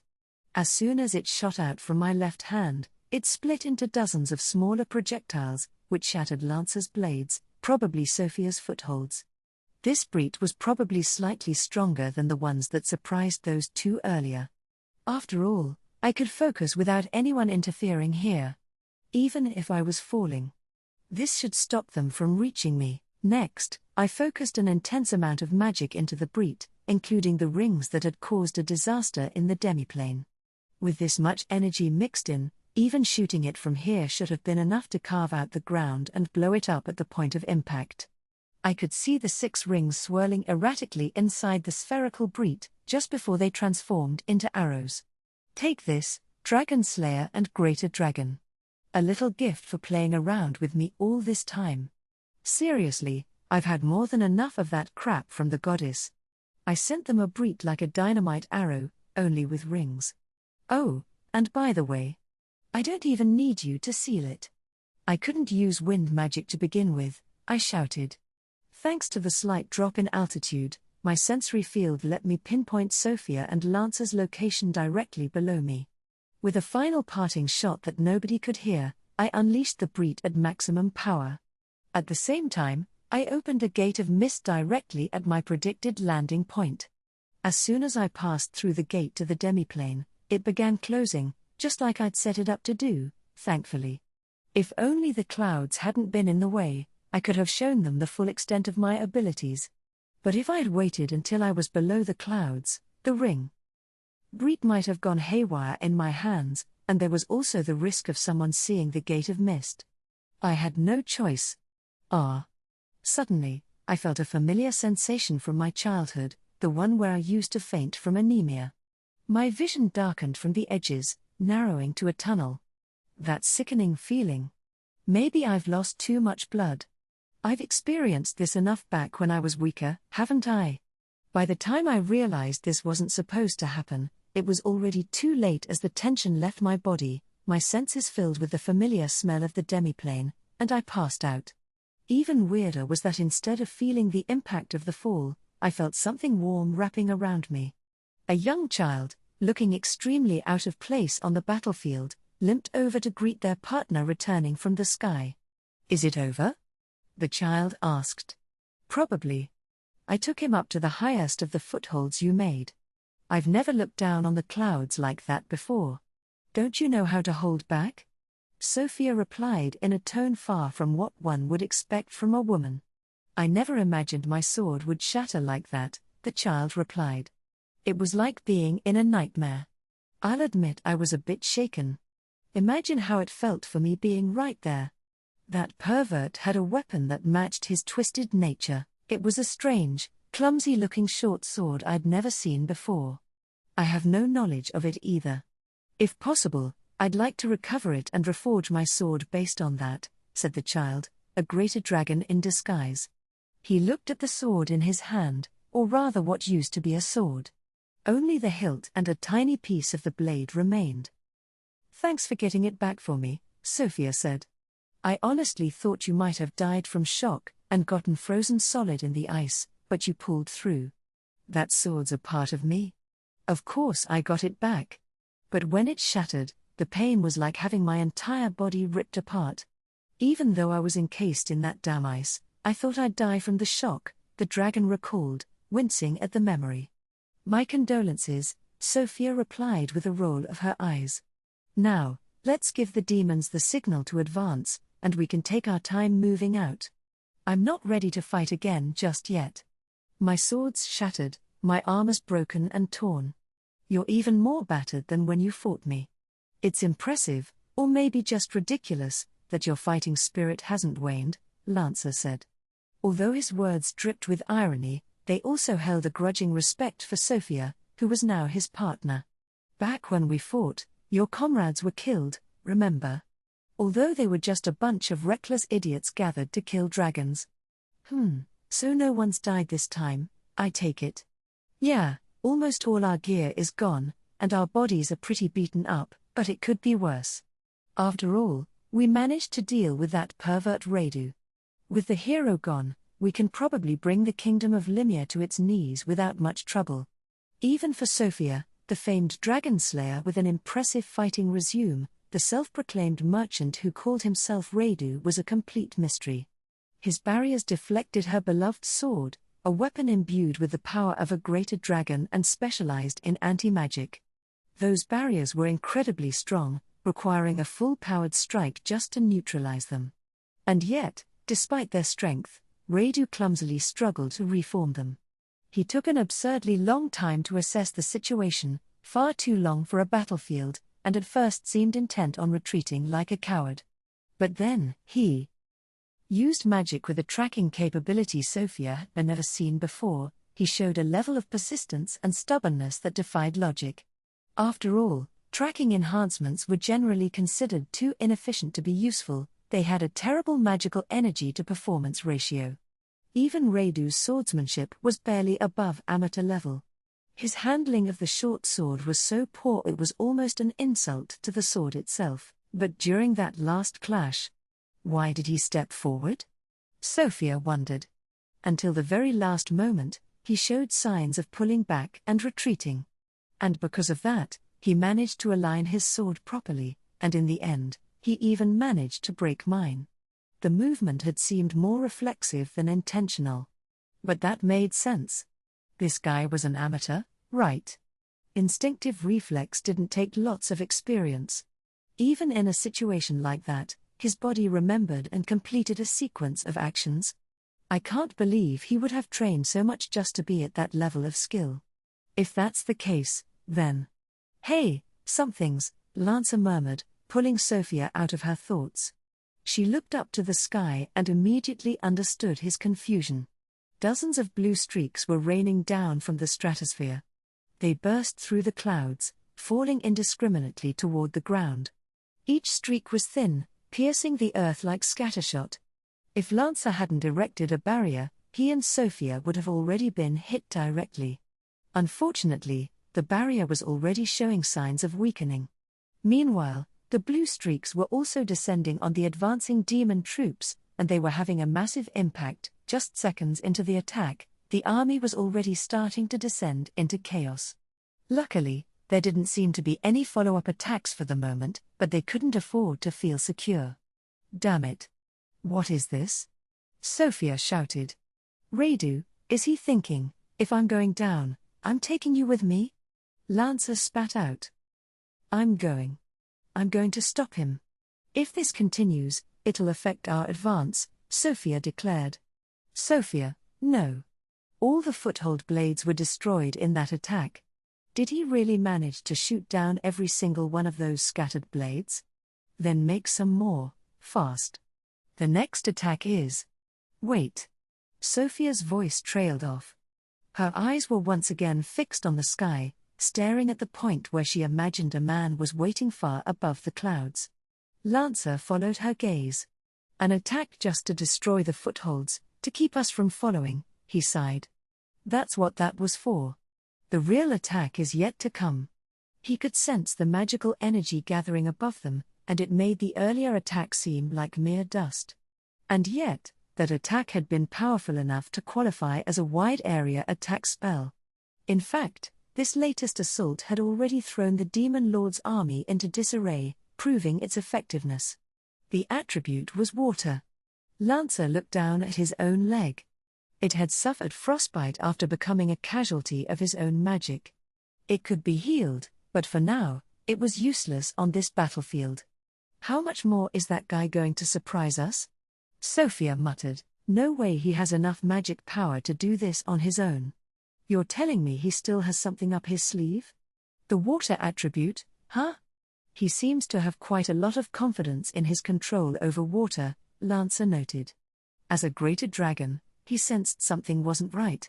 The water spirits aren't lending their power here, he mused. In fact, the magical energy around us hasn't diminished at all. To cast magic on this scale, he would need to gather all the magical energy in the area. Casting a wide-area attack spell required a tremendous amount of magical energy. No one could supply that amount of power alone. They would either need to draw from the ambient magical energy around them, or they would need the spirits to help. Water, Sophia echoed. If it's water, then this should work. She reached for the charm around her neck. The item was designed to call upon the aid of water spirits, something Lancer was also familiar with. It could probably be used for virtually anything water-related, given its high rank.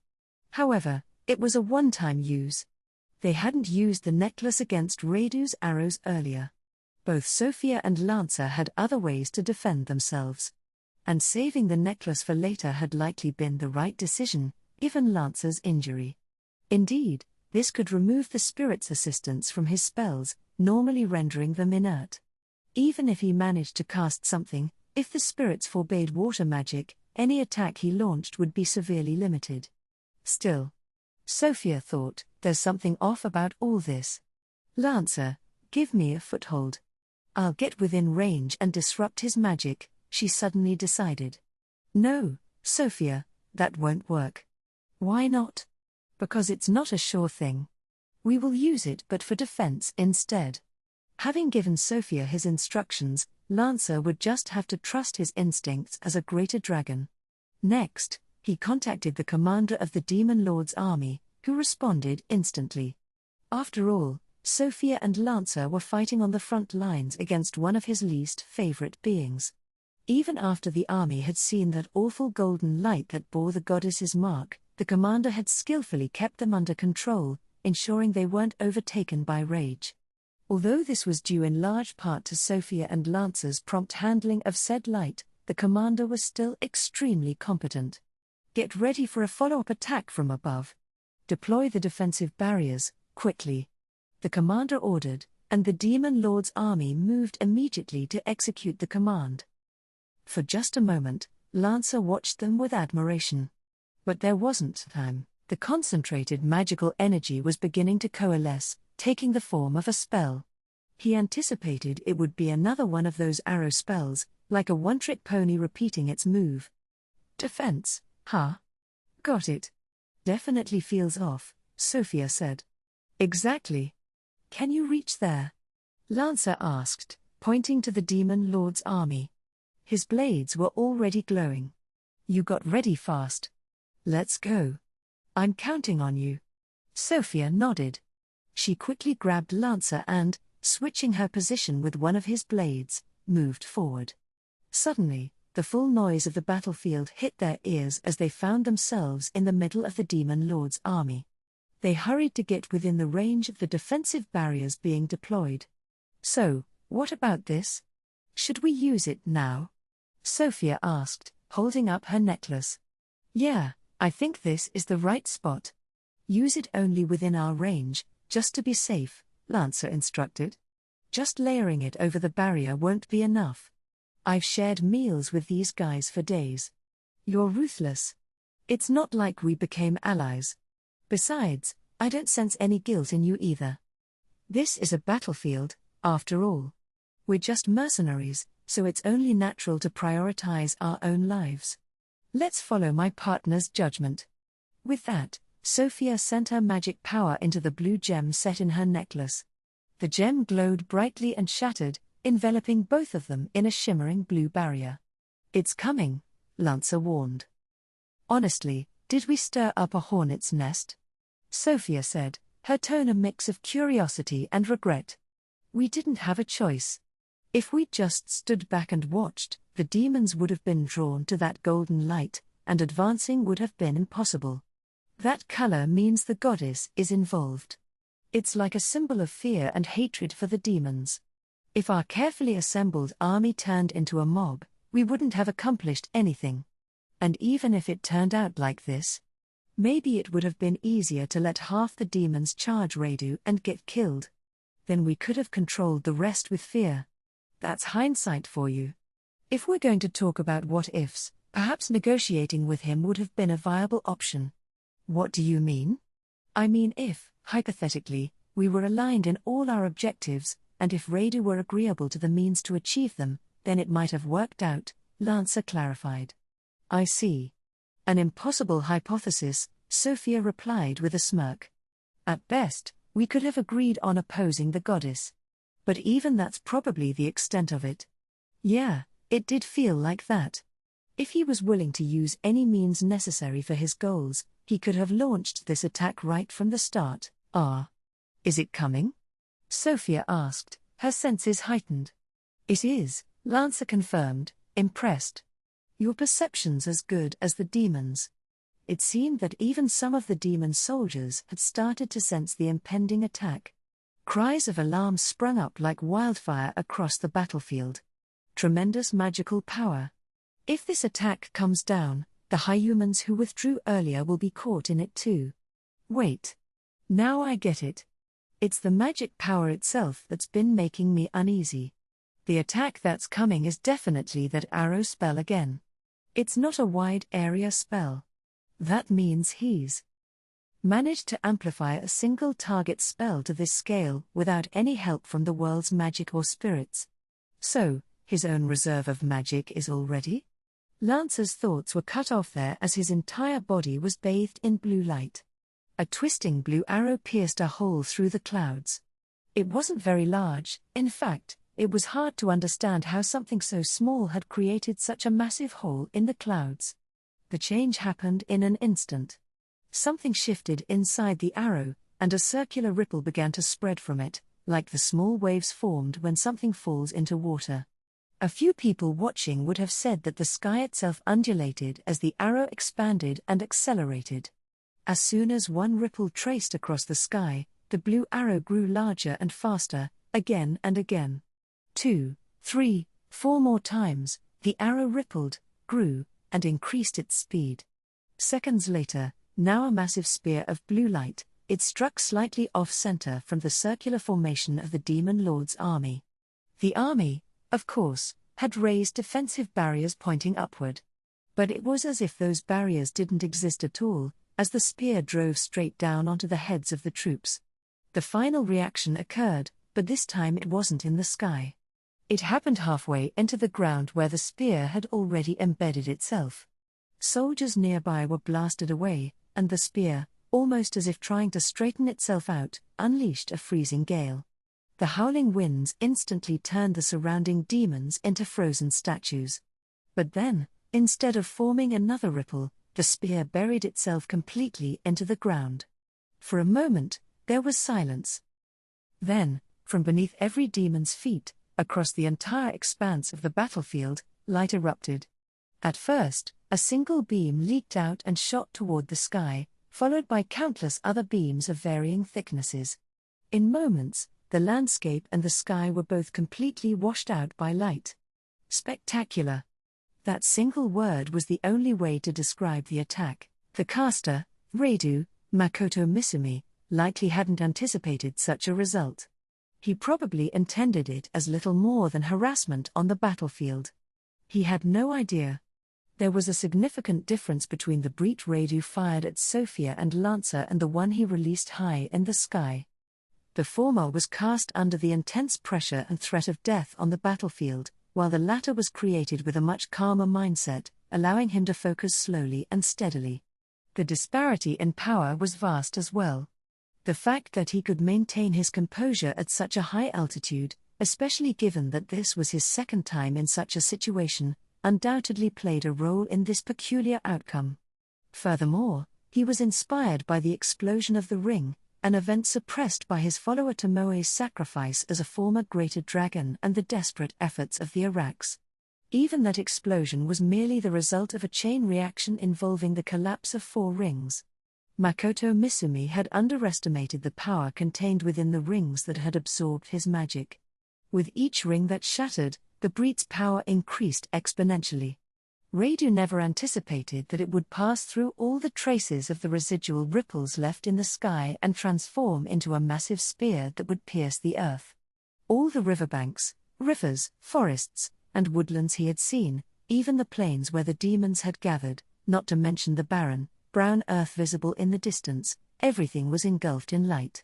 The retreating Hyuman army wasn't spared either. The distance they had moved was still within the massive circle created by the spear.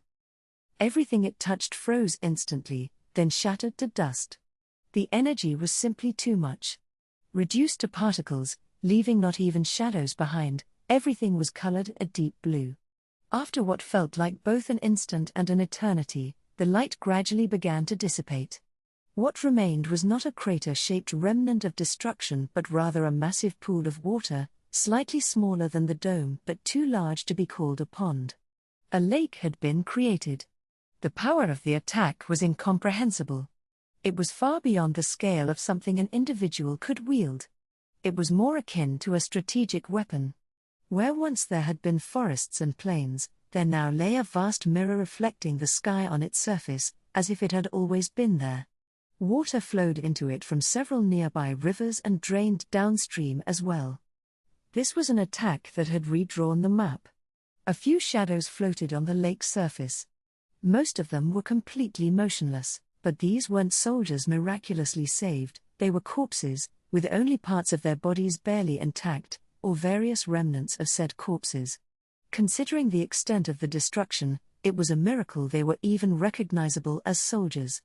And yet, one Hyuman-like figure, still intact despite everything, trembled as she pushed away her wet hair from her face, annoyed by its interference. It was Sophia Bulger the Dragon Slayer. Nearby, there was also the silhouette of a child missing a leg. It was Mitsurugi, also known as Lancer. "Mitsurugi, are you alive?" Sophia asked, her voice shaky. "Hey, that necklace, it was supposed to provide total protection against water attribute magic, but only once, right? My decoys are all gone, my custom armor's destroyed, and almost all my other defensive accessories are completely obliterated. Look at me, I'm practically naked." Sophia was right, what remained of her tattered clothing was just barely hanging on and far from functional. "I lost a leg," Lancer replied, looking down at the stump, his voice calm but edged with pain. So, Lancer hadn't escaped unscathed after all. "Redu. That bastard is dead, right?" Sophia asked. Lancer nodded slowly. "Probably. He might be floating in the lake, just like us." They spoke without looking at each other, both gazing up at the sky. Neither mentioned why they'd remained on the water. Perhaps they were happy simply to have survived. "If he's alive, we should find him and kill him. If he gets any better at this, we'll be in real trouble," Sophia suggested. "He's dead. He fell to his death." Let's leave it at that for now. Besides, even if we search for him now, there's no guarantee we could kill him. It's more important to heal our wounds and restore our equipment. I won't have our path disrupted by some mysterious creature that came out of nowhere, Lancer reasoned. Was he going all out? Sophia's expression softened a bit, revealing uncertainty. Of course, given that he fought her, a level 920 warrior known as the Dragon Slayer, he probably was serious. Still, she had a sliver of doubt. I don't know. I don't know anything anymore. Just like the blindfolded goddess, I can't explain what happened here at all. If it comes to this, I'd like to question her. Maybe I should have shown her what happened, maybe then we'd learn what she actually summoned. Radu, huh? I thought I'd have some fun with the hero for a while, but I guess that's off the table now. Sophia's fierce grin was the same one she'd had when facing Radu. Even though she could barely move, her mind was already on the next battle. Save it for later, Lancer sighed. After we take care of my business, then you can go after Radu. It would be wise to regroup and prepare before facing him again. Yeah, you're right, Mitsurugi. We need to be in top shape to hunt that guy. First, we need to get our strength back and get to shore. Yeah, we can't move very well right now. Still, they made no effort to get to shore, not yet. While gazing up at the sky, they laughed and floated lazily on the lake's surface. Based on survivors' accounts, there were fewer than 10 of them. A rumor began to spread among both high humans and demons. A third envoy of the goddess, clad in red. Some described this figure as possessing a tall, slender body and an exceptionally beautiful face, while others claimed they were just a child. In any case, they relied upon the lake as proof of this being's existence. The Wicked One. Makoto Misumi had no idea that this was his new name. When I slowly opened my eyes, what came into focus was a ceiling I was rather familiar with. So, this is my room in the mansion in the demiplane, huh? It had been a while since I'd collapsed like that, since I'd felt that faint, dizzy sensation. Since I was a kid, in fact. I had been really weak back then. Lying in bed, stiff as a plank, my posture was surprisingly straight. Even I thought it was impressive. I didn't care if anyone thought it was creepy. I grabbed the wonderfully high-tech blanket, cool in the summer and warm in the winter, that covered me and sat up. Who'd believe orcs in a remote wilderness would be using something so comfortable? Maybe I could sell these someday. Man, my body felt sluggish. I could barely muster any strength. How many days have I been out? Huh? Wait, is someone here? Finally, I rubbed my blurry eyes and tore them away from the ceiling. What the heck? Well, I had only my groggy state to thank. Even though the full weight of reality hadn't yet descended on me, I could understand what was going on. There were 3 other people in the room with me. First, attached to either side of me were Tomoe and Mio. Are they sleeping? Well, they weren't clinging to me, but they were pretty close. Tomoe, on my left, was wearing something like a yukata. I wasn't sure who she was throwing punches at in her sleep, but at least she wasn't hitting me. Still, her yukata was a mess. I'm not going to comment on her underwear, but what's with that sarashi? I didn't look, it was just there. But I guess you didn't ask, did you? On the other side, Mio was curled up like a baby, sleeping in what looked like a sheer, almost see-through negligee set. What is she wearing? It was practically indecent. The only saving grace was that she was at least wearing underwear. Having both an older sister and a younger sister, I'd seen this kind of thing before. If asked whether it bothered me at all, I'd have to admit it was a bit embarrassing. Waking up while everyone else is asleep. Guess my timing sucks. By the door to the room was a girl, a new clone of Tomoe. She was still asleep, sitting up against the door, knees pulled to her chest. Had she been trying to stand guard? Not that it mattered much since the door opened inward, but still. Then I caught sight of a sword, which looked like it was made by the Eldwar, hanging on the door. So, the girl probably thought she was armed and ready. She only looked like an elementary school kid, so everything she did was kind of endearing. I had casually named her Komi since she was a tiny version of Tomoe, but now I kind of regretted it. Still, I guess it was better than calling her Mini Tomoe. Next, I looked over toward the window and noticed a faint light seeping through the curtains. Early morning? That would make sense, as it felt a little cooler in the room. Actually, it was cold. It was spring just a few minutes ago. Has the demiplane shifted seasons again? But how many days has it been since then? A day or two? I had lost some blood, but I didn't think I was in trouble. After all, I'd managed to make it back to the demiplane on my own. On my own, huh? Sophia the Dragon Slayer. She had an incredible strength that was almost inhuman. Sure, her power and speed were leagues above anyone I'd met before, but more than that, she was skilled at using what she had at her disposal, namely, her equipment and magic. Could she only swap positions with Lancer's blades, or could she swap with anything? Or maybe it wasn't even related, and she could just teleport instantly. What was clear was that, to some extent, she could maneuver around while ignoring distance. That was a real headache for someone like me, who specialized in long-range attacks. I hated to say it, but Sophia was scarier than Tomoe or Mio. I would have believed it if someone told me she was over level 2000. To think she was only level 920. It was dangerous to take those numbers at face value. Someone might say the same about me. I hadn't anticipated that my magic barriers would be so vulnerable to surprise attacks. Were they easily breached because I couldn't fully concentrate on them? Or maybe it was just that Sophia's weapon was that abnormal? Given how she defied common sense in so many ways, that was definitely possible. The ability of my sensory field, my vast magical power, Eldwar equipment. If even one of those had been missing, I might have died. As I thought about it, I realized I'd only been learning magic for less than a year. It was like when I'd been practicing archery for less than a year, I had barely been able to even hold a bow properly. I wasn't even at the stage where I could think about aiming at a target. It's lucky that my focus shifted to defensive measures after coming to this world, mainly because I had another reason to hide my magical power.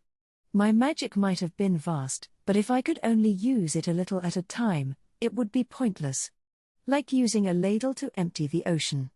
Even if I couldn't use all of it at once, I needed to be able to handle a significant portion of it in one go. Even if I could pull out a bit more in a life or death situation, I'm no masochist. I'd prefer to avoid struggling every time. Getting caught up in that crazy battle was a painful reminder of just how little I knew about magic. But at least I was confident now that my decision to head for the Academy City was the right call. Not that I needed to go through that kind of experience to realize it. I guess it was just another bit of bad luck that had been plaguing me since I got here. It also bothered me that I still didn't really understand where or how I had ended up fighting this time. I hadn't heard any talk of a war near Tsukimichi, so it was probably pretty far from the places I'd been traveling. The one who dropped me into that battlefield was definitely the owner of that voice I heard when I had been snatched away from the teleportation circle. I found you, huh? Screw you, goddess. She threw me directly into the human demon war, like I was some kind of pawn. First a wasteland, and now a battlefield? I was really tempted to declare her an evil goddess. And after all that, she didn't give me any guidance or support. What a complete insult. I promised myself that if there was another summoning, I would resist with everything I had. That said, it would probably fall on my followers to figure out how to pull that off. If we're talking about spatial movement, Tomoe, Mio, and Shiki all come to mind. Who would be best for that? Probably Tomoe.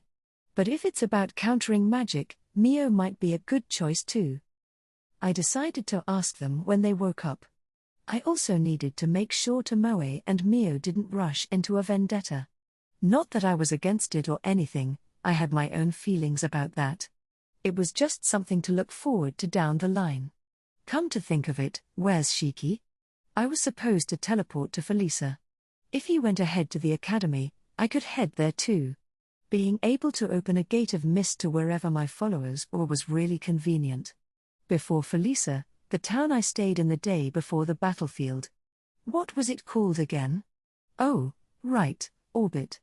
It would be easier to go directly to the academy rather than teleporting back there first. Shiki is a warrior, so maybe he's come back here. All right, I'll try reaching out to him. Good. I could once again sense the mental link with my followers, so I tentatively called out to him. Telepathy was super handy, kind of like using Skype. Shiki? Good morning. Makoto-sama? Is that you, Makoto-sama? Came Shiki's eager reply. Yeah, it's me. Sorry about disappearing like that. Shiki wouldn't know what had happened to me, so disappeared was probably the best way to explain it for now. No, please don't apologize. Are you okay? Oh, I'm just feeling a bit sluggish. I think I'll have you check on me later. By the way, where are you right now? Wait, I feel like I'm forgetting something. Thank goodness, really. You were right beside me, and I couldn't do anything. If you hadn't come back, Hey, Shiki. I'm asking where you are right now. Sorry. I'm in line for the entrance exams at the Academy City. I thought it wouldn't be wise to submit the paperwork until I knew you were safe, but the day before yesterday, I'd heard you came back to the demiplane. Injured, but still.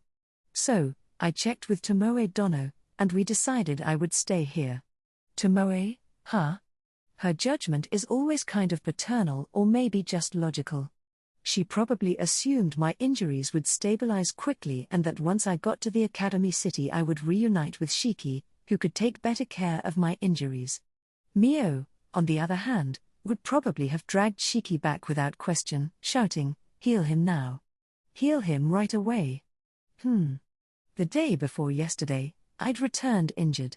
That's what Shiki had said. So, I've been asleep for 2 days? Was I more seriously hurt than I thought? Oh, right, the wounds. My left hand. My fingers. Suddenly remembering how deep the injuries were, I brought both hands up in front of my face to check them. The disgusting purple color that had made me queasy just looking at it was completely gone. My left hand was back to the same healthy skin tone as my right. All my fingers were there, moving normally. When I'd grabbed the blanket, I hadn't even realized I was using them. I guess waking up has me off my game a bit. I'm not at my best right now. Totally out of it. But thank goodness. So, what did Shiki say he was standing in line for? Hey, Shiki. What's this about entrance exams? I asked. Apparently you need a test to GRT into Rotskard. I'm waiting in line for my turn right now. There must be a more efficient way to handle this, but at this rate, Makoto-sama's test will be in about 6 days. I guess if they handed out tickets or something, people wouldn't have to stand in line. Although, it does seem like a lot of people would give up and leave while waiting. If that was their goal, it was a pretty nasty trick, but still. An entrance exam? I'd thought Rembrandt's letter of recommendation would be enough for just an interview. Well, if the difficult Merchant Guild exam wasn't a match for basic education, there was nothing to worry about. In the worst-case scenario, if I could still learn things, there was no reason to get hung up on officially being a student. I figured I should at least take the exam to honor Rembrandt's goodwill. Still, 6 days. I haven't seen how big the city is yet, but it seems like I'll have some time to look around. I see. Hey, Shiki, I asked, you're really earnest, aren't you? Huh? Shiki was clearly still confused. I mean, you said you use hypnosis and suggestion a lot. So I was wondering why you're standing in line like this. I bet you thought I wouldn't be happy if you used those tricks, right? You're so considerate. Shiki? Anyway, I'm going to head over there now. Why yes, Shiki stuttered, still sounding off. Is something up with Shiki? Maybe he hasn't slept. When I reached out, he answered pretty fast given how early it is in the morning. If he'd really been standing in line all night, I had to give him credit. Come to think of it, back in my world, there was a friend in my class who always went to that festival in Tokyo, twice a year without fail. He would come back and say it had been hell, it had been a nightmare, but somehow, he'd always have a smile as he told us about it. Oops. I'd better hurry up and get dressed.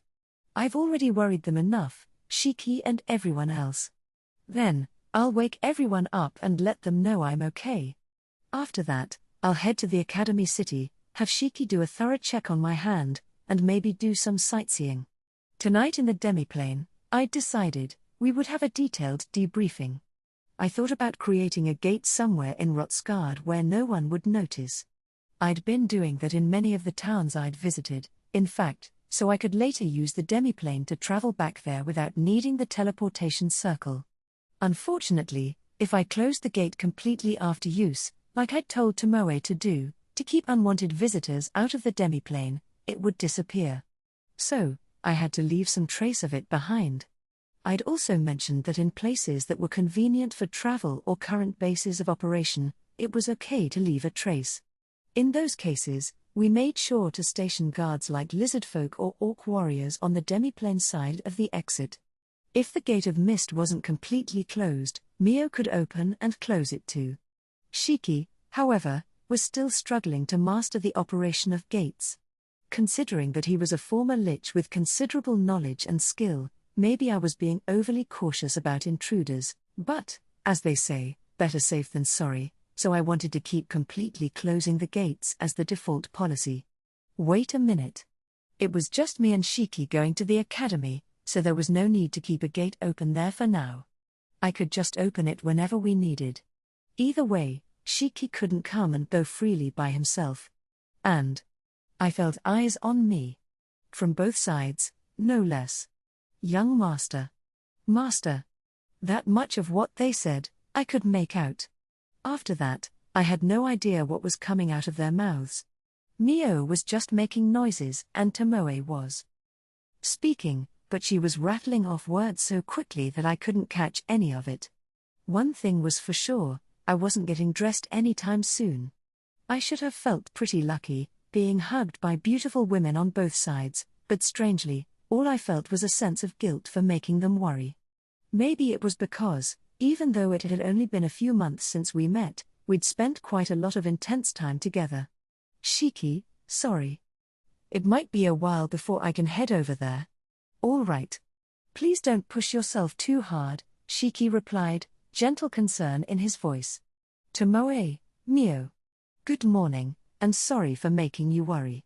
It looked like the debriefing would have to come first. I decided to rearrange my plans. Oh, Lancer? Tomoe sounded surprised.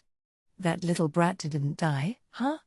I'd finally managed to pry her and Mio off of me and start explaining the situation, but both of them were predictably angry. I think so. And he was with that dragon slayer who supposedly killed Lancer. I decided it was best to explain everything at once. Trying to calm them down after every little thing would just be a waste of time. I see. We don't know the exact details yet, but I would guess that the battlefield where you were sent by the goddess was probably the battle for Stellar Fortress. While you were away, I found some stuff out. Apparently it was a terrible fight.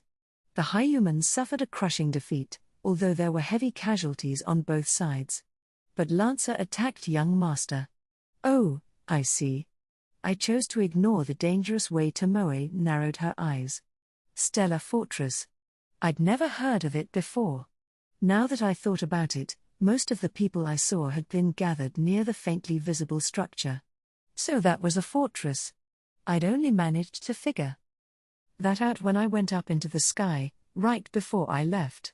So, it ended up being a defeat for the High Human side.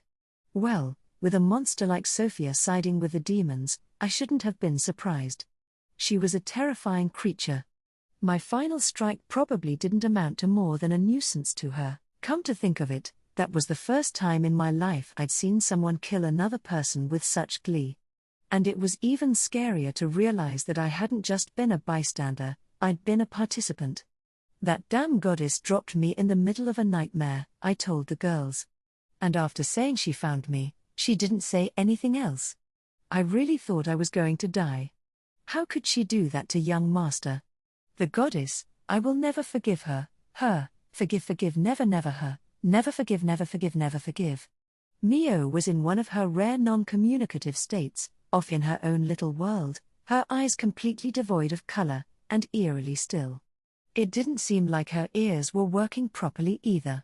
On the upside, she wasn't about to rush off to cause trouble, so at least I didn't need to worry about calming her down right now. Kind of a rude thought, I know. Still, how could anyone manage to injure young master so badly? I never thought your armor and magical power could be overcome. Tomoe mused. Although, it's true you were hurt pretty bad. I think it all comes down to my carelessness and lack of preparation, I told her. I was suddenly thrown into a battlefield, and a monster came out of nowhere. I was panicking the entire time. I mean, it was so bad I couldn't even set up proper barriers, let alone use multiple spells at once. Tomoe nodded thoughtfully. There was this woman swinging a huge sword around. It was bigger than her, and she could slash twice in midair, I continued. On top of that, I couldn't tell if she was using some sort of teleportation or another ability, but she could ignore distance and do whatever she wanted. It made me realize that maintaining effective barriers at all times and increasing the amount of magic I could use at once both need to be high priorities for me. The way it is now, I can't fully utilize my advantages. Tomoe's eyes narrowed as she considered my words. The amount of magic you can use at once, huh? I guess you're right. No matter the purity or density, I've never seen young master wield that much magic power at any given time. You have impressive efficiency during conversion, but given the total amount of magic you have, you should be able to handle the equivalent of several rings of magic without issue. When you fought Mio, you had a different aura than usual, after all. Yeah, that's true. There really was a big gap between my potential and my actual abilities. I really can't use much of the magic I have. Just having a large reservoir doesn't feel like much of an advantage. If I learn the basics of magic at the academy, I think it'll make a difference, I said, trying to sound more confident than I felt. Shiki's there too, so I'm planning to study a lot in Rotsgard. Tomoe's expression grew more serious. About that. I still think we should go with you, young master. We never know when the goddess might interfere again. Considering she said she found you, it's likely she was searching for you all this time. Please, think about it, Tomoe urged, her tone gentle but firm. I understood her concern. If one of my friends or a family member suddenly disappeared and came back injured, I'd be worried too. I'd do everything I could to stop it from happening again. Tomoe, I get that you're worried about the goddess too, I told her. But that's exactly why I want to keep you and Mio, and the fact that the demiplane exists, hidden for now. Shiki might have already been exposed when he was by me when I was taken, so it's safer to keep him with me. I need you to stick to the original plan, and find a way to resist the goddess's forceful summons. Plus, I want someone I can trust to stay near Tsuge. Tomoe listened intently, her eyes searching mine for any sign of hesitation. I knew she wanted to argue, but she also understood the logic behind my decision. It's unlikely the goddess knows about Tomoe and Mio, I thought, but if she's looking for me, and their existence gets exposed, things could become even more complicated. It could go either way, but the idea of showing all our cards to the goddess, after everything she'd done, was terrifying. Tomoe sighed. So, finding a way to nullify the goddess's interference and developing undetectable telepathy. If young master could call us quickly, that would solve a lot of problems, so it's best to pursue these goals simultaneously. Good grief, it seems we've had nothing but challenges so far, but I'm honored you think of us as your trump cards. We'll accept this setback and prepare for the day will be needed. Sorry about that, I said, feeling a bit guilty. Ever since I arrived on that battlefield, I couldn't feel any connection with you guys. And the telepathy wasn't working either. I was really panicking. It was probably the goddess's doing, but I'm also worried about the effects of Sophia's ring after that. The first disruption was likely because of her barrier, Tomoe mused. The momentary recovery we experienced before losing the connection again was probably caused by something that nullified her interference. There's too much we still don't know. But we won't find out for sure until we go to the battlefield ourselves. Tomoe's mention of a momentary recovery piqued my interest. I hadn't noticed anything like that back then. I wondered if something happened on their end. In any case, I wanted to understand what had occurred across the entire battlefield. But heading there myself for an investigation seemed like a bad idea just now. "You've got a lot of work ahead of you," I said, trying to keep my tone light. "I'll do my best on my end to figure out a way to summon you guys if needed. I promise, if there ever comes a time when it's okay to go wild, I'll definitely call you too." Tomoe gave a small smile. "I look forward to that. However, I'd rather not go through such a terror-inducing experience again, so can you prioritize finding us a reliable summoning route? I hope my worries are unfounded, but only use teleportation circles when you have to, and travel through the demiplane." "Ah, right, got it. The war between high humans and demons is way north of where we've been traveling. If that's the case, we may need a separate team to investigate the battlefield. I'll leave it to you. I'm confident in your choice of people, Tomoe." I should praise her a little more, I thought. I've been relying on her a lot. Besides, with Tomoe, there's not much risk of her assigning the job to someone who might cause a huge problem. Maybe I'm overestimating her, but still. Thanks for your kind words, young master. Now, would you be so kind as to say a word to Mio? Tomoe asked, with an expression that clearly showed she didn't want to deal with her. I glanced over at Mio. She was surrounded by an incredibly dense miasma, and suddenly I didn't want to get close to her either. Should I tell her to work with Tomoe on countermeasures to prevent this kind of thing from happening again? Yeah, no. I refuse. I'll just ignore it. No, I'd better get going. Shiki's waiting for me, and it's not fair to leave him there alone. Besides, he doesn't know anything about what's happened yet. Tomoe gave me a knowing look. Very well. Just be careful of any surprises when you return to the demiplane. Also, don't try to cover it up. I know you already contacted Shiki first, didn't you? Well, I'd appreciate it if you didn't pay too much attention to the order of things, I said, suddenly feeling a bit cornered. There wasn't any particular reason for contacting Shiki first. Great, so much for surprises when you get a warning ahead of time. And how did she know I'd contacted Shiki via telepathy? Putting that aside, I really didn't want to deal with Mio right now. Even though Tomoe's mention of a surprise worried me, I decided to endure it for now. With things at the academy bound to get busy, I wouldn't know when I'd have a chance to stay in the demiplane again. It might actually be fun to hear about what these two got up to in my absence. That said, we'd need to stay cautious and keep an eye out for the goddess, even when contacting each other. I couldn't just stop using the gates, though. These gates are just too convenient. So far, there hasn't been any sign that the goddess has noticed my movements through the demiplane. Maybe I should test things and see what happens if I use the gates of mist on purpose. Given my actions recently, I doubt everything went according to the goddess's plan. Knowing her, I'm sure she'll have some complaints, but if there's no interference even after that, we might be safe. Sigh, I haven't even gotten to the academy yet, and it's already like this. Either way, what I needed to focus on was clear: self-improvement. At Rotsgard, I needed to prepare myself for dealing with the goddess, among other things. I'd barely gotten to learn about high humans and magic before being thrown into chaos by that goddess again. Honestly. When the time comes, you won't even need to look for me, I'll come to you. Just wait. Once I know what I want to do, what I'm aiming for, I won't have to hide anymore. Whether I stand out or not, I can still do business and look for my parents. Excuse me. As I was about to leave for the academy, a new voice called out to me. I turned to see a small girl standing at attention, hugging a sword taller than her body with both hands. "Oh, Komi-chan," I greeted her. "Did I wake you up?" "I'm sorry." "Why, young master, please try not to overdo it. Have a safe trip." It was cute to see Komi trying so hard to use the right formal speech. I wondered if she knew that she didn't have to. "All right, I'm off then."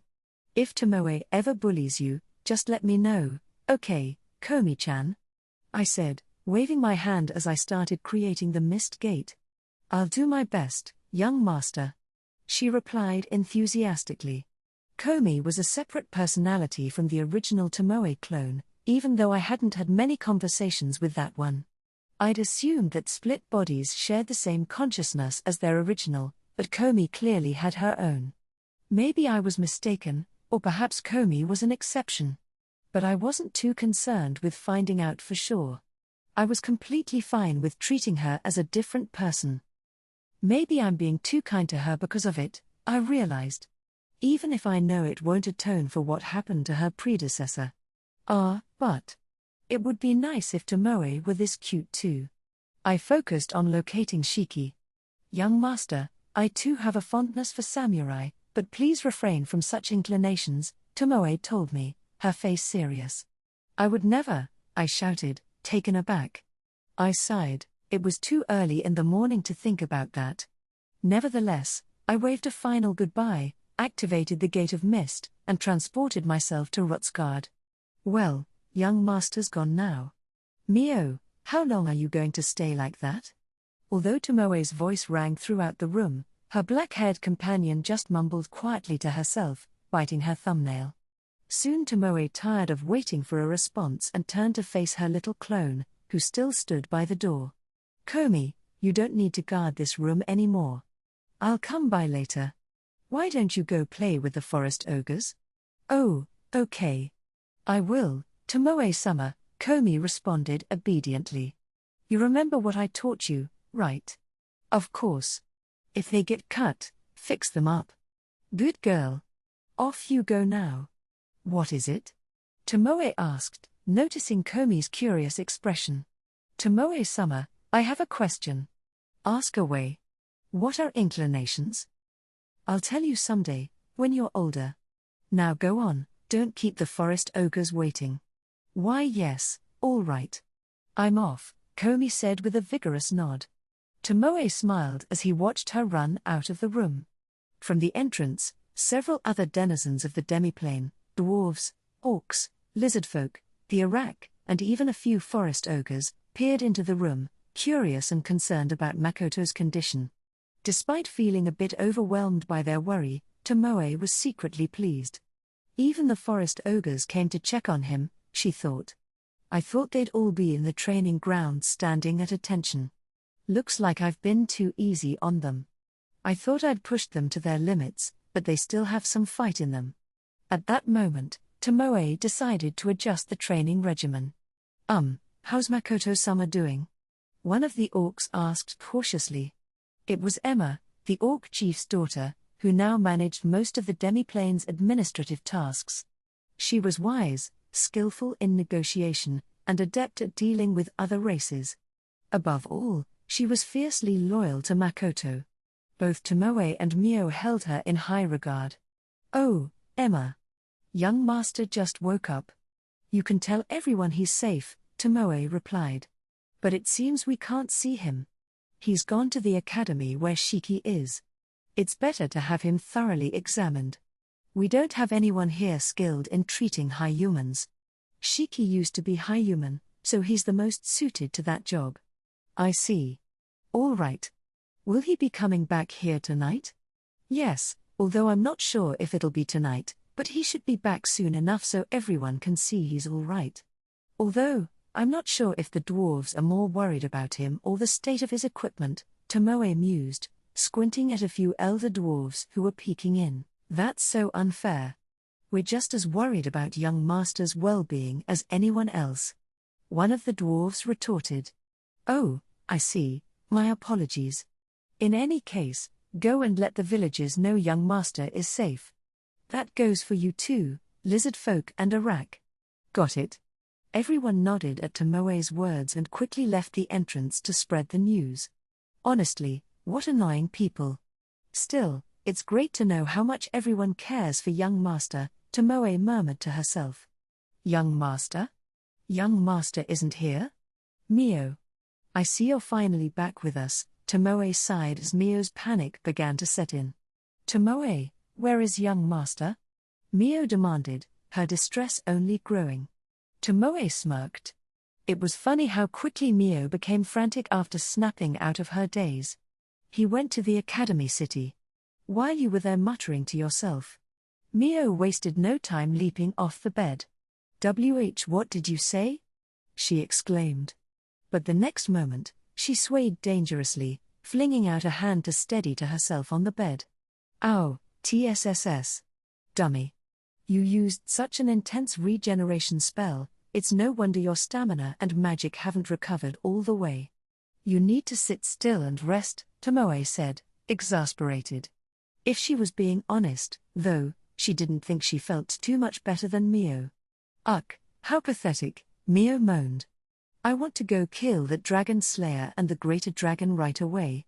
But my body's just not moving the way I want it to. We're not specialists in healing. Trying to do too much outside our expertise would lead to this kind of outcome. That's why we should have called Shiki. He's quite handy when it comes to healing. Don't blame me. By the time I got back from hearing Komi's report, you'd already used a reckless regeneration spell on your own. That was, Mio stammered. Tomoe gave a deep sigh. If I hadn't eliminated the curse that was making young master's wounds worse and supported your spell, who knows what kind of damage you'd have done to yourself. If it had been just you, what would you have sacrificed to heal his wounds? I can't even begin to imagine. When Tomoe had rushed to the scene, Mio had clearly been distraught. Her bloodshot eyes radiated a madness that suggested she was willing to sacrifice anything to heal Makoto. I didn't care what I had to sacrifice, Mio said. Her eyes said that she felt some remorse. But no regret. You're quite a handful, Tomoe teased her. So, you wouldn't mind losing an arm? Course not. If it meant I could heal him, Mio replied without hesitation, staring back at Tomoe with a blank expression. In fact, I'd be honored. After all, everything I have belongs to young master. You're such an idiot, Tomoe muttered, letting out another huge sigh. What do you mean by that? And why do you keep calling me an idiot? I'm not saying it nearly enough. Idiot, idiot, idiot. You might be just fine talking like that, but if young master heard you, he'd be in tears. Mio blinked in confusion. Huh? Think about it. We're supposed to be in a master-servant relationship with him. Normally, we'd be bound to obey his commands, our actions and even our thoughts aligned with his will. But young master lets us do whatever we want. He's giving us the same respect he would give allies or even family.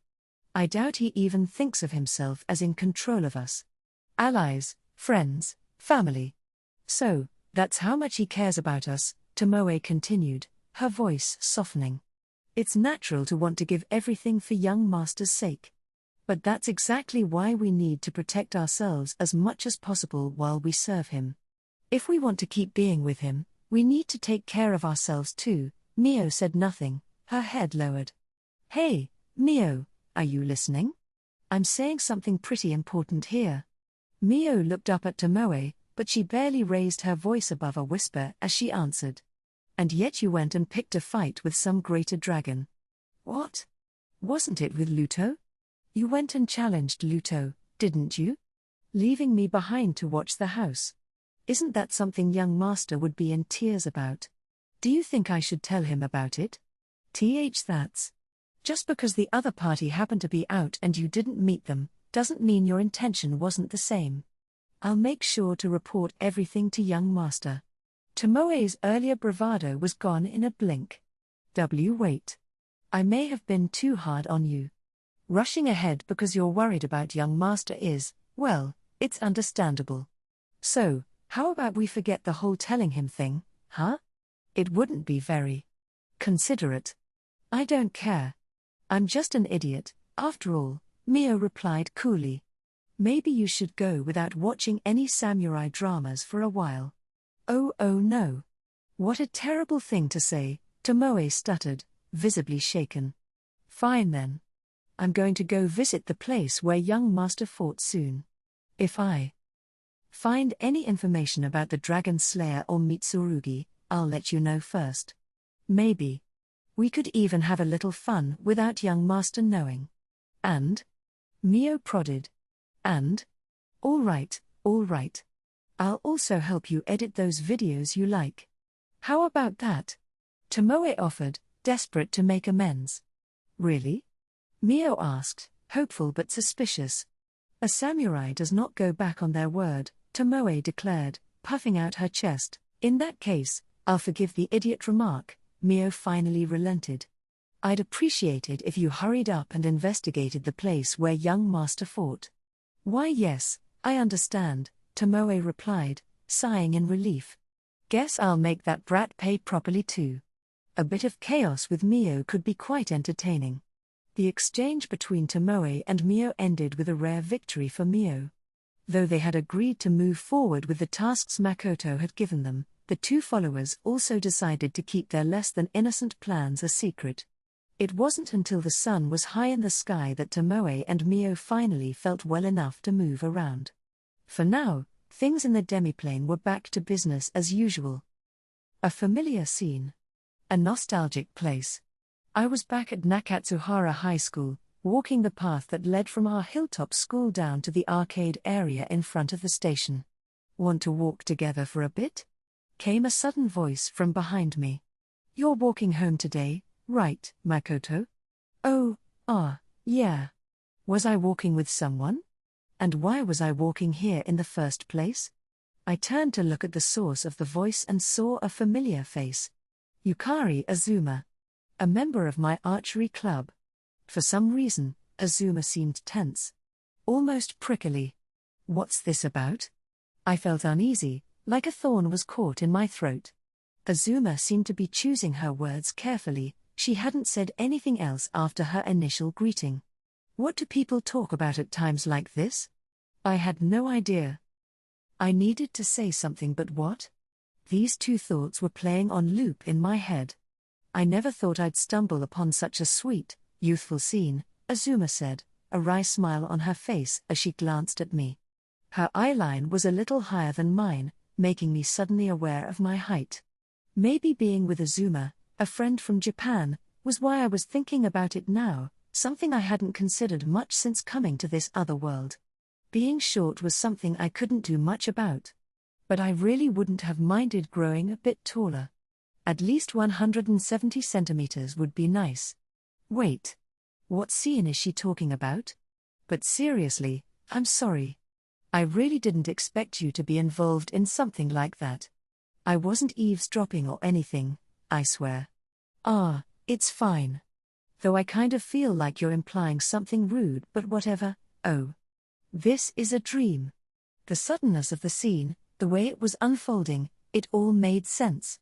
Sometimes, when you're dreaming, you suddenly realize, this is a dream. This was one of those moments. My thoughts, which had been hazy and unfocused, suddenly sharpened. As soon as I realized this was a dream, I remembered exactly where this scene went in my memories. It was something that happened just before I had come to this other world. After archery practice, my underclassman, Hasegawa knew Kumi, confessed to me, and I'd turned her down. I hadn't seen her as anything more than a junior, and looking back now, it was probably because of some stupid pride and bravado. I'd ended up hurting Hasegawa. This scene was from right after that. A sharp pain twinged in my chest. This is one of the things I left unresolved in Japan. When Tsukiyomi-sama summoned me to this world, all I could think about were my sisters and my family. I didn't have the time to think about myself or my school life. Looking back, though, I realized how many things I'd left unfinished in Japan. Not that I'm not saying I regret coming to this other world. However, if one of my sisters had been lost, and I'd known it was because of me, I know I wouldn't have been to bear to living on in Japan. Azuma seemed surprised for a moment by my words, but then she gave a wry smile. Right. She had something she wanted to talk about, and she must have been waiting for me to come out at that time. She wasn't the kind of girl who'd deliberately eavesdrop on someone. She was straightforward and easy to talk to, not in a boyish way, but in a genuine, down-to-earth way. She was popular with both boys and girls because she didn't act superior or fawn over people. I guess you could say she was just an average girl, not too skinny or anything, with a pretty normal build. Hasegawa could have been a model. In fact, with her tall figure and rather early development, she stood out like a sore thumb from everyone else at our school. But to me, Azuma still appeared as an attractive woman in her own right. If there was some kind of ranking for the ideal female friend, Azuma would undoubtedly take the top spot at school. Incidentally, she'd ranked second in the, secretly conducted, big sister category of the unofficial school poll. And that was quite something, especially considering she'd received a significant number of votes from the third-year high schoolers. Even among older girls, she was someone they looked up to as a role model, or maybe something more. Ahem, I should probably stop this line of thought. Well, never mind that. So, you wanted to talk to me, right? I asked, noticing her brow furrow. My words were the same as they had been in reality. Right now, I was myself, but also not quite myself. After all, this was a dream, a recreation of my memories. Yeah, something like that, Azuma replied, her voice a bit lower than before, sounding hesitant. Don't tell me. Did you see me hitting the targets like Hasegawa did? Huh? What are you talking about all of a sudden? Sure, I've seen you hit the target plenty of times. Today's not the first. I don't think it's anything to be embarrassed about, though. Oh no. I thought no one was watching. That was supposed to be my secret time, something I did alone for my own enjoyment. That's why I always volunteered to clean up the range after practice. I can't believe this. As I squirmed in embarrassment, Azuma gave me a "why are you acting like this now" look that hit me right in the gut, making me squirm even more. I was actually mortified. Well, it happened quite a bit, you know. Besides, you didn't even bother to close off the range. It wasn't much of a secret, Azuma said matter-of-factly. But the archery range is on the edge of the school. Once practice is over and everyone goes home, there shouldn't be anyone around. I protested. If someone came back to get something they forgot, they'd see you in a second. I made sure to check that no one was coming before I started. Oh, come on. What's with the whining? Even if you didn't see anyone, someone could have just remembered they left something and come back, you know? That's exactly what happened when I first saw you. Get your memories straight. Azuma shrugged. Most humans don't have perfect memory, you know. Ugh. Shall we continue? She asked, shooting me a pitying look. Oh, that talk. In the dream, I resigned myself to the conversation and nodded. Earlier today, before practice started, I got called out by the seniors, Azuma continued. They told me I should be the next captain. Oh, right. She's basically been the acting leader since early summer. So, no surprise there. But, so what? Everyone already assumed she was the top choice, the clear favorite. And? I asked indifferently. That's it? Come on, give me some kind of reaction. Azuma started to get flustered, but I could tell she was being serious, so I responded in kind. Well, I figured it'd be you. Huh? Who else would it be? I asked. Honestly, who could it be if not you? Ah, well. There's you, she mumbled. She actually said it, she suggested me. Why would she bring up someone like me, who's obviously out of the running? Listen, how's someone who never competes in tournaments or matches supposed to lead the club? Besides, our clubs always had female captains. That was the truth. While I technically had permission from our advisor, I'd always been that odd member who didn't compete. Before starting high school, I'd promised my teacher that I wouldn't participate in external competitions. In any event, our club traditionally had female captains. With someone as well suited for the role as Azuma, there was no need to break that tradition now. With your skills, I think it could work out, she insisted. Come on now.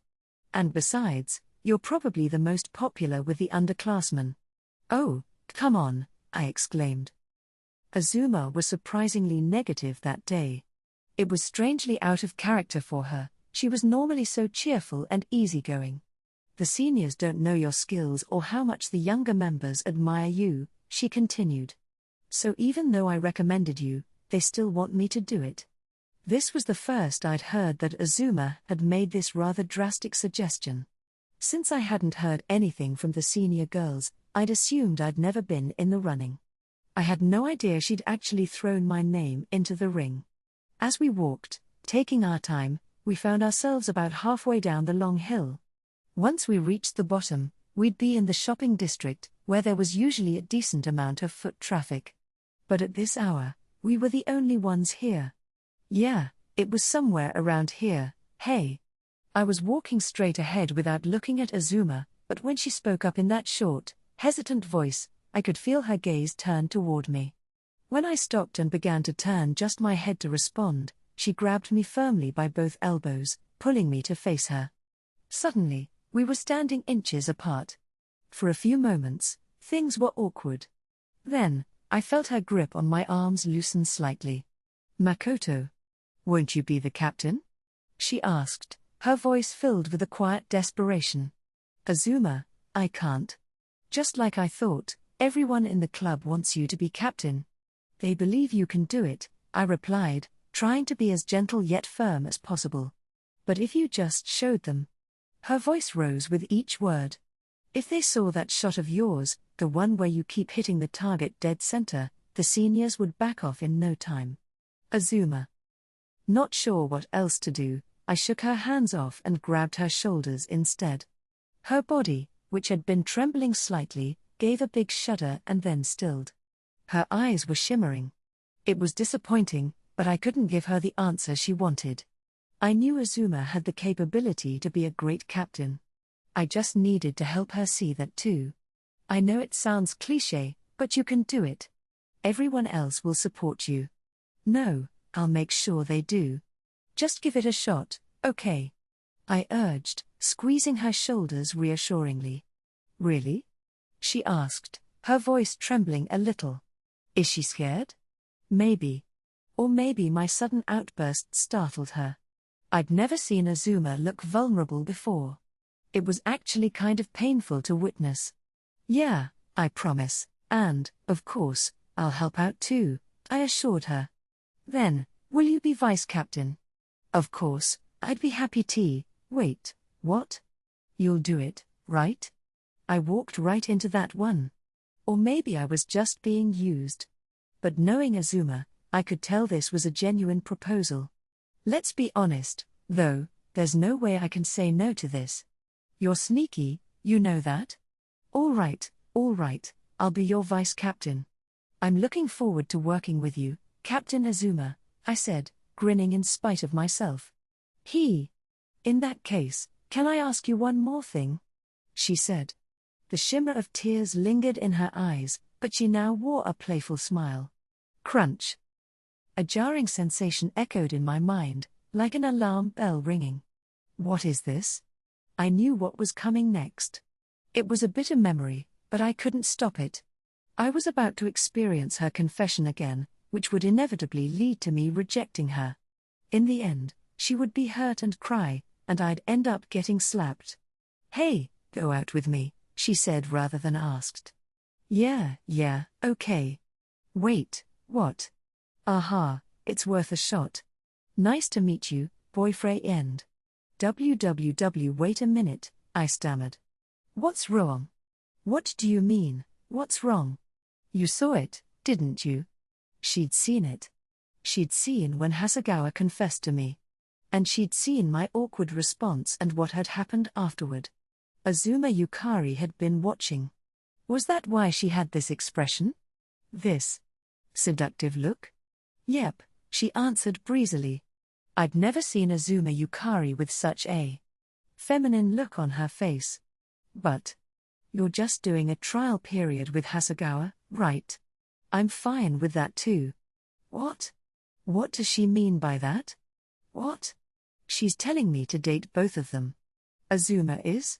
Right after I'd been confessed to by another girl from the same club. Grinding, twisting. The alarm bells of discomfort continued to ring in my mind. No, this isn't my memory. I understood now. This was not a replay of something from my past. So, that's what this is. This dream was a continuation of that nightmare Tomoe had once showed me. Don't think too hard about it. Both of us understand that you need to try things out. You can taste both and pick whichever you like best.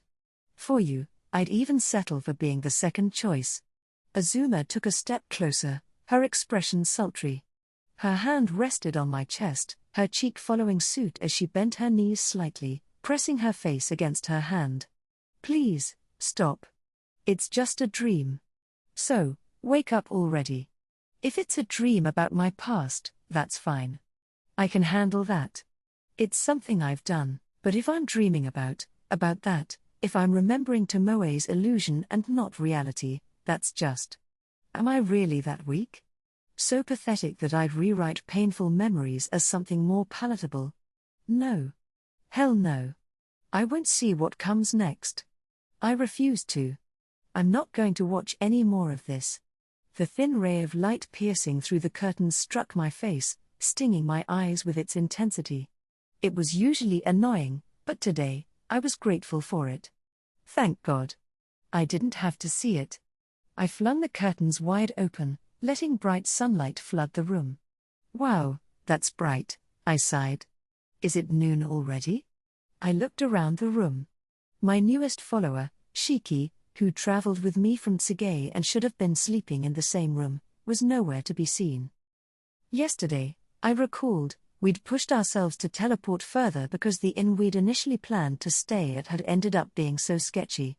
Orbit was a fairly large town, with respectable-looking buildings. I didn't care too much about our lodging, but Shiki insisted on staying at a high-end inn.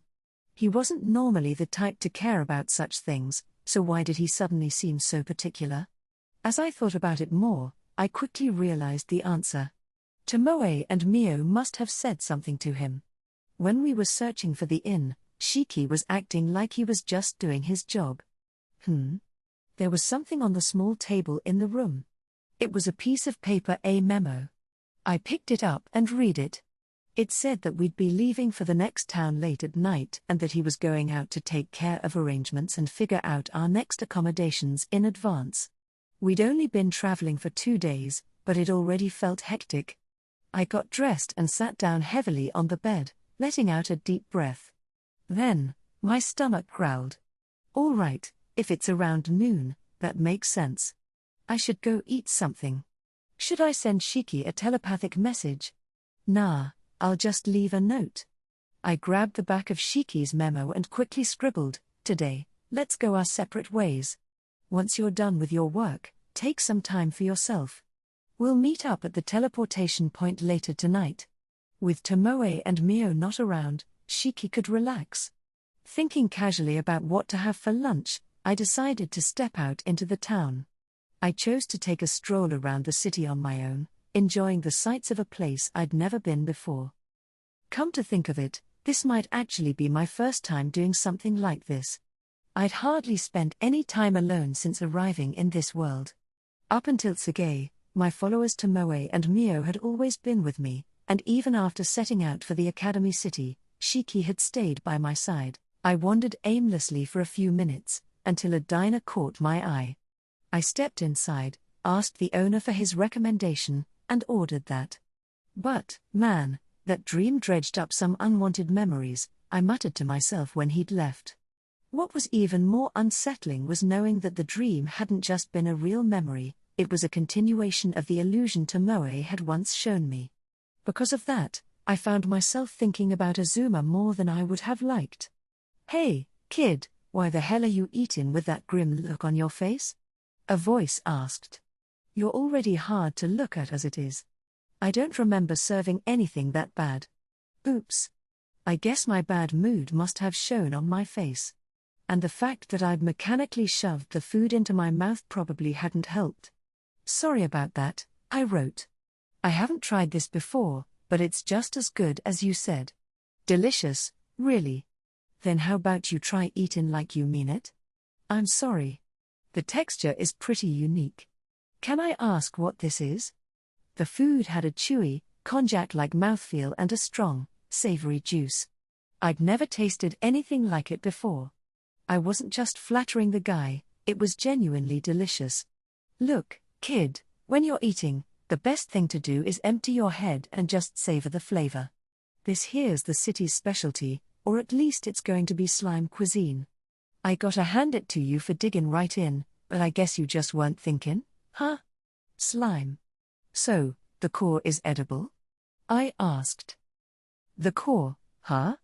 Kid, you an adventurer or something?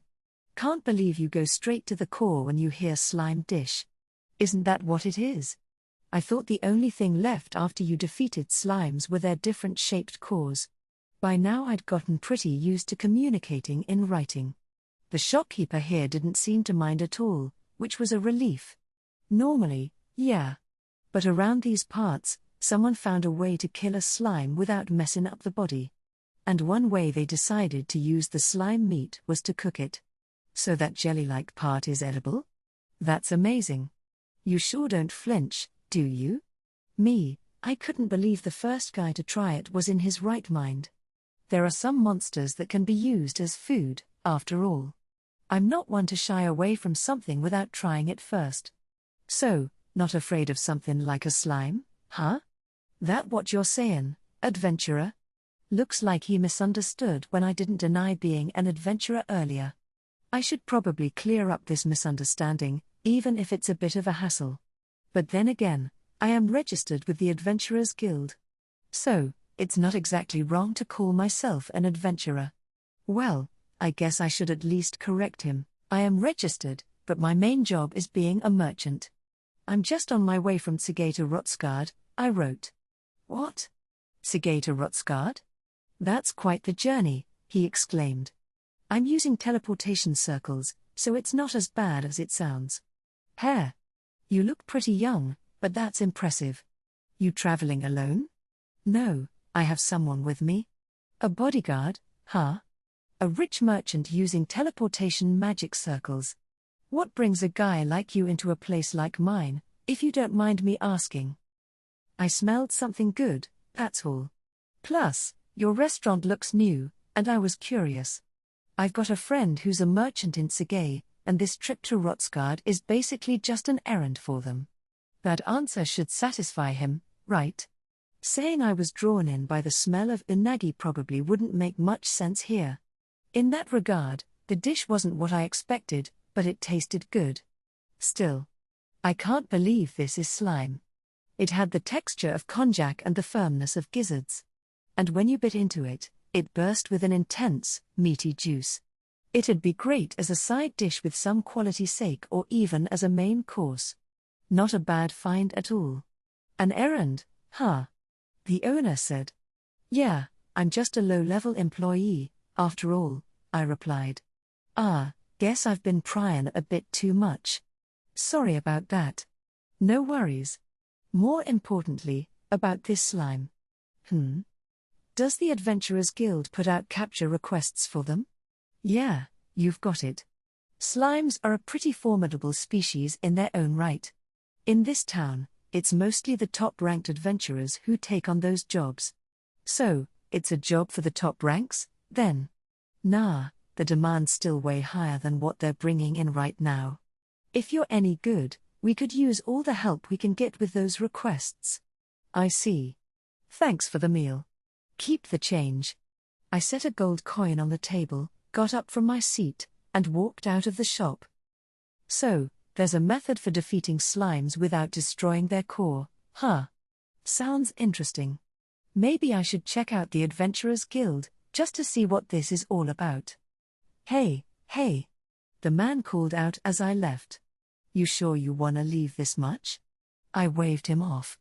Hopefully the extra money would serve as an incentive for him not to mention our conversation.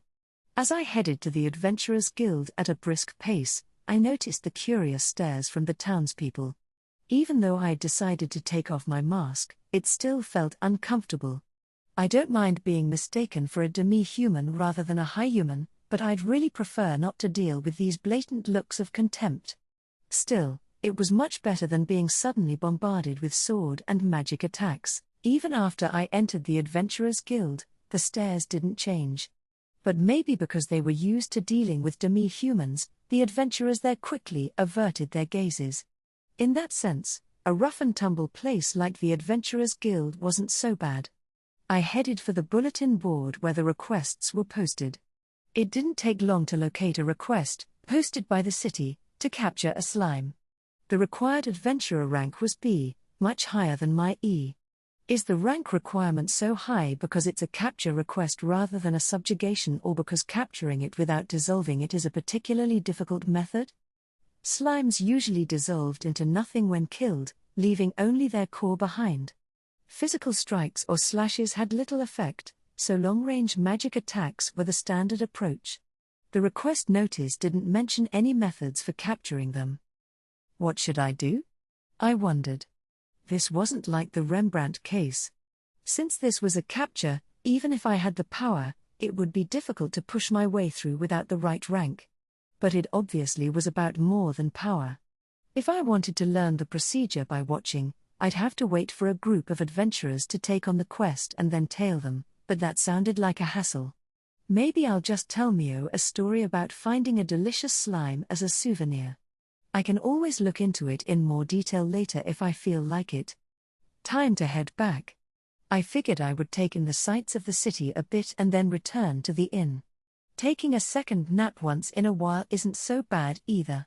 Just as I turned from the bulletin board and was about to leave the Adventurers Guild, I heard a shout from the reception counter. "We don't have time." What's going on? The moon over the ruined castle is coming to attack. 3 It's true. The voice continued, her tone desperate. Moon over the ruined castle? That's the name of one of my favorite songs. What does she mean, it's coming to attack? All right. I'll accept it as a quest, the receptionist replied, his tone calm and reassuring. Of course, it'll be fine for you to pay the fee afterward. That was pretty accommodating on the receptionist's part. In fact, it was the first I'd ever heard of the guild allowing a quest fee to be paid later. Those damn bandits will be here tonight or tomorrow. You have no intention of taking this seriously, do you? The woman insisted, her frustration clear. That's not it, miss, we'll handle it just like you asked. Then get some adventurers from here to come back to the village with me, right away. As the argument continued, I realized that the guild wasn't being accommodating, they were just trying to get this woman off their backs. They had no intention of taking this request seriously. The client seemed pretty desperate, but even if you told someone to deal with bandits who could attack tonight, unless the reward was exceptionally high or the adventurer was a complete fool, no one was going to take on that request. It was obvious that the woman hadn't had enough time to prepare anything. I glanced over at the client and saw that she was a human girl about my height. Her clothes weren't in the best condition, to put it nicely. They didn't match the style of this city, and her shoes were caked in mud. Her legs were dirty too. She must have walked all the way here without using a teleportation circle and rushed straight into the Adventurers Guild as soon as she arrived. I had to admit, she was cute though. Which you almost didn't need to say in this world, where it was actually rarer to find someone not good-looking. Even most demi-humans, unless they were a race with animalistic features like orcs, were quite attractive. She stood with her back straight, and she had a determined look in her eyes. There was a graceful, dignified air about her. Despite all that, she was being completely ignored by everyone around her. She was desperately trying to approach the adventurers who looked strong, pleading with them individually. Of course, no one was going to pay attention to her. Rather than listening to some unreasonable request from an outsider like her, they'd prefer to take on another high-paying job that would line their pockets and boost their reputation with the city. When the name Moon over the ruined castle was mentioned, a ripple of fear ran through the adventurers. Even though I found the name ridiculous, something I was getting used to in this world, they were apparently a formidable group of bandits. It was a common sight here. I decided to head back, but just as I'm making my way toward the exit, stop messing around. Is this all you people ever do, just talk? Huh? It was something the girl had said. Just talk. It was a phrase I heard all the time back in my school days, especially during club activities. Was she being sarcastic or just speaking out of anger? When I turned around to look at her again, For a brief moment, she looked just like Yukari Azuma. No, that was just an illusion. With a blink, the illusion vanished. Azuma had a refined face, but she wasn't as striking as this girl, still. For some reason, I couldn't shake the feeling of curiosity. As I stood there, unable to leave the guild, I kept watching her. "Give it up, miss," one of the adventurers finally said. "There's no one here who'll help you. You already know that, don't you? I guess that's the end of it. I'll pay you properly," she pleaded. "So why won't anyone? We're already getting ready to take down the moon over the ruined castle," the adventurer replied calmly. "But, right now, they have more strength than we do. Sorry, but we don't have the resources to help your village. If you're planning to defeat them anyway, can't you do it now?" She's asking for the impossible. The adventurer, however, spoke to her gently, trying to reason with her. He seemed like a logical person, not the kind who would recklessly throw his life away for free. For an adventurer, it seemed he possessed a healthy sense of balance. "There's only one thing you can do," he continued. "What?" she asked, her voice wavering with desperation. "Go back to your village right away, and bring as many villagers here as you can. The moon over the ruined castle will be defeated by the middle of next month. Just hold on a little longer. Do you think we can just abandon our village? How are we supposed to live after they've had their way with it? You're a stubborn girl," the adventurer sighed. "If people survive, the village can be rebuilt in time. Right now, you need to focus on saving lives." He's right. But the girl wasn't backing down. "There are people who can't just pick up and move. How can you be so heartless? This kind of cruelty shouldn't be allowed. We were just living peacefully, praying to the goddess every day." "So why? The goddess, huh?" I doubted praying to someone like that would do any good.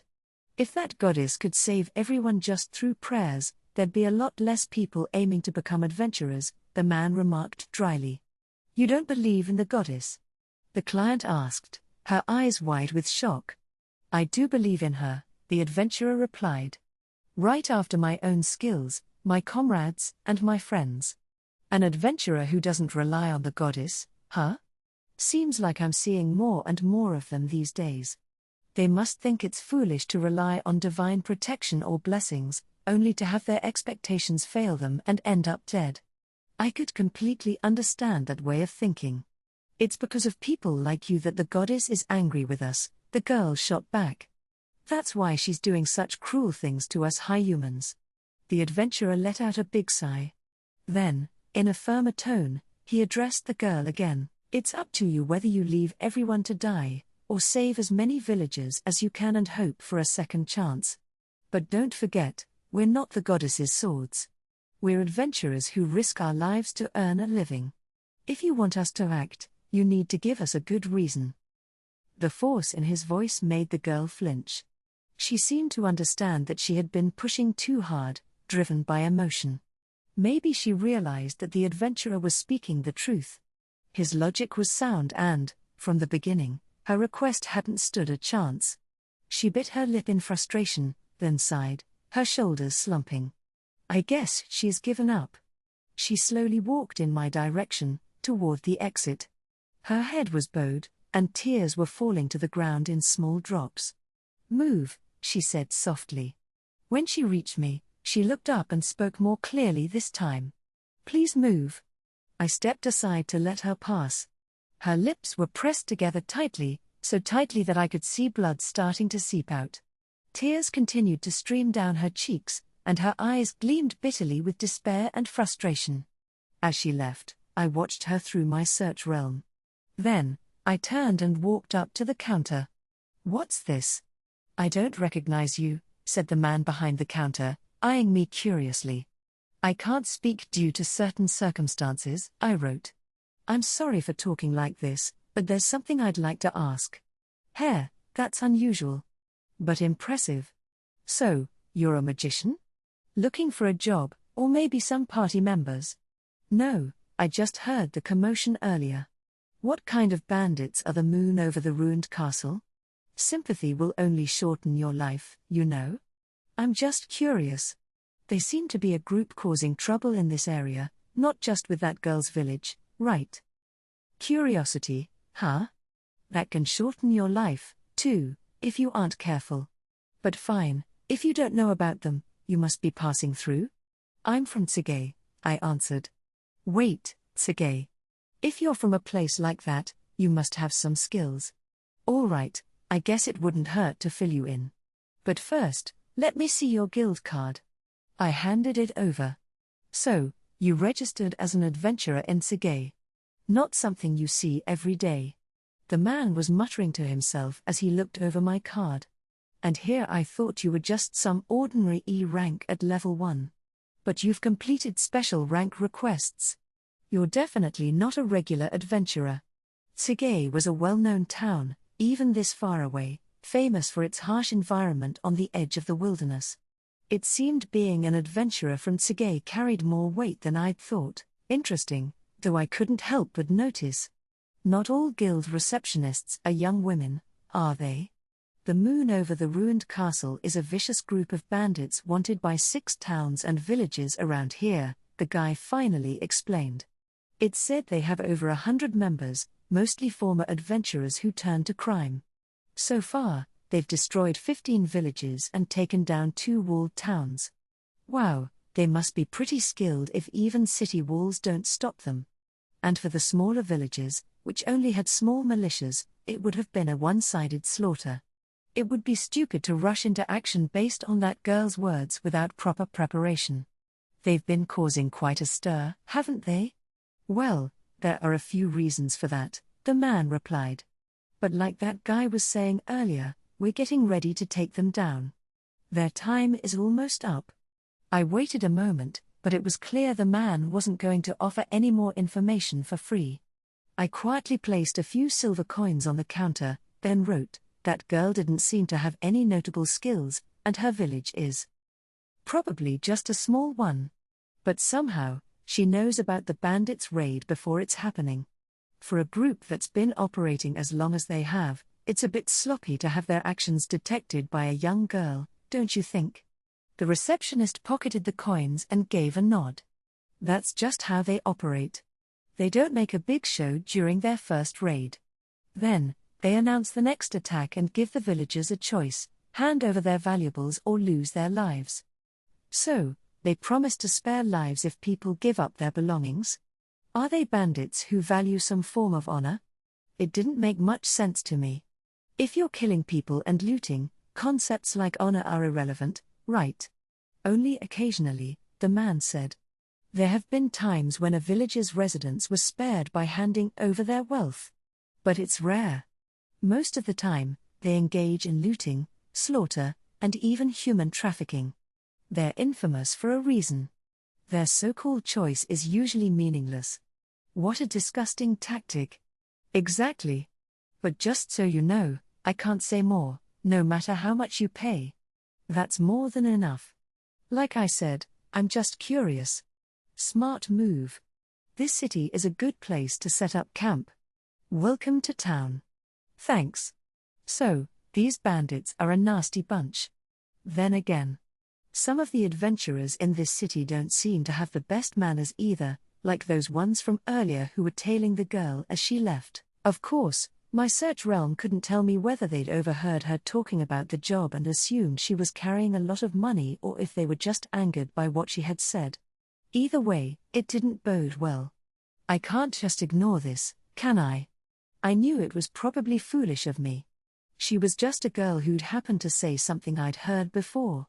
It wasn't like she was a doppelganger of Hasegawa like Tora, who bore a striking resemblance to someone I knew. Seriously, what's wrong with me today? You were in the guild. I managed to catch up with the girl right after she left the city. It seemed some adventurers who'd been following her had attacked, and I made it just before things escalated into a very explicit scene. At the guild she'd been alone, but now she was standing protectively in front of a demi-human boy that was bleeding and groaning in pain. Without a word, I jumped into the fray and took down the 4 adventurers who'd jumped them. After that, I dealt with 3 more adventurers, or maybe they were just thugs, who had apparently been tailing me for some reason. They'd probably thought they could catch me off guard, but I'd quickly turned the tables on them. It was likely the work of that diner owner. Now that I thought about it, when I mentioned being a merchant, he'd gotten a scheming look in his eye.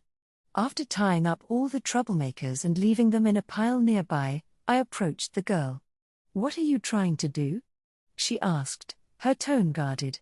Considering that I'd appeared out of nowhere and put on quite the show, I could understand if she was wary of me. "Just a whim." "Sorry if you were hoping for a more heroic answer," I wrote. "Just so you know, I don't have any money. I'm not interested in that. More importantly, your friend there seems to be injured. He's bleeding pretty bad." "So what?" she replied, her voice sharp. "If you'd like, I could try healing him," I offered. "Huh?" She hesitated for a moment, clearly conflicted. But in the end, she decided to trust me, stepping back to make space between me and the boy. Sometimes, time could make all the difference in a situation like this. Fortunately, in his case, it didn't seem like the wounds were too severe. It was understandable that she had to weigh whether she could trust me against the boy's injuries. For most people, that wasn't an easy decision to make. If the kid's wounds were too severe for me to handle, I'd have to call Shiki or give up. Thankfully, they were minor cuts, caused by a blade, with no signs of poison. "I can heal this with my realm." "Can you really heal him?" the woman asked, surprised. "You look like a magician, but you moved more like a warrior." "I'm Radu. I'm an adventurer, too, but my main job is being a merchant." "A merchant?" she exclaimed, her eyes growing wide. This was the standard reaction. I didn't bother explaining why I was communicating this way, it was too much of a hassle. "Also, it's not a matter of whether he'll heal," I added. "He's already healed." "What?" she shouted, rushing over to the boy to see for herself. From what I could see, she was just an ordinary girl. Her movements and magical energy were completely average. But seeing a high human so concerned for a demi-human's well-being, not to mention how she'd approached him without hesitation to check on his wounds, was rare. As I'd told her, his injuries had been healed without any issues. He might not be able to move vigorously for a while, but as long as he took it easy, he'd be fine. Thank you," she said softly. "Like I said, it's no big deal," I wrote. "I'm on a journey, so don't worry about it. I can't just forget about someone who saved my dear friend's life. My name's Rana, from Tapa village. The one you healed is Ato. He's a werewolf. Thank you so much, Radu-san, for saving him." "A werewolf, this weak-looking guy? Are there different types of werewolves, or is this just how they are in this world?" I hoped for the former. I want to think there are real beastman-type werewolves out there. I decided to change the subject. "By the way, it seems like the moon over the ruined castle has set its sights on you." "Yes.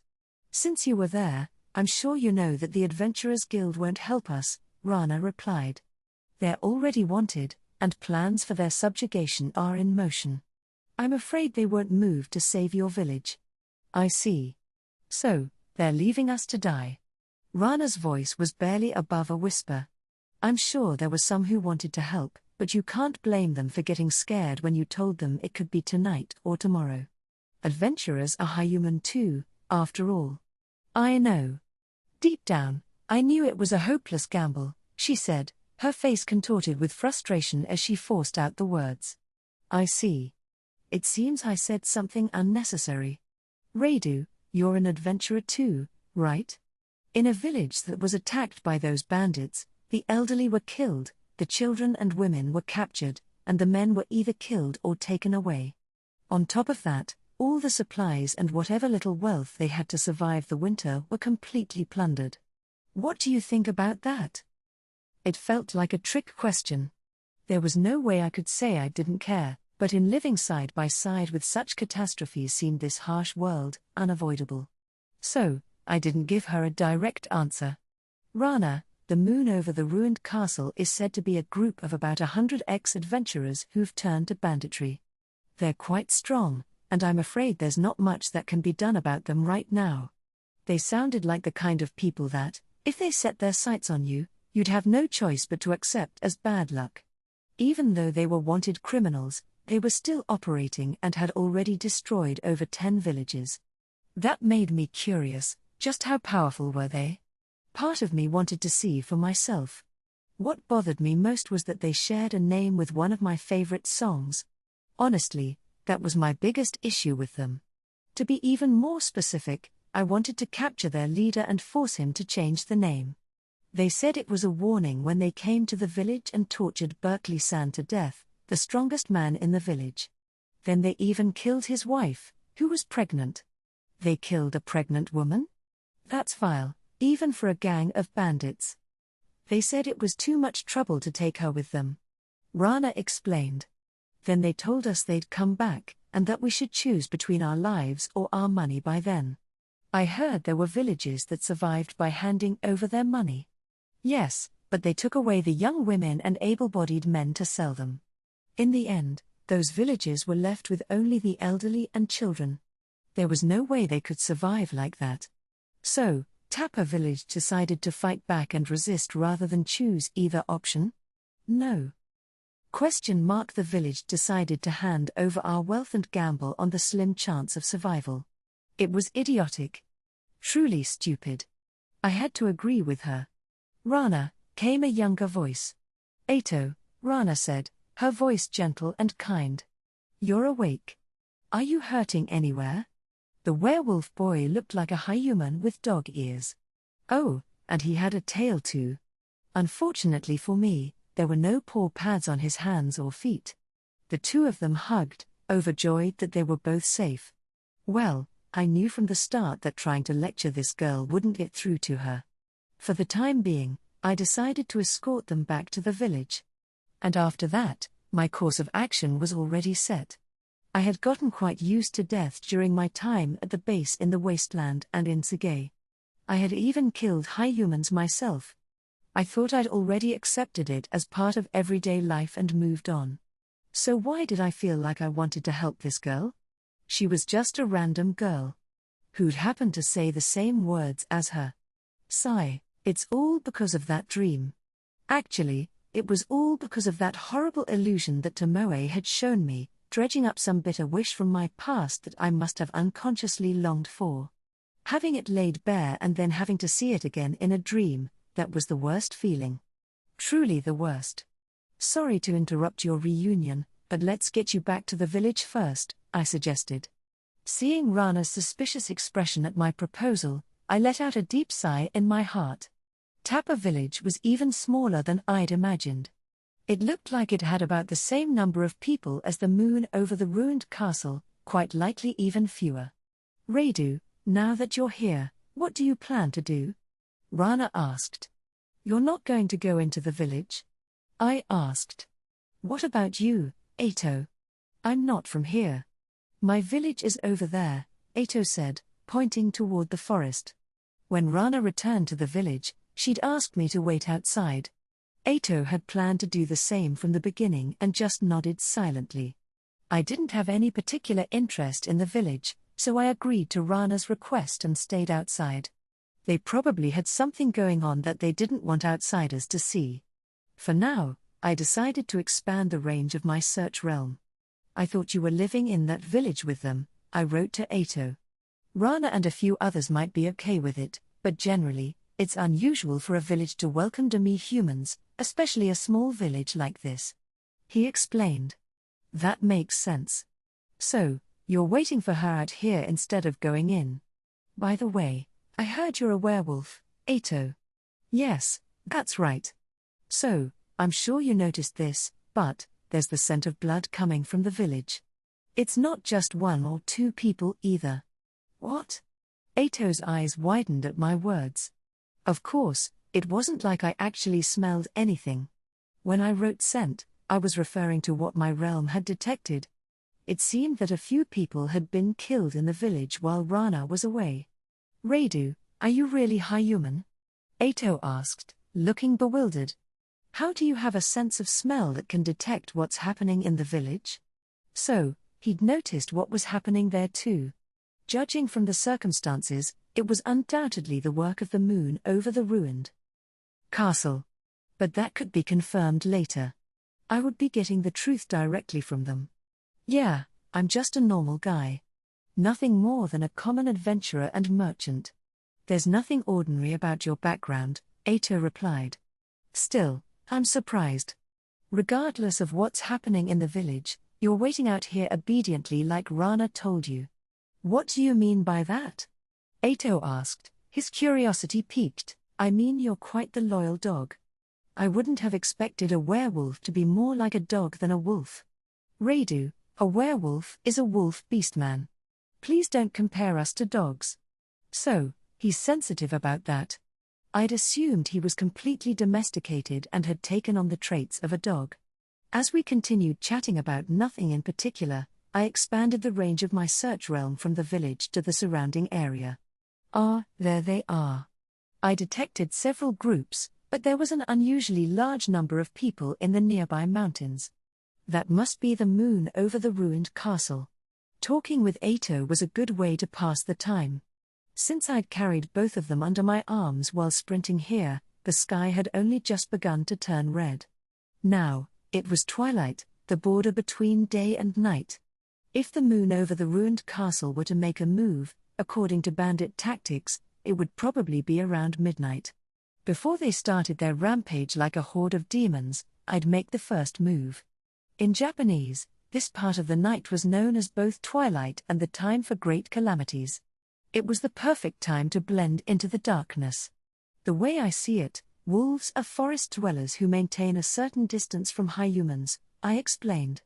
Dogs, on the other hand, live with humans. They form packs with them. The way you're behaving seems closer to the latter. That's why I said what I did. My apologies. Ah, Ato muttered, clearly taken aback by my comment. Well, I'll be off then, I wrote. Make sure to take care of her and build a good relationship. The bandits were boldly camped out in the mountains close to the village. As a result, here I was, about to do something like bandit hunting for the sake of humans. Not too long ago, I'd thought humans were incomprehensible and did anything I could to avoid getting involved with them.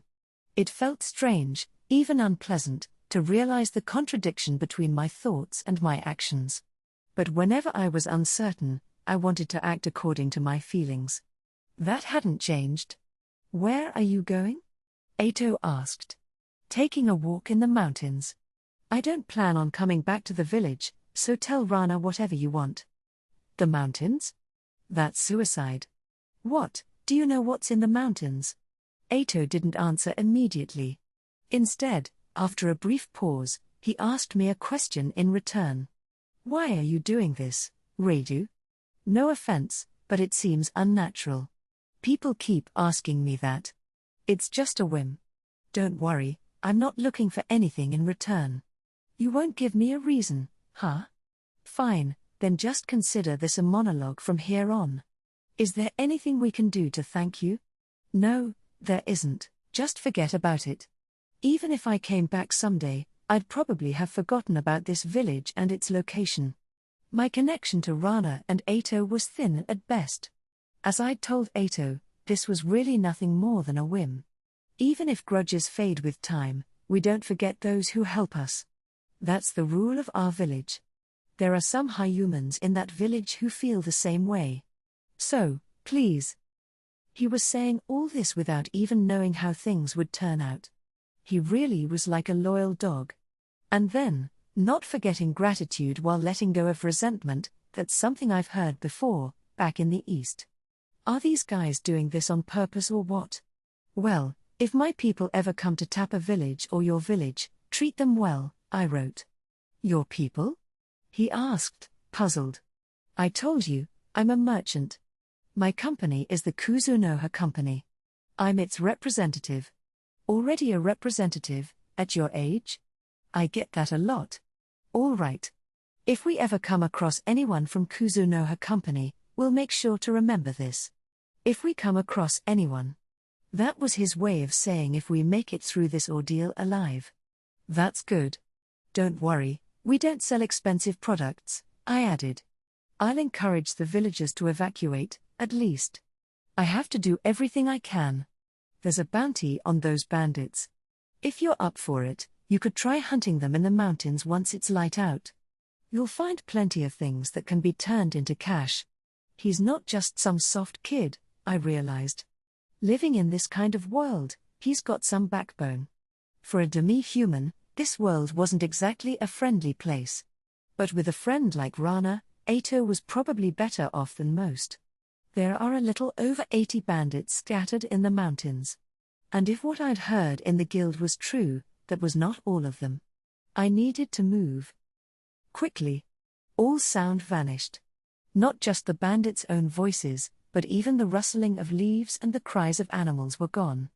In this unnatural silence, one after another, the bandits were being taken down. If they could have kept calm in such a situation, they wouldn't have fallen to the level of petty bandits in the first place. A man shouted for help, his voice desperate. He hadn't forgotten the emergency signals his crew used to alert each other. But both his shouts and the signals relied on sound, so his attempts to communicate were in vain. Even the heavy thud of something collapsing right next to him was silent in this strange space, forcing him to turn and visually confirm what had happened. When he saw it, he lost all remaining sense and broke into a panicked run. He had no destination in mind, he only sought to escape from whatever hostile force was targeting him. But, of course, escape was impossible. A long, thick arrow pierced the man's shoulder, and he crumpled to the ground, writhing in agony. He thrashed around for a while before finally going still, sweat pouring down his face, snot dripping from his nose, and frothy saliva dribbling from his mouth. Poison? Or maybe magic? The arrow was obviously tipped with something harmful. Although the man was still breathing, it was shallow and uneven. From one location to another, similar scenes were playing out all over the mountains. Unable to communicate with other teams, the notorious bandits of the moon over the ruined castle, who were split into groups of 5 and 10, were helplessly being hunted down by an unknown enemy. Arrows came from all directions, some from downwind, others from upwind. Each shot was terrifyingly precise, not a single one missing its mark. And yet, hardly any of the bandits ever caught sight of their attacker. Chests, abdomens, arms, legs. Arrows hit various body parts, but every single vital area was intentionally avoided. This only further demonstrated the exceptional skill of the shooter. And now, all but one group had been defeated. Out of this group of 10 bandits, 2 remained standing. They were the only ones who had managed to regain their sense of hearing during the fight. They were also the only ones to catch a glimpse of their enemy, but they had no idea that he had already eliminated all of their comrades. "Who the hell are you?" one of them shouted. "Do you even know who you're messing with?" the other demanded. A man in a coat and mask stood before them, a bow slung over his shoulder. Rather than answer their questions, or make any other move, he stood with his arms crossed, as if pondering something. "But you've got bad timing, buddy," one of the 2 survivors added. "Even if you're good with a bow, we've got plenty of friends around here. You're finished. If you don't want to be tortured, you'd be wise to spill everything right now. Your comrades are gone. You 2 are the last ones." The words came in glowing letters in the air near the masked man's head. "What? I heard the moon over the ruined castle had about 100 members, but I've only found around 80 here. Where are the rest?" "Wait, you knew we were with the moon over the ruined castle?" one of the men said, recovering a bit of his composure. "You're out of your mind." The other bandit quickly added, "If you're an adventurer, you should know who we're backed by. Nothing good will come from crossing the Lord, pal. I couldn't care less about your affiliations. I'm not good at torture. It would be wise to answer my questions honestly," the glowing text read. "Quit screwing around, whoa." Gah. Enraged by the masked man's calm message, one of the bandits reached out to grab him by the collar. Just as he moved to attack, he suddenly felt himself being lifted off the ground.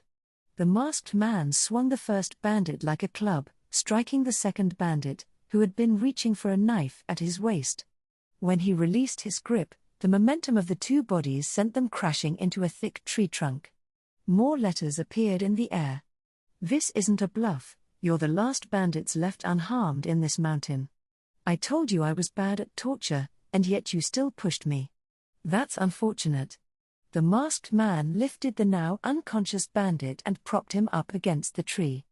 Then, he drew an arrow, nocked it in his bow, and let it fly, pinning the man's arm to the trunk. The pain caused the man to regain consciousness, and he let out a scream that echoed through the forest before quickly fading away. The other bandit knew he had only a moment. With a quick flick of his wrist, he threw the knife he still held straight at the masked man's face. The deadly blade hurtled toward his throat, but the masked man did nothing but watch. "Gotcha!" the bandit shouted, convinced of his victory. The instant the knife touched the seemingly soft coat of the masked man, it shattered into countless fragments. "What the?" The masked man gave a gentle sigh, then in the blink of an eye he grabbed the bandit's face with both hands. "Gah!" the bandit gasped. A pale blue light emanated from the masked man's palms. The final bandit's body convulsed violently. "This is bad," ran the thoughts in his panicked mind. "It's like my brain's being scrambled. Oh man, this is stronger than any drug I've ever taken. Crap, this guy has no intention of holding back. He doesn't care what happens to me at all. Damn it, at this rate I'm gonna end up a vegetable. Ah. Gah. The bandit stammered, his voice faltering. It was a powerful spell, a type of hypnosis or suggestion magic. The bandit's strength drained from his body, and he slumped, staring blankly into the distance. The masked man made more glowing words in front of his captive, and this time they were questions. The bandit, now completely subdued, answered each query without a hint of resistance. By the time night had fully set, the mid-sized bandit group known as the Moon over the ruined castle had been quietly annihilated. "Man, hypnosis is still tricky to control," Makoto Misumi muttered to himself as he walked back down the mountain toward the city. After the battle, he'd removed his mask. But at least my targets were bandits, and since I didn't technically kill anyone, I don't feel too bad about it. His expression shifted to a wry smile. "If it's anyone's fault, you can blame the dream I had, the one Tomoe showed me in the first place, and maybe even the strange coincidences that led to this, and finally, that ridiculous name of yours. I'm not perfect, but you guys were pretty unlucky too." He stopped and turned back toward the mountain, pressing his hands together in a gesture of prayer. He stood in a spot where he could no longer see the village at the base, only the upper parts of the mountain were visible. After a brief moment of silence, Makoto raised his head, and without looking back again, he sprinted forward. "Hypnosis is a tricky spell, isn't it?" I mused. "Especially when it comes to controlling its strength." "Huh? Young master, what happened?" Shiki asked, concern clouding his eyes. "Oh, not too much. Did you take care of the teleportation arrangements and the accommodations for tomorrow? Everything's totally ready. You can trust me with it." "By the way," I said, "you know you can eat slime meat in this town? It's surprisingly tasty. Next time we head back to Demiplane, I'm thinking of telling Mio about it. We should all come here to try it together." Shiki's face lit up. "Oh, I'd love to join you for that. So, is the slime meat made from the core?" "No, it's actually made from the slime itself. The texture and flavor are quite unique, definitely a delicacy, maybe even a local specialty." "Oh. So, they kill the slime without it dissolving. That's fascinating." We stood in line, patiently waiting for our turn to teleport. To be precise, I had stopped Shiki from using hypnosis to skip the queue. It had been quite an eventful day. It felt like I was on a free day during a trip and decided to join an optional tour. "It would be nice if the towns we visit from now on have stories worth sharing," I said. "As for me, I think the inns here could be quite the topic of conversation," Shiki responded. "Yeah, it was a pretty good place, wasn't it?" Shiki chuckled. "Well, I actually thought it was kind of funny for a place that claims to be the best in town." It was so cheap that anyone could afford to stay there. Our opinions were completely opposite. Personally, my favorite part about the inn had been how utterly ordinary it felt. Shiki, the next place we're staying at, it's okay, right? Staying somewhere extravagant like a castle doesn't help me relax. All the inns I've booked are at least 2 gold coins per night. Tomoe Dono was quite firm that anything cheaper would be worse than staying in the wilderness. What a dark sense of humor, I thought. 2 gold coins per night, she must be talking about that log cabin in Zetsuya that we stayed in before. Wait a minute. At 2 gold coins per night, that inn wasn't exactly worth the price. I guess my attendance complaints were valid. How much was that one? I asked. Well, in the next town over, the most expensive room at the best inn was only 6 silver coins per night, Shiki explained. We really had no other choice, though. I hope you'll forgive me. In that case, I think the service was more than adequate. I had left the finances to Tomoe since she insisted, leave the money to me, but it seemed I'd been on quite the luxurious trip. What about the next place? 2 gold coins and 5 silver coins per night. We finally have a suitable inn for you, young master, Shiki said, smiling brightly. Okay, there's no way I can ask to change inns at this point. Once we make it to Rotsgard, I should be able to settle into a nice, comfortable room that suits me perfectly. Well, for just a few days until we get there, I suppose it wouldn't hurt to indulge a little. Staying in a nice inn could be a valuable experience. We'll be spending a lot of time together from now on, so I'd like to have all sorts of conversations with you while we travel, Shiki, I said. That would be wonderful, Shiki replied warmly. As I imagined the peaceful journey ahead and the school life waiting for me, I felt an indescribable excitement growing in my heart. After all, this was a special trip. It'd be nice if everything went smoothly and we could just have fun. Though I doubted my prayer would reach him, I found myself wishing to Tsukuyomi-sama for just that.